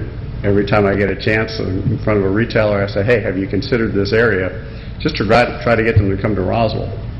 Virtually every time I ask that question, the first question I get back is, what are you going to do about the apartments? Or what's happening with the apartments? That's always the response. Something has to happen first. And I love the fact that Lennar is willing to make that investment because they believe in the vision. They see what we see. They understand it. They get it. And they want to implement. They're willing to invest $43 million. That's a huge investment in something that they're the first ones in the door. So I think that's pretty impressive. And I really think that this project does capture the vision of Groveway. Is it perfect? Maybe there's some things that could be tweaked, and hopefully by the time we get it all done, we can get it perfect. But I think it is very consistent with the vision that we've painted, the vision that we've seen, the vision we've been working on for years. Parking, I understand, is a very big concern, but I think I'm comforted a little bit in the fact that if somebody's going to invest this kind of money in a project like this, I feel comfortable that they've done their homework and they understand. Because the last thing they need to do is invest $43 million, not have enough parking, and never get above 75% occupancy. That would be a disaster for them. Certainly wouldn't be a smart financial move. And these guys have been around for a very long time, and I believe they know what they're doing. So I'm glad that they're continuing to work on it. My one concern is I would like to see an architectural review from an outside architect, not because I don't think they're going to do a good job, but I think that the Groveway design guidelines are so specific, and it is so critical to the way this project is going to turn out that we need to make sure that somebody's taking a look at it. Our staff is qualified. They're not architects necessarily, so I think that's very important, as well as the HPC. We do have some architects on there. They have their opinions. I'd love to have a third party take a look at it and really give us an idea of what they think. Are you suggesting, and I would support this, is that the city retain an architect to assist the HPC in review of this project? Because the HPC ultimately is the one who has to make the decision. Yes, Really I'm suggesting a third-party architect assist the HPC. I would support that. Now's not the time to vote on it, but I would support that. Other comments before we entertain a motion? Yes, Councilmember Wynn. Thank you, Mr. Mayor. I want to thank Councilmember Depolito for saying what I wanted to say, but I also want to bring up one thing. This is not a rush to judgment. This has been behind the scenes, working behind the scenes for months and months and months and months. And what you're seeing tonight is the end result of all that hard work between staff and between the developer. And I have to thank Councilmember Nancy Diamond for all the hard work that she did on this also. So anybody who thinks that this is a rush to judgment and that we're just doing it just because are completely wrong on this one. And I think this is a great project, and I can't wait to see it start from the bottom up and just be a great success in our city. Any additional comments before we take a vote? We're going to take a 5-minute break after this vote. Councilmember Eichelhardt. Well, again, I know you may find this hard to believe, but thanks for the work you guys have done on this, because I'm serious. I think you guys really have worked hard on listening to folks and making adaptations based on that. And obviously that's a good thing, and you haven't heard me say that we should deny this project. I think that's not the problem. And I do think it's in many ways a great project. But as many of you know, I'm always concerned about the impacts that projects have, and some of the details here I have concerns about. And a lot of people I've talked to have the same concerns. And I think almost everybody would say replacing the existing Fraser Street's apartments is a great thing. We have to deal with some of the folks living there and where they go from this point, but I think it's a great thing too. You can't argue that one. But we also have to consider the long-term implications of what we replace them with. And these folks don't do mixed use, okay, but when we as a city look at the bigger picture, that's what we were trying to do. And if it won't work in this corner, on this part that we actually added to be specifically mixed use, how else is it going to work within Groveway, other than right along Highway 9, which would have worked anyway? So I'm not sure that our plan is actually working as we hoped. And we based a lot of what we said on this coming surge of millennials, and certainly there's a lot of that's true. But a number of people have pointed me recently to substantial amounts of research showing that millennials do want to own houses. They've delayed buying because of the economic downturn and the student debt. But in relative terms, they're already buying homes at a higher percentage than baby boomers did at the same time in their lives. So I think that's going to impact things as we go forward. And a lot of the planning we've done has reflected things that happened in an economic recession that I think we should consider rethinking some of our approach. Again, there's no question that a lot of the things that are said and what we're moving towards are going to happen as well. But it doesn't mean it's going to be everything that we should be moving forward with. But my biggest concern was that we're not putting in place all the things we said we've tried to do from Greenville. And in Greenville, I think we tend to forget what happened there. They actually focused on one specific project and one specific area and made that work and actually forced developers to do some things that they didn't want to do. And Mr. Davidson would certainly tell us we can't do that. But we're not doing that. We're not focused on something. We're making it just all out there. And I'm disappointed the very first major project from Groveway is not meeting those overall goals. I will generally agree that these folks have done a lot of research, and so we'll go with what they're saying. I just have a hard time believing. I certainly wouldn't pay the rents that amount for where it is, but we'll hope they are. In fact, that's some of the issue here. I guess I'm thinking it'll be too successful. That's why the parking will be a problem, because it will be a success. But I do have to say one thing, because talking about density, it's something we haven't talked about. It's just remarkable to me that we haven't even discussed it. And that, of course, was the goal of Groveway, was to remove density from any discussion. But that has been the issue when we talk about zoning in Roswell for decades. We had a project here just a couple months ago up on Eachus Road. The issue was between 0.5 and 1 unit per acre. And hundreds of people are freaking out here because of that. And no one really has fully understood, I don't think, what 30 units per acre means. So in urban settings, that's great. But in right here, where we don't have a lot of the transportation options, I'm concerned about what that impact will be. And again, that's my problem, is the impact. There are a number of things I'm not even going to get into because it's clear where it's going. But luxury has changed from being hardwood floor roof to hard surfaces, from granite countertops to similar to granite, and a number of things. So I'm concerned about some of that. But my ultimate problem is we're not really meeting our overall goal, and we're not dealing with the impacts that this project's going to have. It's got incredible density. It's 100% apartments. There's no mixed use. I do think parking's going to be a problem. And if I'm wrong, then we still end up with a great project. If they're wrong, then we have major problems that we're going to face. But good luck, because I do hope it's successful and all the things work out as you say. Anyone else wish to comment? Councilmember Diamond. Well, I'd like to make a brief comment. I think the impact is going to be phenomenal. I think the impact on this community is to create our first real, add to that walkable community. One of my biggest concerns as a mayor is, what am I going to develop the old apartment complexes? This is a solution to the apartment complexes, which I don't think we've been able to come up with. How do we redevelop those old apartment complexes? So I think the impact is going to be incredible. I think if we want walkable communities, we need to stop thinking about parking for cars for the world and start saying, how do we create the density that eliminates the need for all the parking and creates that walkable community. This is creating that. Demographically, I hope that you're right. I hope we get the young folks in there, but my guess is the initial crowd is going to be the same folks you see on Canton Street. If you've been at Canton Street at night, you'll see some young folks, but most of those folks are my age. No, they're not. Nobody's that old, Jerry. They're as young as Janet Russell. They're Janet Russell's age. Thank you. Very young, but not the kids just out of high school. And I think that they're not going to have kids in school. They're going to have second homes. I think the folks who are making the $43 million investment, this isn't their first rodeo. They know what they're doing. They believe this is going to be a great, successful project. I'm convinced it's going to be a great, successful project.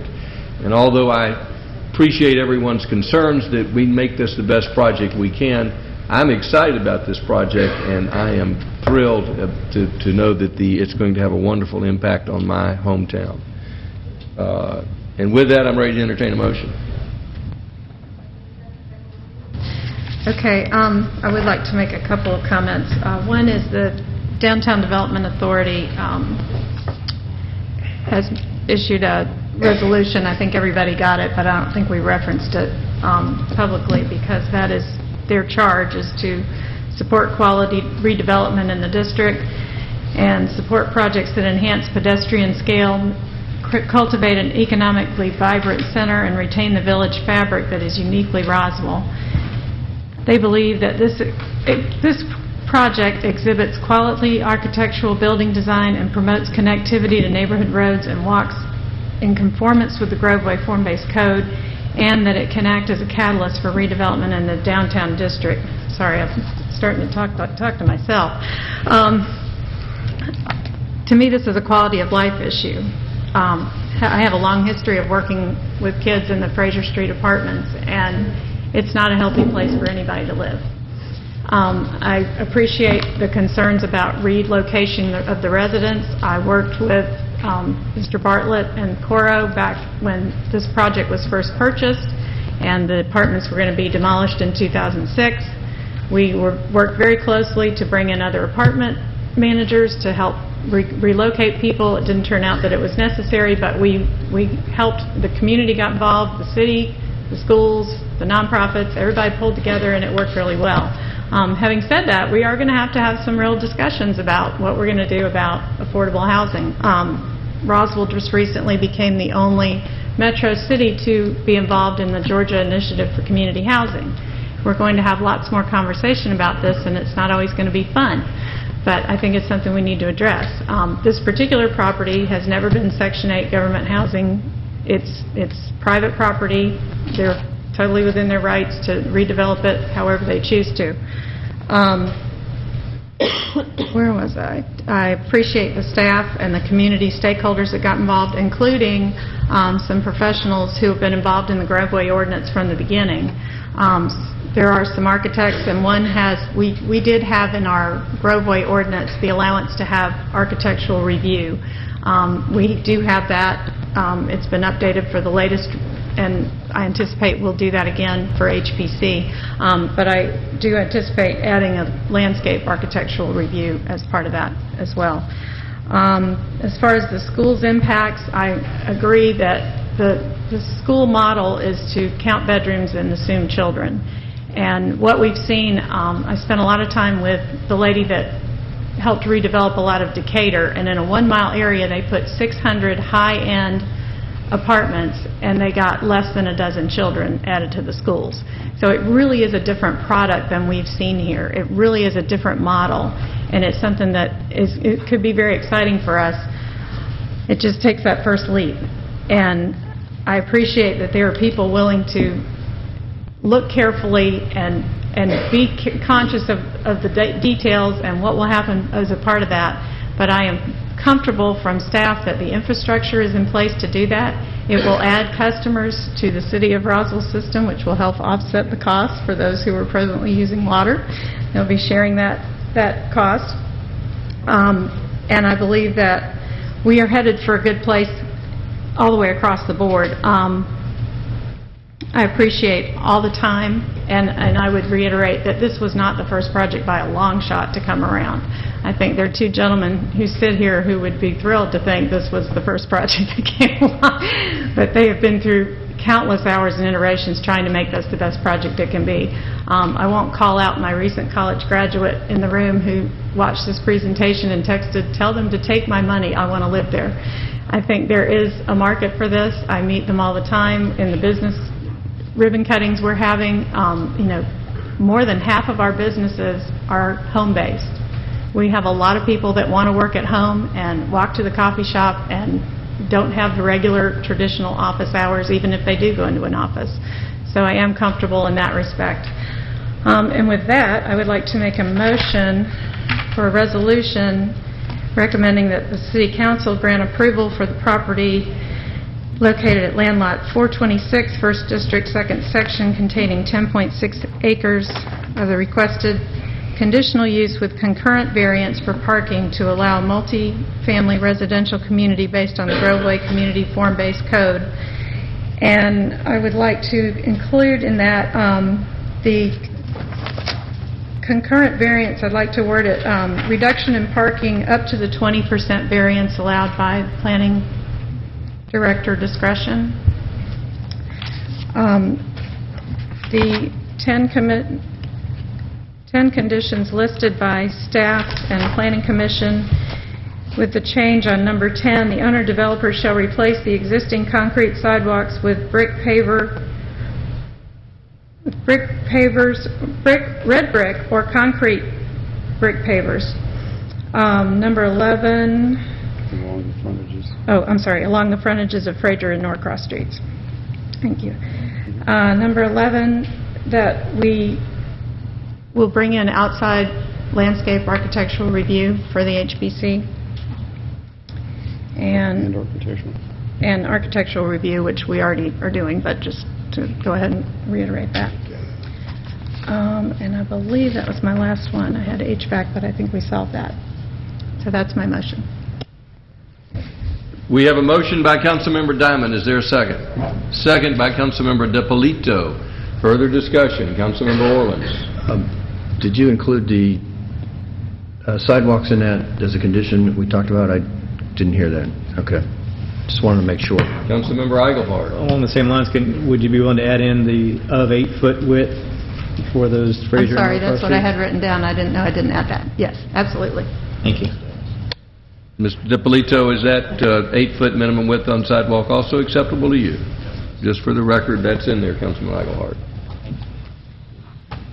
Further discussion before we entertain a vote.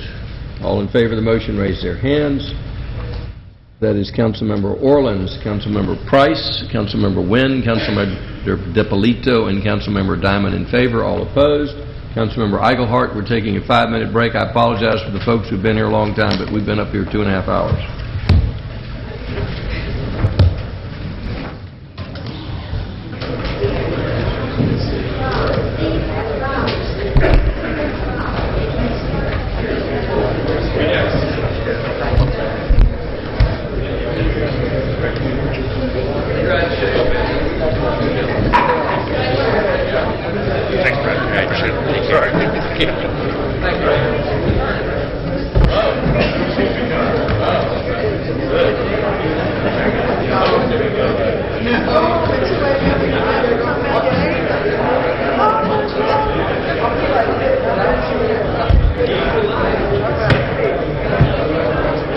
Love have any energy left to talk. Yeah. Just gonna say, look, I just want to do it.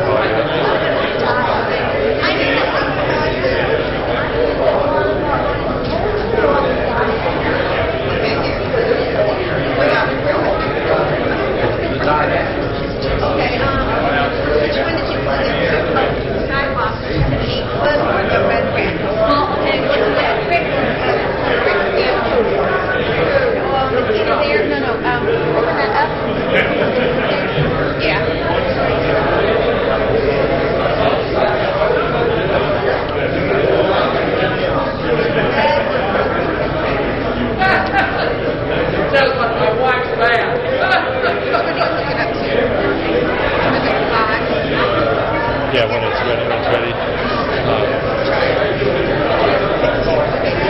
We're going to be back. We're going to start with the cars. Yeah, cool. So I'm which one is it? You're number 5. Okay. Hey, Lisa! It should be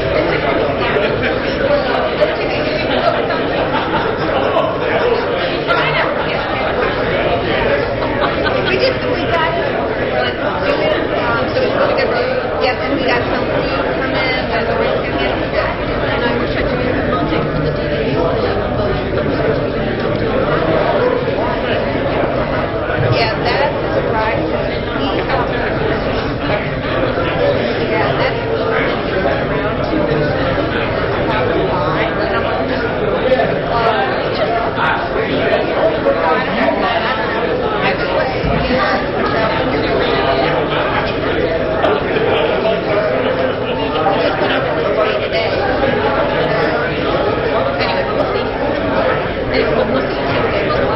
okay, we don't have a lot. We have, we have the short term. We have a preliminary plan, which you guys already seen. There we have the and we have the Grand Bridge Road, green space clear. That's two good well. 1,200 record rooms, by high school. Then we have the property, that's just the condition into the area.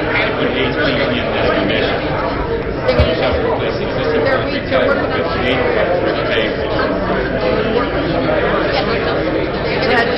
concrete. And so they're taking out 33 parking spaces.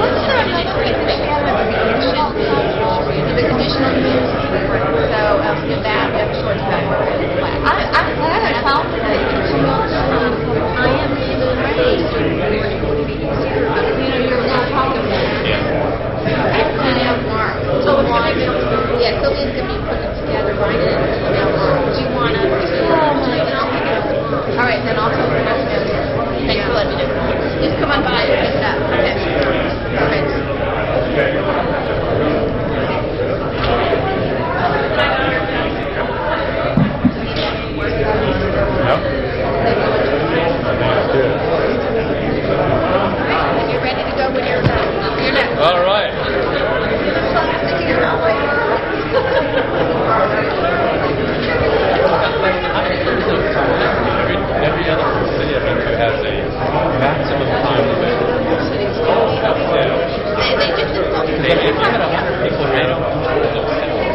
You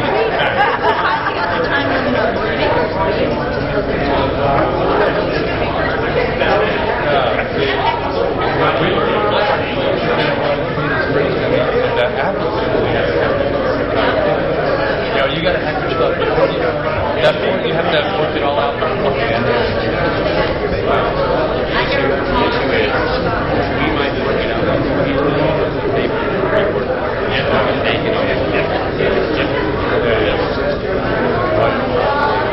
Did they do this to you often, Marley?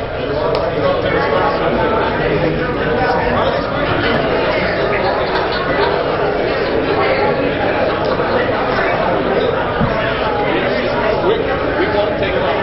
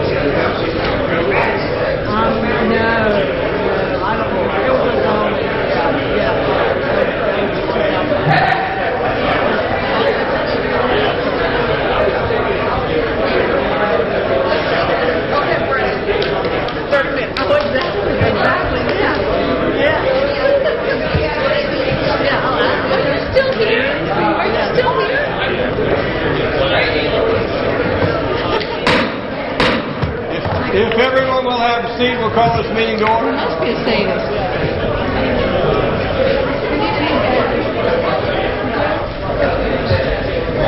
Oh,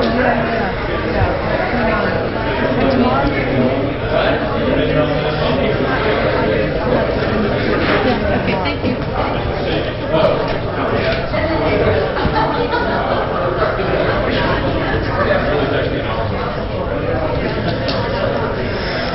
Make it. Oh, you.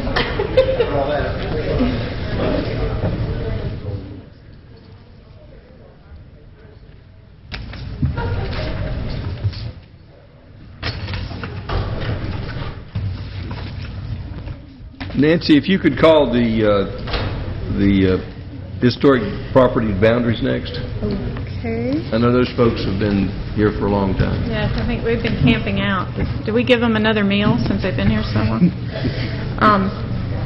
This is approval of an ordinance to amend the boundaries of the Historic Properties Overlay District as part of the official zoning map of the City of Roswell, TA 13-02. This will be the first reading. Mr. Townsend. I'm going to say very little since we did have a work session related to this. This is amending the historic boundaries to give lots 79, 83, and 85 on Wedge Street to be included in the historic district boundaries. This is an ordinance for first reading. This has been reviewed by the HPC. It's recommended for approval. The Historic Commission also supports this amendment. This is a map of the area that's being requested. This is a blow-up of the map showing the 3 locations that you discussed at your work session. This is the aerial of that existing property, a aerial photograph of that location, Staff and HPC are recommending that this be approved on first reading. Does the council have any questions? Councilmember DiPolito. Thank you, Mr. Townsend. What is the property currently zoned? R2. Which would provide for... Single-family homes. Okay. And R2, the minimum lot size on R2 is? 12,000 square feet. And how big are these individual lots? Do you know? They're pretty big. I don't know the exact acreage of the lots. What I'm trying to do is ascertain what the maximum density would currently be on the property.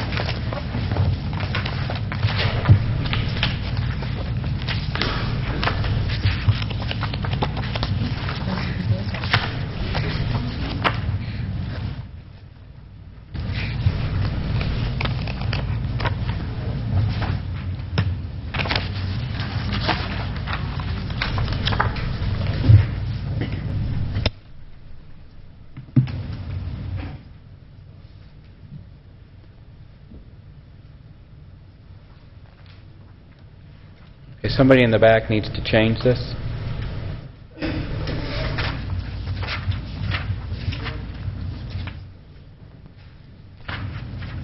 Elmo needs to go on. It's not going up there. Somebody's in back. Okay. The 3 lots added together are a little bit over an acre. This one's 0.3, 0.28, 0.47. So today you could build one house on each lot, even though they don't even meet the minimum lot size? You could probably, you might be able to split this lot to get 2 on this one, but those would have to be, just one lot, one house. Okay. In the R2. All right, so it'd be a total of 4. Total of 4, probably. Right. Okay, thank you. Any other questions? Councilmember DiPolito, do you have any other questions? Mr. Davidson needs to read the ordinance. Thank you. This is an ordinance to amend the boundaries of the Historic Properties Overlay District as part of the official zoning map of the City of Roswell. Now therefore, the Mayor and Council of the City of Roswell hereby accepts the report attached hereto as Exhibit A and amends the boundaries of the Historic Properties Overlay District to include 79 Webb Street, 83 Webb Street, and 85 Webb Street. And if approved, this would be the first reading. Do the council wish to make any comments before we hear from the... Well, we have an applicant to the extent of a property owner. I'd like to hear from him. Is he present here tonight? Yes.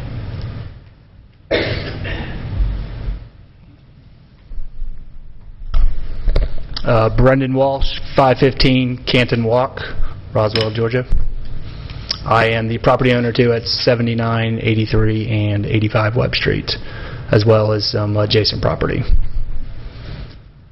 Could you let the council know your intentions with this property if this property is included within the historic district? Yes, intentions with the property. I was probably the third hand that changed over in Providence and Historic Roswell, which I think a lot of you guys are familiar with, the townhouse development off of Canton Street. We did not do the original development, but came in and invested in the property in 2009 when really no one else was building in the city or even the region. It's been a great success for us and for the city.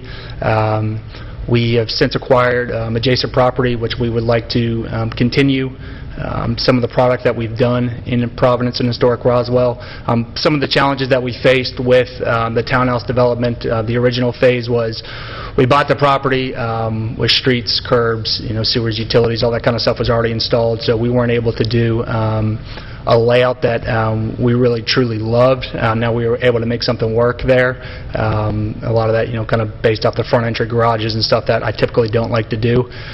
What we're planning on doing on these 3 parcels, and it's included It's actually 91 Webb Street as well. It's the parcel to the left, or to the west of 85, which is already included in the historic district.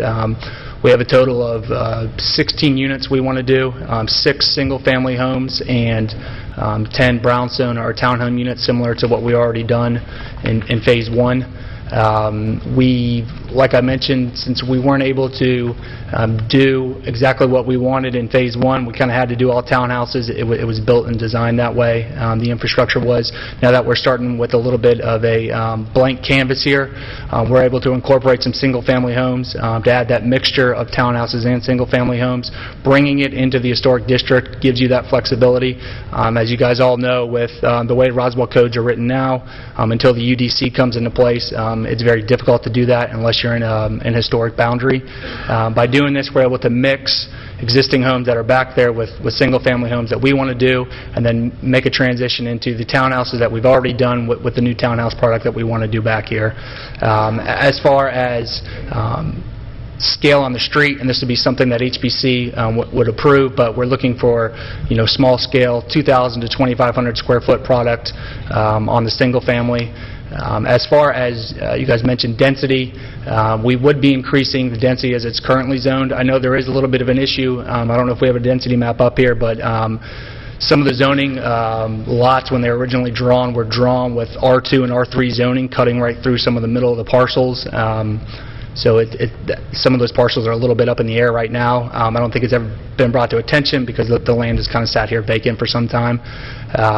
But what we'd like to do is do 16 units like I mentioned. That's not maximizing our density. We pulled out of that some density if this is zoned historic. I believe we could do a total of 18 units. We've taken 2 units out to preserve some large specimen trees to add to the character of the neighborhood. I think the site plan would be something that would fit this Roswell community very well, and would bring great success to the area and to the project that we've already done off of Camp Avenue and Canton Walk. Does the council have any questions? Councilmember Diamond. Mr. Walsh, have you talked to staff at all about what kind of road improvements might need to be happening there, or have you taken that into account? We've taken into account with kind of what we want to do. We haven't had specific talks with staff about that. I know number one, we talked about connectivity. We'd love to, we want to make sure we get the historic brick sidewalks everywhere back there. As far as actual road improvements, I think that's a little bit of a loaded question with, I know, kind of future development with the right-of-way off of Webb Street, and whether it ties into the Georgetown Chase back there and then the Goulding Place. So I think that is a little bit of a moving target, but we're willing to do whatever we need to do if we're looking at it isolated with the 16 units that we want to add. Councilmember DiPolito. Mr. Walsh, can you point on the screen as to which, I don't know if you can, does he have anything he can point with? Where the single-family houses are and where the townhouses are? If you look at what's existing now and then what we're going to do, you can see the existing homes there. There's one on the right when you come in, and then there's actually 4 on the left. One is off screen right now, but you see 3 that are there. What we're looking to do from a single-family perspective is 79 there. You can kind of see that large pecan tree that's in the middle. We're designing kind of 4 cottage homes, 2 to the north of that tree and 2 to the south of that tree. So that's the largest lot that abuts the most existing single-family product. So that's why we took that intention. That's one of the areas you guys kind of mentioned on the previous project that you just looked at. We've been looking at this thing with a microscope for almost over a year now, and tweaking this thing. We had the ability to do 5 townhouses on that 79 Webb Street if we wanted to, and probably earn more money or make more money. When you see the tree and you see how it ties in with the existing neighborhood, that's when we made the switch to kind of 4 single-family homes. 83 and 85 would be where we have 2 townhouse buildings, a townhouse building of 3 units where 83 is, and a townhouse building of 4 units where 85 is. They would share a common alley-type driveway almost on the property line of 83 and 85 right now, so access would be off of Webb Street. Frontage, though, for those units would be onto Camp Avenue for 85 and then to a common green park area onto 83. And then the other, I mentioned 16 units, which is to the west of 85. There'd be 3 more townhouse buildings that front Camp Avenue, and then 2 single-family homes that front Webb Street. We also...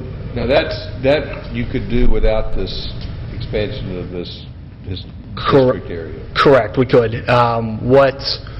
What we like to look at is kind of big picture thing here, especially, like I said, with the possibility of extending Webb Street and the Goulding Place property is, we want to make this feel like a community, not feel like we're doing one little piece here, we'll figure out the piece later, that type of scenario. Just for my information, which, in addition to lots 79, 83, and 85, which lots do the Walshes control? Where he's pointing on the mouse with the mouse now, to the west of that large rectangular parcel, to the south of that peninsula-looking parcel there. You then skip a parcel, and that parcel right there as well. Yes. So it is y'all's hope to develop all those properties? Yes, we had about 2 years ago, we had a actual design competition where we hired 3 different design firms to come in and kind of give us a master plan for all of those properties. Our goal is to do no more townhouses. 85 and 83 would be the last area with townhouses. The rest of the property, we'd like to do single-family product or detached product. And then we'd also, what we mentioned the baby boomers, the millennials, kind of what we like to focus on is giving people small outdoor spaces that's actually their private space, but then focus on community park areas. So areas where the residents can gather, whether it be a pocket park, a gazebo type area. Give the residents something small where they can let the dog out and cook out and have the grill out there, but then use more of the spaces as actual community space for everyone to use. Do you all anticipate you can do the rest of this development to the south side of Webb Street outside of the historic district under current zoning, or are you all anticipating additional zoning? Additional zoning to bring that in the historic district. You're asking for...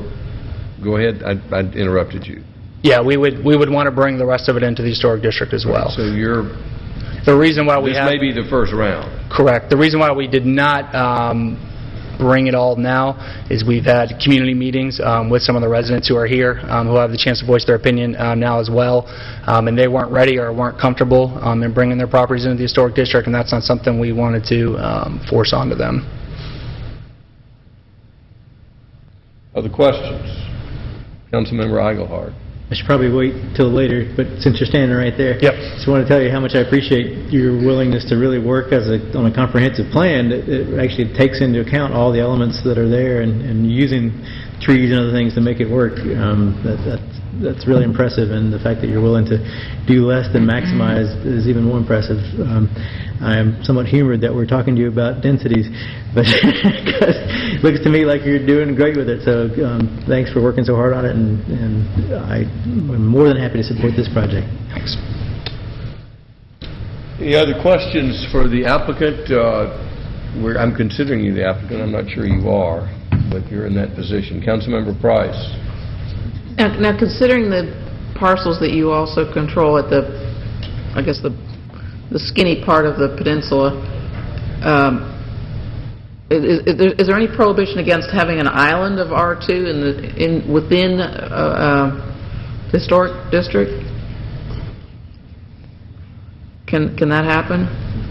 You can't create an island. Cannot create an island. Cannot create an island. All right, thank you.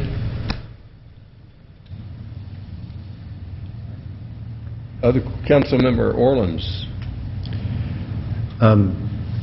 Interesting to hear you talking about the other pieces of property you have in there and some other intent, because, and I think I expressed a little bit in the other room, my concern is just we've got a single-family neighborhood there that, is surrounded by the historic district, but trying to preserve that and just dropping in these 3 lots, I just have some concerns about that. What I was suggesting over there and what I'd like to see is just all of it done at one time and one plan done, and it may take some time to finish it up. So it's interesting now to hear you've got some other pieces under control and trying to do a total project, and I guess that's what I'd like to see done. I'd like to see it done in that way. Same thing we've done up on Woodstock. I hate piecemealing parts of it into the historic district, so that's just some of my concerns. Any other questions for the applicant at this time? At this time, we'll hear from the public. Anyone wish to comment on this? If you come forward, give us your name and address, and we'll be glad to hear from you. Hi, Eric Schumacher, 145 Prospect Street. I attended the meeting earlier tonight where we got some additional information, or I did at least. I would like to see the city address adding things to the historic district, perhaps on a schedule instead of piecemeal like this. I think there's a lot of overhead in doing so. I saw a room of a lot of people there. I don't want to do this, or I don't think we should do this. As a city, frequently as things like this come up, I think we should make it more efficient so we're not doing one lot here and there, and especially in this case where it looks like we've got a number of places we're trying to put together in one development. So perhaps in the future we can go with the once-a-year situation where we can analyze the boundaries and look to see if we've got some opportunities to get some economies of scale on this kind of a thing. Additionally, it's kind of ironic we're using the historic district to just make a zoning change to allow for some higher density here, when in fact, if we're true to the idea of being historic, this area is single-family homes. So I'm glad that the applicant is working with the neighbors, and I hope that they're going to be happy living across the street from some very large buildings. I don't think it's going to look appropriate, but perhaps over time, I guess we're thinking that the property values will raise great enough that it might be interesting for people to sell and for this to become higher density on both sides of the street. I'm not sure, but as it stands, I don't think it's going to appear appropriate. Sure, maybe a couple of small homes around the tree, that is one thing, but when we look at some larger brownstones directly across the street from a single-story house, that street does look more historic with single-family homes. It's not going to look the same way when we've got these larger brownstones down one side.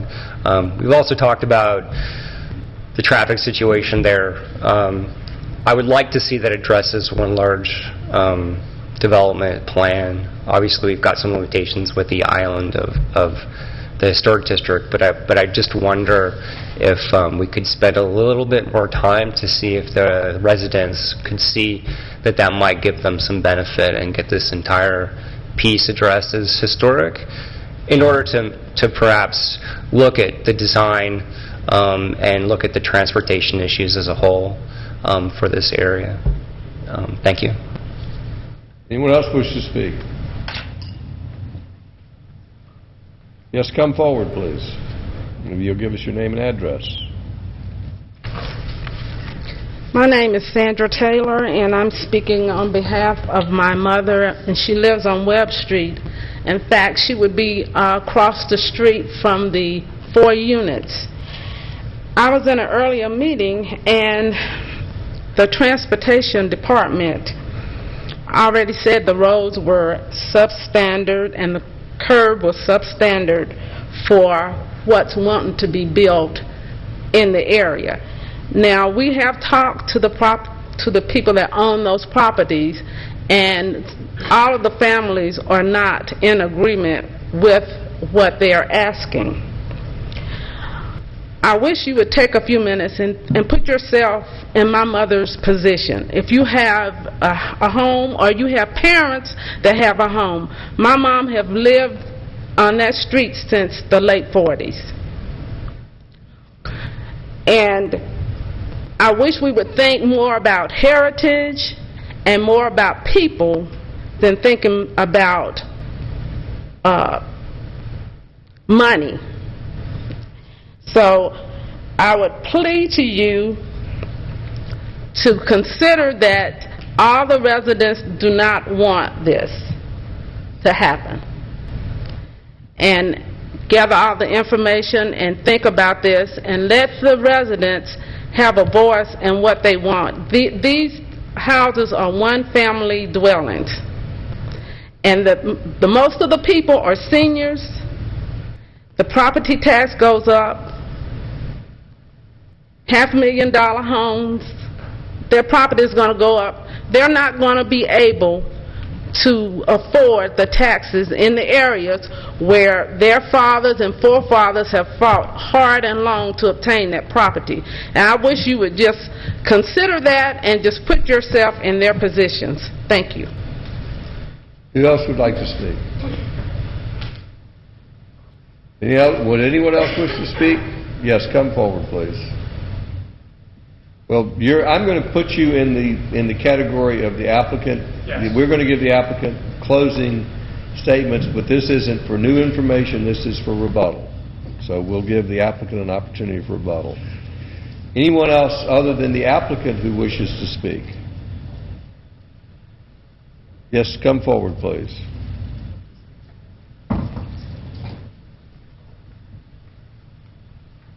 Thomas Shelton, 840 Camp Avenue. I'd just like to say that Lehigh Homes has done a great job of building Providence and picking up the construction in there when nobody else really would build in the area. And they've done a great job of that, and I think that they would continue to do a great job in the other areas. I agree with the woman that just spoke about the raising property taxes, and I wish there was something we could do about that.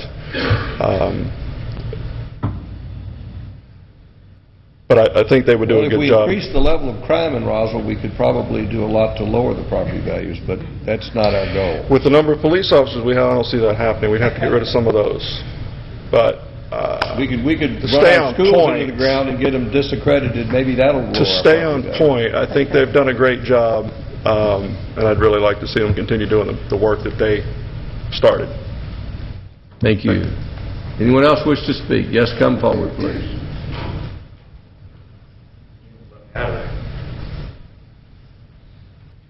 Michael Haddon, 700 Freedom Lane. I'd like to just echo Thomas's statements, and as a person who's not directly impacted by this property, I will say that it will add vibrancy to Canton Street and what we're trying to build down in our downtown historic area. Again, you can obviously see the quality of the product that Lehigh Homes has developed so far. I believe that they are making as many efforts as they can to reach out to the community, and I think that this is a good project for Roswell, and I support it, and I hope you do. Thank you.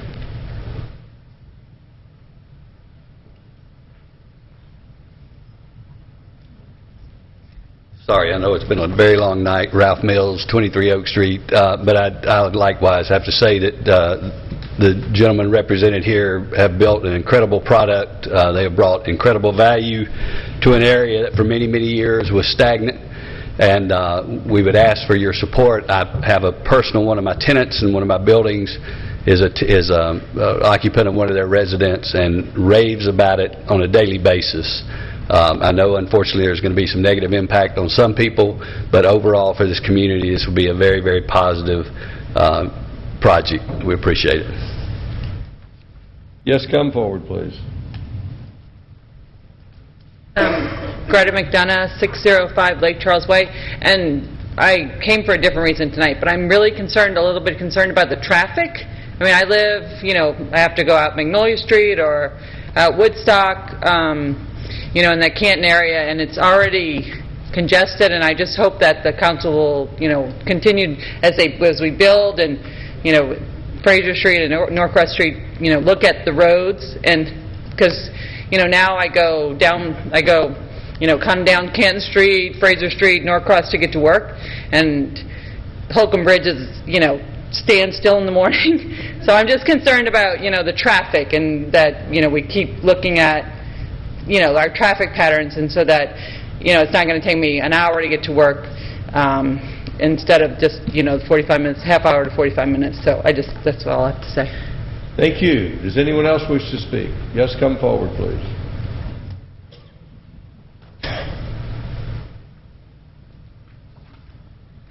Richard O'Donnell, 555 Lakemont Court in Roswell.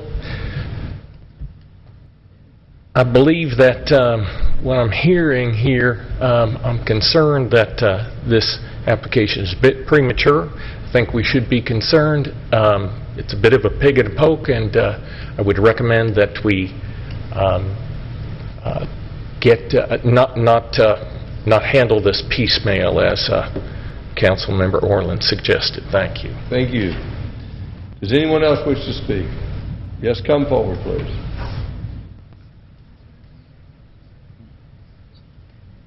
My name is Emily Winters. My mother is a resident at 57 Webb Street, which is not one of the properties being considered here. Although she lives there, she has to put up with the currently, as you're saying, piecemeal. Right now, that's what's happening. They're building, and they're going down that one street, dead end Webb Street. The trucks are coming in and out. There are no sidewalks. We talk about aging in place. Those people have lived on that street a little bit more than 75 years. And the public utilities on that street, fires have happened on that street where the fire truck couldn't get down to the street to put the fires out. They had to go across the street to get water or whatever. Might want to consider those things. Not sure. I've heard that there are meetings with the owner. I'm not sure where those meetings are being held. My mother calls me and says, well, I think you need to come over here right now. It's Sunday afternoon. They want to have a meeting. I mean, she calls me at 12 o'clock. You need to be here at 3 o'clock. These are impromptu types of meetings. Let's move. Let's do this right now. You need to be here and find out what's going on. So maybe a little bit more notice on the residents. I mean, the meetings with the owner. I'm not sure what the protocol is for that. The Historical Society, or they call it preservation, it has setbacks. The city of Roswell has setbacks. We rebuilt the home that burned at 57 Webb Street, and I know I dealt with some of the council members on doing some of the setbacks for the home at 57 Webb Street, and it wasn't that hard to deal with. But are there setbacks, requirements for the historical preservation plus the city? Are you going to widen the streets, or are there going to be sidewalks? There've never been sidewalks. Are you going to, like the lady said previously, you run a sidewalk and it just drops off right here at this property? I mean, piecemeal. You asked a lot of questions. Oh, sorry. I don't mean to. My time is up? No, your time is not up, but you've asked a lot of questions, and we'll try to answer some of them. And I'll try to answer the first one on sidewalks. If these lots are developed, they will be required to put in sidewalks on their property. They are not required to put in sidewalks off of their property. They can be required to make street improvements to their property, but not off of their property. If they want to extend this road to the west, where there isn't a road, there's going to be a lot more requirements as far as the road going in, but that hasn't come to us yet. The city Councilmember Price did put in $25,000 for sidewalks connectivity, and that this street would qualify for some of those because it's adjacent to city parks or the equivalent. So there are a lot of questions that are unanswered, but sidewalks would be going in on this property, and there's a real possibility of extending them onto Canton Street because it's part of a walkable community. As far as the setbacks, Brad, could you respond to the setbacks? The existing zoning district has regular R2 zoning setbacks. The historic district has a lot. They're minimal setbacks because it allows for the multifamily, the townhouse development, but there are some minimal setbacks related to that. So the setback requirements would be reduced under the historic district for the townhouses. and I'll let the applicant respond to some of your other comments.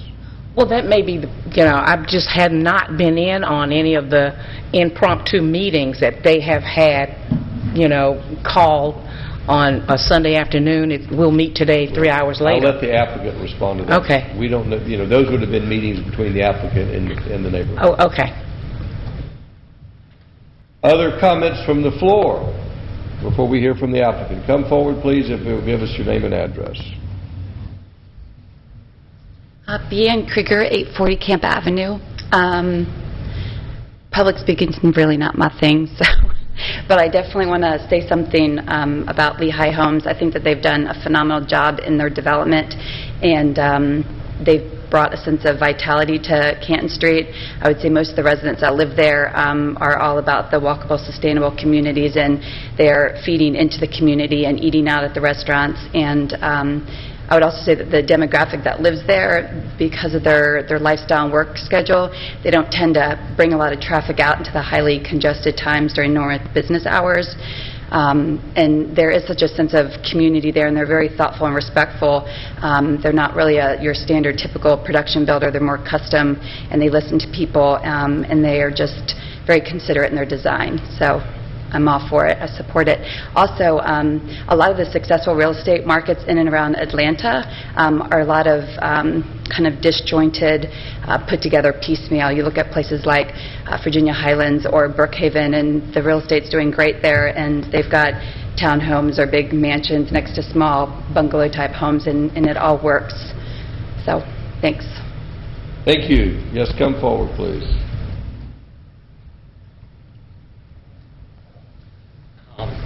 Adam Braun, 1330 Land O'Lakes. I just want to say that I think that the stuff that they're doing is extremely influential for, I think, other potential projects in the city. I think that if the stuff that they get to do goes through, I think that it really shows other developers coming in, projects for our city to point to and say we'd like things to be done sort of like that, sort of how the influence of a guy like Lou Oliver has on our community. I think they definitely have a similar influence, and I think that's very important to this whole Grove Way, a lot of the projects that are coming down the pipe. So, does anyone else wish to speak? Seeing no hands up, I'm closing the public hearing. We'll hear from the applicant to give them an opportunity to respond to comments that have been made. Mike Walsh, 545 Canton Walk, and a couple things. We have met. Unfortunately, you missed the meeting on. It was Monday at 7 o'clock where we had 20 of the homeowners. It wasn't on Sunday, but I have to tell you something. This property, and I was hoping Annie Strickland was going to step up here and give us her opinion on the property, because there's a lot of history back on this street, and the family's been nothing but welcoming to my family on that property. They invited us to, how many reunions was that, Annie? What year reunion was it this year? Was it the 100th? What year reunion was it this past summer in August? Yeah, the reunion you had in August. 72 years of reunions, and when you sit there and listen to the stories that happen on that street, and then Brenda and I had a wonderful evening last Monday where we had 20 homeowners, 20 of the descendants back there spend 2 hours with us telling us what they did back there. And I bring that up because it's extremely important. I think this is historic, what's happened back on that street, and why this looks a little disjointed to you, because we want to go at their pace back there. We had a design competition. We had 3 great town planners come, and our conditions were as such. One, we wanted, unlike the first community that we bought that was already built, we wanted 70% of the home to be single-family homes. Second, use urban development techniques where the garages are pulled behind the lots. And third, really tie into the heritage. So we had a great plan. We sat down with the community, and the historical zoning this all historical was very scary to them. They had some bad history with it. They were concerned that it was going to raise property taxes. It was going to require them to do different things on their property. And with that in mind, we said, you know what? Let's slow it down and do this in 2 phases and make sure that both phases can stand alone. So when you look at this, it may seem disjointed to those not familiar with the 2 years of work we've done on this, but this is really adjacent to the historical area, and the townhomes, the 2 buildings we have on 83 and 85, we turned them so you're just seeing the corner of those units, and there's going to be a special design on the end grains to make sure when you're coming around that corner it feels very homish. So I guess our big commitment is that we don't want anything to be done on that street that doesn't respect the heritage that's existed, and you hear it through grandchildren and children when they start telling their stories about how they were raised there and the kind of things they did in that street. And nothing would please me more than to have more Stricklands move back to that street because they felt like it had this sense of the same community that they were growing up in. Anything to add, Brendan? Does the council have any last questions for the applicant? Thank you, sir. I'll entertain comments before we entertain a motion. Does any council member wish to comment? Councilmember Diamond. I have a question. This is set to be first reading, which is not the final decision. There's a time period in between. When would the date of the second reading be? 29. Okay. And you can ask for more time if you want it. It would normally be scheduled the 29th, but if the council feels more time is appropriate, you could ask for more time, right? Correct, Mr. Davidson? How much? What's the date of the next zoning meeting? The June meeting? June 10th. Okay. Councilmember Wynn. Thank you, Mr. Mayor. Mr. Walsh, the people I've heard from that lives there didn't want this. I mean, they're very concerned. So I'm concerned that it doesn't seem like there has been open communication. Now, I'm just filling this out. I take, for example, World Harvest in Wexford HOA that we just heard from tonight. HOA came up and they were so, supportive of what they were doing, what World Harvest was doing, but I'm not hearing that tonight. I think that what happened over at Providence was great. I think it's a great development, and I'm so glad that it's very successful. But I do have some concerns about this being piecemeal and having an effect on the existing residents. And if Councilmember Diamond feels that it might be good to have maybe a little bit more time to talk to the residents. I think what I'm hearing that they're very concerned about what is happening because they don't know what's happening. And I think that's what's there. I just don't know if I could support this right now without having some of the residents having a better comfort level than what I'm hearing tonight. Councilmember Price. Thank you. I just was curious, the surrounding areas that are in historic district, they all come in sort of at one time, or has this been a progressive walk into this area, or what's the time frame of previous inclusions in the historic district on that side of Canton Street? 30 years ago. Councilman Orleans. One time. You can answer that question. 90, right into there. 79. About 1989 or 90, right? 90, right in through there, 88, 89. So this is the first alteration? In this area, in this block, in this whole area. I can't remember if we've had some other minor things, but this wedge was left out originally. Other questions or comments before we entertain a motion? Councilman Orleans. I've already expressed some concerns, and it's just, I'd like to see the whole area develop together. I mean, right now, just the little things like the street. If you have those 3 lots changed, all right, our transportation says, okay, you got to widen the street into your lot. I mean, that doesn't help the whole issue there. It's just, it needs to be done in one piece, and if there's a way to try to do that and you need some time to try to look at it, you know, more than willing to try to help you in any way I can. But I just, I can't support the three lots just going tonight.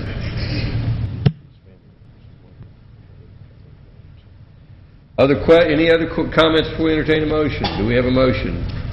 I guess I see it a little differently. I'm hearing concerns about safety we have now.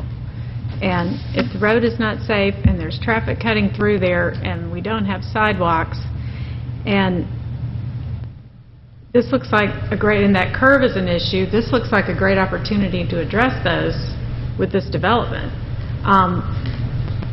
I would encourage, because this is a first reading, if it passes the first reading, to take, and I would suggest the June 10th meeting be the next discussion of it, that all these ladies give you their contact information so it doesn't just go through the one family member, that everybody's aware. And between now and then, maybe you can talk to them and give everybody a comfort level. And I just think, you know, the opportunity to work on that curve and make that a safer road and put some sidewalk there, I think is a great opportunity, and I would hate for us not to take advantage of that for the sake of the neighborhood. So I would also encourage the Walshes, if you haven't already done so, to get together with the management team pieces that Alice Wakefield and Kay Love can put together for you for preliminary walkthrough of what you're looking at doing, and kind of give you an idea of what might be expected, and you may have already done that, but just throwing it out there. I also would like to ask Alice Wakefield if, sorry, and I was going to ask the chief, but he's not here. It's probably going to be more directed at police, but they're having a real issue with parking on that street at night, and if we could, between code enforcement and police, work on that. They'd like some no parking signs down there. Maybe we can make that happen, Mr. Asenbrack. And just do some creature comforts in the short term that can make that a better situation. So with that, I would move to approve the first reading with more to come. We have a motion to approve. And with moving the second reading to June 10th. Motion to approve the first reading with a second reading on June 10th. Is there a second? Second by Councilmember DiPolito. I would also encourage the folks who have concerns about this project and the Walshes to get together. I understand the wish to be left alone. I understand the desire that your neighborhood not change, but the train has already left the station. This community is changing, and I would encourage the neighborhood to, rather than to resist all change and have a change overcome you, is to say, how do we influence that change to improve our neighborhood? And for those folks who say the biggest change, the change which we are objecting to, is improving property values, I don't have a solution for you. You know, my goal in Roswell is to improve property values of everyone in the community. East Point has done a great job of keeping property values down. East Point is where no one wants to live. Property values are going up because people want to live here, and I will tell you that is my goal, is to get, not to raise property values. That's a byproduct of making Roswell a place that people want to live and come to, and I will continue to try to make Roswell a place that people want to live and come to. And unfortunately, for some folks, that means property values going up. But as far as if it were my mother, I would hope that her property values went up. So I do encourage communication and trying to work out something that works for everyone. World Harvest Church was a great example. That was deferred many times. But at the end of the day, they came up with something that made everyone happy. And that's not always possible, but that's, as a council, we always love it when everyone's happy. That makes our job much easier. We have a motion and a second. Further discussion. This is the first reading. The council may or may not pass it on the second reading, even if it passes tonight, and it may have a different form in the second reading. All in favor of the first reading, raise their hands. That would be Councilmember Price, Councilmember Eichelhart, Councilmember DiPolito, and Councilmember Diamond. All opposed, Councilmember Wynn and Councilmember Orleans. I hope that we see a changed product at the second reading, that we have more acceptance and more votes on council to support. The folks who have stuck around for that may go home, or they may enjoy continuing on this marathon meeting. Staff, you cannot leave as much as you'd like to. The next item is approval of a sidewalk cafe license. No. You skipped one. He skipped one. I'm so sorry. Yeah, okay. I thought I marked them all. Rezoning concurrent variance. That's fine. Okay. Modified homeschool. Okay. I'm with you. Okay. RZ 201-300-146, CV 201-300-149, CU 201-300-151, 2370 and 2380 Holcomb Bridge Road, Regina Valley Academy, United Community Bank, Robert Donner, Land Lot 730. Mr. Townsend. This is a rezoning, a concurrent variance, and a conditional use at 2370 and 2380 Holcomb Bridge Road. They are requesting variances to the setback and buffers located adjacent to single-family homes. This is the aerial location on Holcomb Bridge, just past Old Scott Road. It's a triangular piece of property that contained two single-family homes. It's across Holcomb Bridge Road from, I think it's Grace Church. Grace? Yeah. This is the current wonderful zoning of FCA that we're hopefully not going to have for many more months. This is the subject site plan. It's a single-story, approximately 20,000 square foot single-story building for classrooms, parking and access, one access point on Holcomb Bridge, parking in the front and on the sides, playground to the rear of the property where the triangle is at. Staff was recommended approval. Planning Commission recommended approval with conditions. The conditions are included in your resolution this evening. The three variances relate to the 40-foot buffer along the eastern property line, the 25-foot buffer along the western property line, and to reduce the 50-foot building setback to 47 along the eastern property line and a 40-foot to the western property line. Staff would recommend approval of this application for the rezoning, concurrent variances, and conditional use for the school.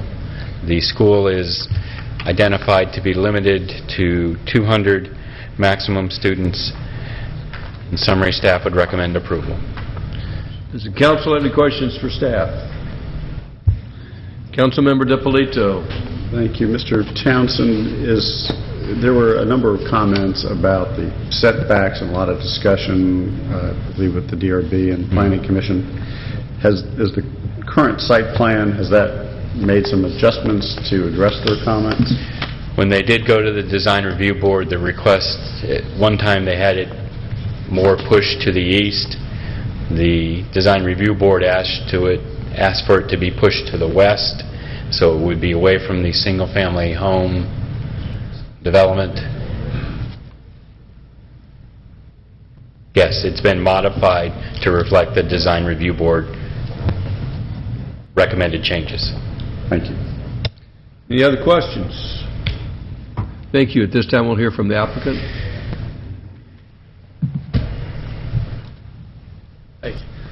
Good morning, Robert Donner. I'm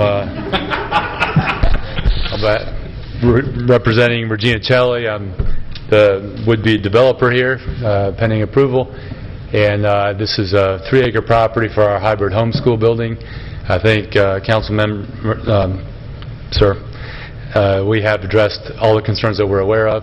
I don't believe we have any opposition. We've met with the neighbors. We've had many of the neighbors speak up on our behalf promoting this. And so I think at that I'll just take your questions. Councilmember Wynn. Thank you, Mr. Mayor. Mr. Donner, I think this is a great idea. I have a friend of mine that has homeschools 2 kids, and she actually gets a break a couple of days a week. That's right. Because she uses one of these. But I do have a couple of questions for you. Number one, it says a maximum of 200 children or 200 students. I'm assuming that's from kindergarten up to senior? It's a K through 12 program, yes, ma'am. Are they going to be there 200 at the same time, or how does that exactly work on this? Yes, ma'am. The school has been here for 10 years, and that they have operated this way for that entire time. But for the complete expanse of K through 12th grade, the maximum students that would ever be in this building at any one time would be 200. They typically are 12 to 15 kids per classroom, and they meet twice a week. But that's 5 days a week, though. I mean, you will have different children 5 days a week. Yes, ma'am. We are anticipating that. Currently, the enrollment is just 2 days a week. The idea would be you would have a Tuesday, Thursday program, Monday, Friday program. Those would be two separate schools, 2 separate student bodies. Right. But each student body, each school would meet twice a week. Okay, now I don't know if this is going to be for staff or for you, and assuming you're not going to be running buses because of how the program's set up. So is there enough area within the, I'm sure, Brad, you can answer this for me, for drop-offs? Because if we're talking a maximum of 200 children, let's say you're carpooling, there could be, let's say, 60 or 70, 80 cars coming in at the same time. Is there enough of a type of a drop-off area that it's not going to overflow on Holcomb Bridge? And I can address that. If you, yes and yes. I mean, we've been with transportation engineers and fire, everything. We've met all the requirements. But the nature of this curriculum is that the teachers are the parents. So the majority of these vehicles are drive to and stay at the school. There are some drop-off, but that is, my understanding, is a minority. She's the director of the school. I'm sorry, how many? It's about 25%. Oh, no, he has to be on mic. I'm sorry. About 25% are drop-off, and the remainder are... So some of the parents will actually stay there and teach in a classroom then? Yes, ma'am. All the teachers are Okay, parents. I appreciate that. Okay, thank you. That answers my questions. Thank you. Other questions? Thank you. You may have a seat. Is there anyone here who wish to be heard on this issue? Any comments on this issue? Do we have a motion? Move to approve the requested rezoning and conditional use with concurrent variances and conditions recommended by staff and planning commission. Motion by Councilmember Diamond for approval. Is there a second? Second. Second by Councilmember Wynn. Is there any further discussion by council? All in favor of the motion, raise your hand. Unanimous. Great job. Yes. Record tonight. Yes.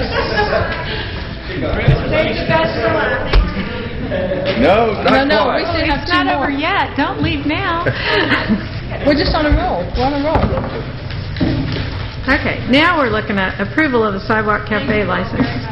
SC 16360, 936 Canton Street, Mac McGee's, Robert Forrest. Mr. Townsend. This is a sidewalk cafe license for Mac McGee's. Representatives have been here and gone and have come back and gone again, and I think they're still here. Yes, they're still here. Okay. The simplest picture... They're like night people. They work at a Yeah, the simplest picture is this picture. They are looking to use the area inside the post, under the overhang, to set up tables for sidewalk cafe license. So the area existing around does have the minimum width that exists between the planters and the post in this location. Staff would recommend approval with the 3 conditions. Does the council have any questions for... Yes, Councilman Orleans. Brad, I didn't go out there with a tape, but I can't believe there's 5 feet between the post and the trees. So, you confirm there is? I don't believe it is exactly 5 feet. I believe there is the existing dimension that it's there. I mean, if we're going to... We'd probably have to fill in 6 inches to a foot in those planter areas to get the 5 feet. Well, that's what my fear was, and that's where the issue is. And do you want that to happen? That's what you include as your part of your condition. Is it the minimum 5 feet? Does that require a tree to go away?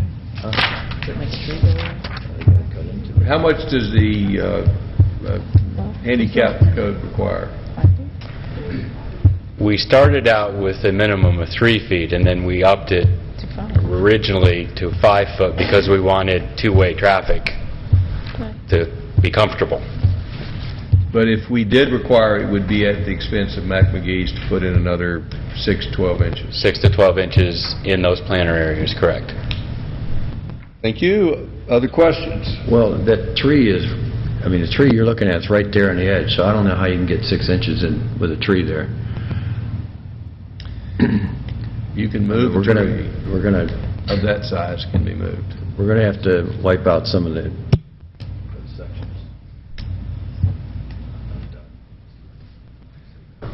Other questions? Councilmember Diamond. Do we not need that to be 5 feet regardless? Well, the council established 5 feet as a standard. The handicap says 3 feet. Okay. You could, in essence, grant a variance to your 5 feet if you wished, because y'all set that rule. Or you could require the sidewalk to be widened at that point to 5 feet. I think we originally looked at 3 feet and it wasn't working, and so that's when we decided it needed to be 5 feet, and we required 5 feet everywhere else. You know, my suggestion would be, if we're going to require the sidewalk to be widened, is perhaps look at even more than 5 feet, because of the nature of Canton Street, those sidewalks are filled up, and reduce the size of the planter if we're going to make that change. Councilmember Diamond. Now, if we did this, does it go to HPC for how that would lay out and what it would look like? As long as they meet the furniture barrier connections that HPC has pre-approved, it would not go to them. And if we require some pushback on that island, on those beds, who would handle what that looks like? The bricks should match the existing location. We would then have to determine how much of the landscaping and grading, but it would be at the expense of McGee's to be able to do that. Right, but who decides how much is done? Is that staff does that, or is it Well, HPC, or? Staff would be community development staff, as well as transportation staff, related to making sure it's the proper width and location.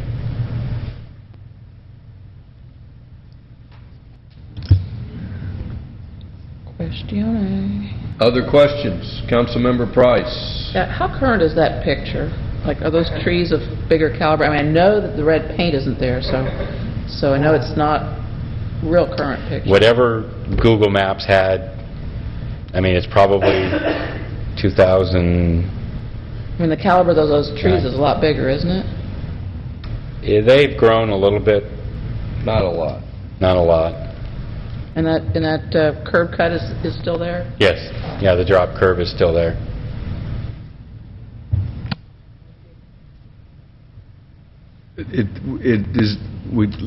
I'd like to invite Mac McGee's representatives to come forward. Tell us what their thoughts are.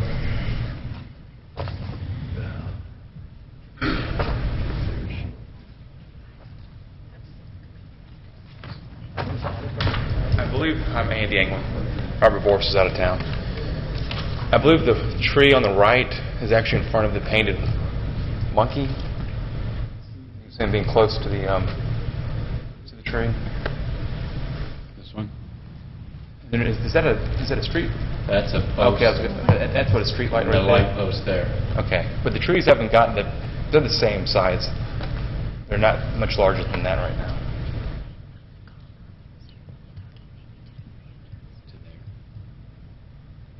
It's like 4.5 feet, I think.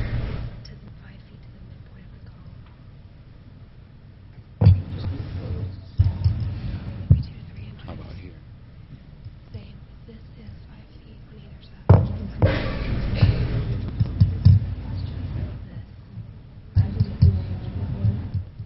If the council asks the Mac McGee's to widen the brick sidewalk there to give a minimum of 5 feet, is Mac McGee's prepared to do that? Yes, sir. Thank you. Staff needs to probably clarify that. It's probably not more than a brick or two. To get the 5-foot dimension from this location to the outside of that pillar is probably 4 or 6 right now. Well, council needs to know all these issues. All right, council, what's your pleasure? Y'all have any questions first? Council, you have any questions, Councilman Orleans? I'd like to see it delay it so we get some real facts and know exactly what we're talking about, what's agreed to, what's not, how we're going to treat the landscaping, how it's going to be done if we're going to try to move forward. Councilman Member Eichelhardt. Apparently there are some arborists in town that could tell you that tree's about to die, so you could move it. Let's talk to a previous, and no, I'm sorry. But seriously, if it came down to it, I mean, you could, like you're saying, you could move that tree. Or you could plant a brand new tree one that if it was says, dying. right. Yes, you could. I would, if the council makes the decision to widen the sidewalk, if we're doing it, let's take a look at whether we want to widen it more than 6 inches. I'm not suggesting that's what we want to do, but if you're going to mobilize and put in a few bricks and redo the landscaping here, take a look at the traffic patterns and how this works. Mac McGee's wants something that works so they don't have a traffic jam in front of there, and if you're going to add 6 inches, you might add more just to make things work. So look, if that's the council's pleasure, let's look into it further. Other comments from council before we entertain a motion? Just a quick question. Councilmember Price. How many tables would this include, and would they be serving from the back side or serving from outside the chains? Within the chains. 4 tables. Serving from within? Within. All right, are we ready for a motion? Councilmember DiPolito. I have an unrelated question for the applicant. I'm sorry. That's all right. I have an unrelated question, but you have a really great shepherd's pie, and it has a spice in it that I cannot identify. I have to ask the chef, so. Oh, you can't answer that? I don't know. Oh, sorry. man. All right. Okay. After midnight, the council gets a little rowdy. It's just like your patrons, after midnight they get rough. I figured I had an opportunity to ask the question. I'll try to find out. Councilmember Diamond will entertain a motion if you have one. She's looking for an out. Councilmember Price. Since Councilman DiPolito got a little silly, I'm going to suggest that maybe we add another condition that there's a change of the color. He's in waiting. No comment. Well, we'll entertain a public comment once we know what the motion is. I always like the public to know what the motion is so they can comment on it, so I don't have to hear it twice. All right, I'm going to take a stab at this. I would move to approve the resolution to grant the sidewalk request with the conditions suggested by staff. Additionally, that... What conditions were those? The approved site plans, do you really want this?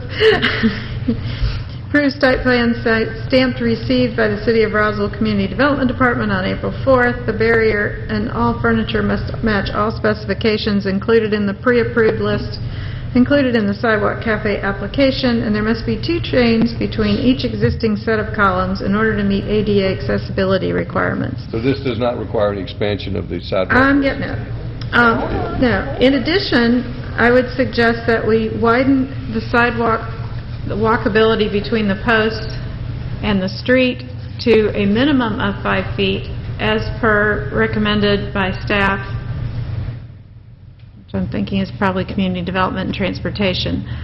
And I will add a caveat that I have talked to our arborist, and he will tell you that all the trees on this street are in the 10-year window of not being happy trees, and that they don't have a long cycle and they're about at the end of that cycle. So in so much as we may be looking at replacing those trees in the near future anyway, it would not be a devastation, in my understanding, to move the trees or replace them with something fresh and new. It might actually save us some money. We have a motion. Is there a second? Motion is second. We'll hear from the public right now. Does anyone from the public wish to comment? Yes, sir. Come forward, please. Eric Schumacher, 145 Prospect Street. I know it's sorry to come up one more time, but I do have a comment about this. I think because this is in a unique position where you come off the sidewalk directly to this building, and it is a tight area, and I didn't believe it was 5 feet from those posts. That, you know, I think that we need to make more room here. I support,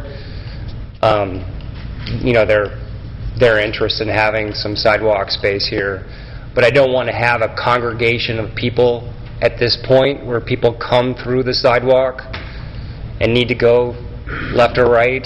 If people are waiting to get into the restaurant, waiting for these tables, looking at a menu that it might be at a podium at some point, I think that we should make a recommendation that we're not having a congregation area right at this point where people need to cross, and that we're not going to extend any kind of, you know, proper podium or menu system into the sidewalk area at this point. So I would say that let's help them out with some additional sidewalk space where we've got these planters.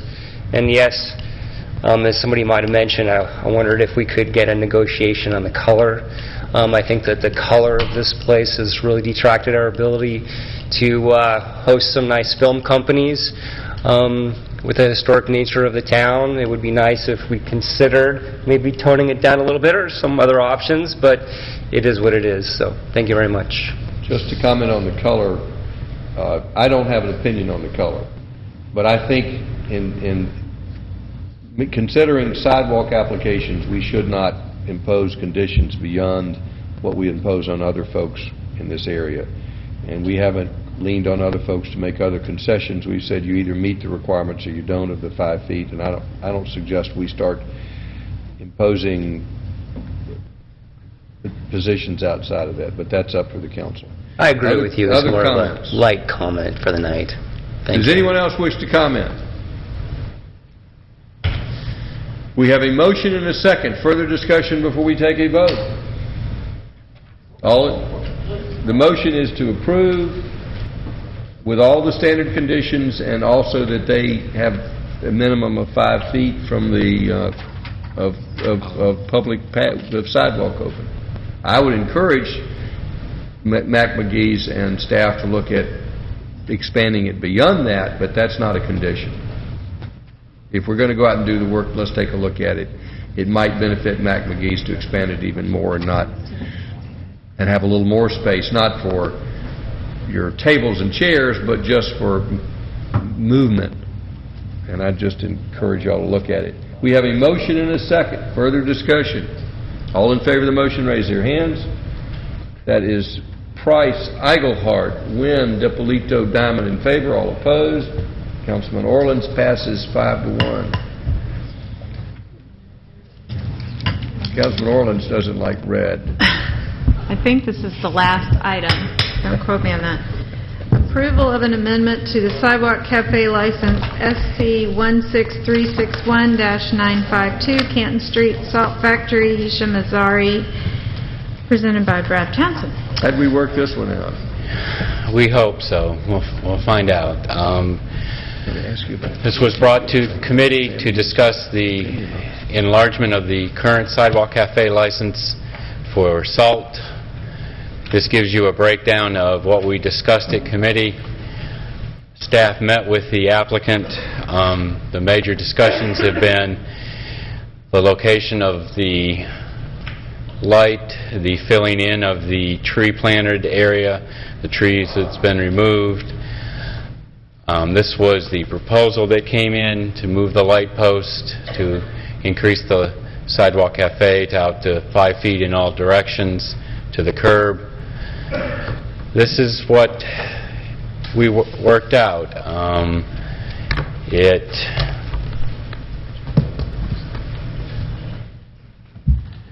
provides this little retaining wall area here. This area then drops to be flat. So then this ends up being the ADA ramp that's up. ADA ramp that's up. The light actually moves into their Sidewalk Cafe area. Famous architect. So this was discussed.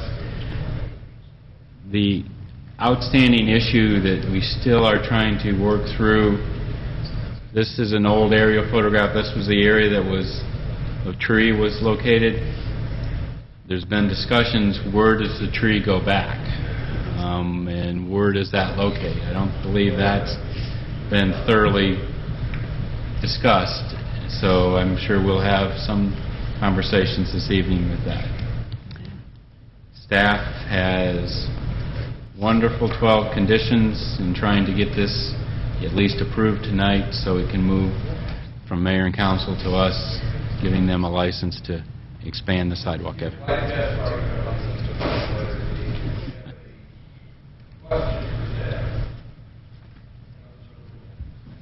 Thank you, Mr. Mayor. Brad, just on this lineup with the light post, one of the things was trying to get it all lined up now in are they now uniform in line I'm up? not sure. It's almost 1 o'clock in the morning. You know what I'm talking about. I know what you're talking about. I'm not sure whether it does. I'd have to check it. Okay, and on the ramp, how this looks with the little retaining wall, so we will have a platform there, so if anybody's in a wheelchair, they'll be able, we'll have a level platform Right. and then go. Right. They stop at a level platform area in this location. I see Steve And they ramp up. Eisenbracht doing this, so I'm assuming that's okay. And on the tree,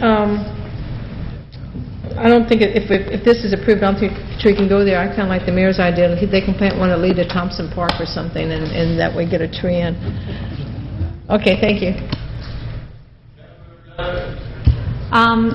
The tree situation is partly the tree and partly the well that it creates that helps with runoff in this, to quote a great engineer, very underserved stormwater situation. So Chandlery, I've spoken with them, they really would prefer not to have a tree in front of their property. And salt really, it doesn't work in that spot, but Mr. Eisenbrecht and I talked late this afternoon and hatched a plan for your consideration that because there are other potential improvements in this area, that maybe we make this an approval with a sunset that we can review so that the applicant can use it for a season or maybe two while our plans are happening on the other side of... Yes, Transportation, Public Works, they're working on something for us to look at in that area that will shift some things that may solve our tree problem and our drainage problem. But in the meantime, we could allow the applicant to have the sidewalk cafe while we work through it, but we won't have a tree while that happens. I do have one question, Mr. Mayor, on that one. In the meantime, is there any potential of any type of puddling or flooding or anything that could happen there? And with the rain that we got, this last 6 months or so, felt like Noah. Will this, and I'd like to have Mr. Moran answer that, will this, what Councilmember Diamond is suggesting, I'm just concerned about if there's even any type of concern about any type of flooding? Yes, ma'am. I mean, as Councilmember Diamond indicated, the plan for the relocation of the tree well incorporated a new location for the tree and also a drainage inlet that would pick up some of that drainage, because it's fairly notorious that there's poor drainage there. That little graded inlet there is not much for all that impervious area. So, whether the tree goes there or not, it would be beneficial to add some sort of inlet there, which could be just a graded cover. That's Well, that's what I was going to ask. Can we do a tree well without a tree? I mean, can you do a cover? From our standpoint, it would be no problem. Yeah. And I don't think that would hurt the width of the sidewalk, because you can still... where the tree Exactly, well was, exactly. through into a gravel. Until you all can figure out exactly what you want to do. And the world-famous architect can design such a grade. I think that'd be great.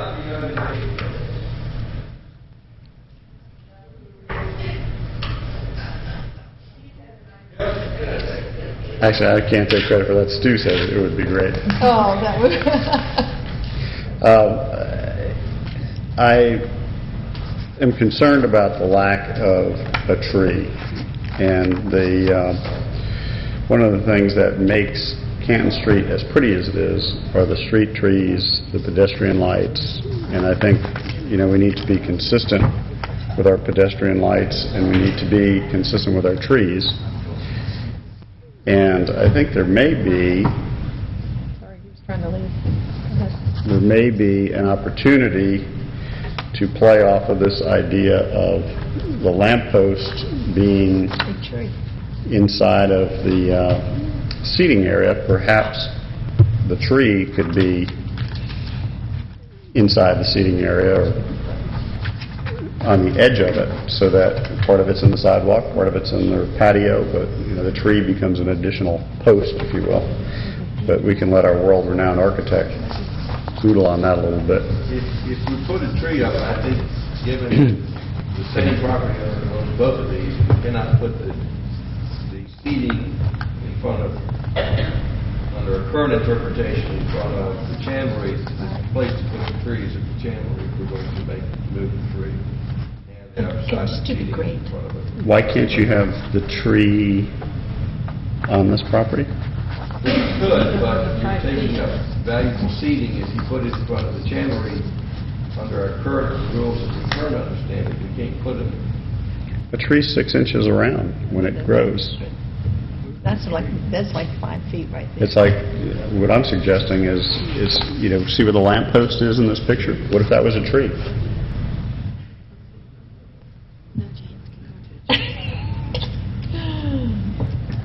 It really wouldn't be a whole lot different.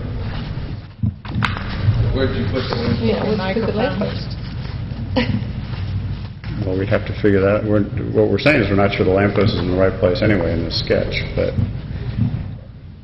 Okay, I think it's too late for us to make any real decisions. I just want to interject something that has happened before related to the tree. Depending on the grate and the well that's required, that could impede ability for chairs or tables, depending to scoot back or fall down in the little grate. So it would have to be some super duper engineering or innovative design for that to work at that location.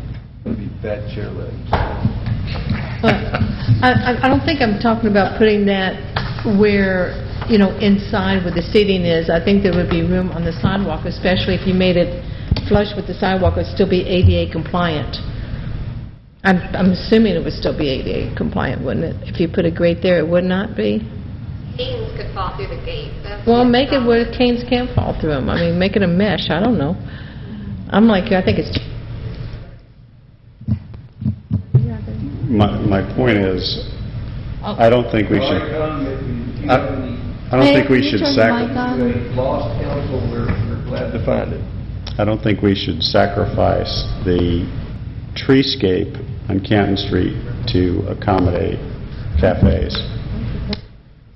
Saying in the last one.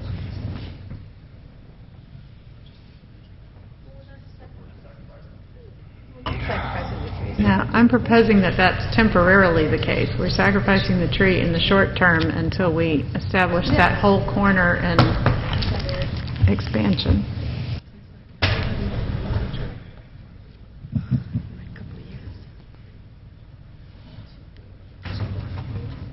May I, Ari Cohn, 74 Woodstock Road.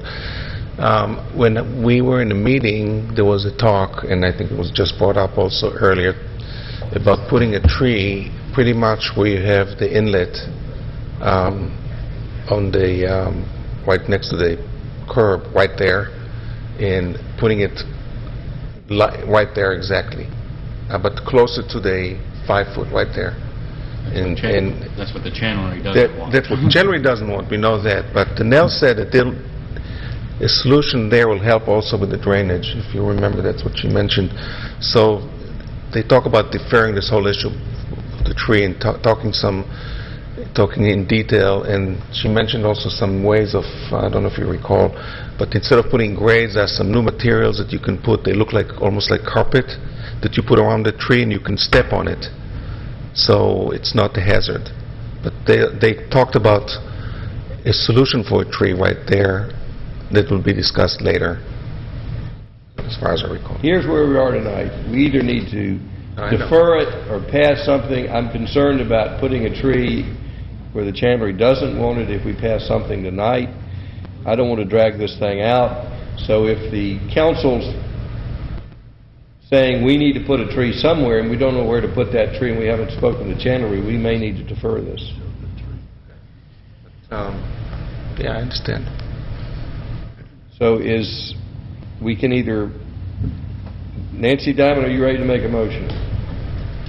Thought I did. Did I not make a motion? Either to defer or plant a tree somewhere. Well, I'm going to take a stab at it. Or leave the tree, whatever. Take a stab at it. Okay. I move for approval with the conditions suggested by staff, with the exception of number 4, where, I don't even know anymore, where staff looks at putting some kind of a interim solution, and we make this a 1-year approval, and we look at it again when staff has had a chance to look at the overall area. I think that was my motion. Is there a second to the motion? Is there a requirement for a tree somewhere in that motion? Well, no, the tree will be addressed in that next solution, but it's a temporary permit, so that when it comes up again, when we know what the overall scheme is going to be of that whole change, we may not want a tree there when that's all said and done. We may want it somewhere else, but we can make that a condition of the next year's permit. Can I make a Was this a 12-month license or 24-month license? Can I make a suggestion to the time frame? 12-month license. The sidewalk cafe license are done annually. Like January of... January 1st. 15? 2014 or 2015.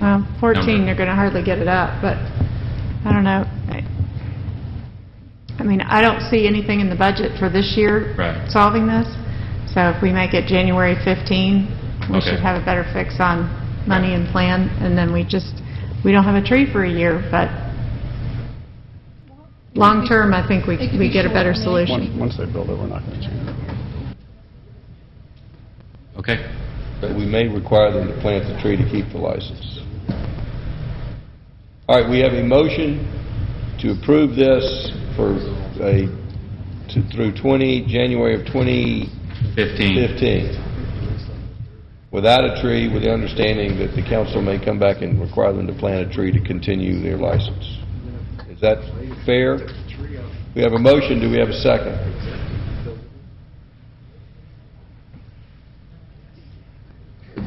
Does anyone down there wish to second this? They're paying attention. Love them. Fails for lack of a second. Does any member of council wish to try a second motion?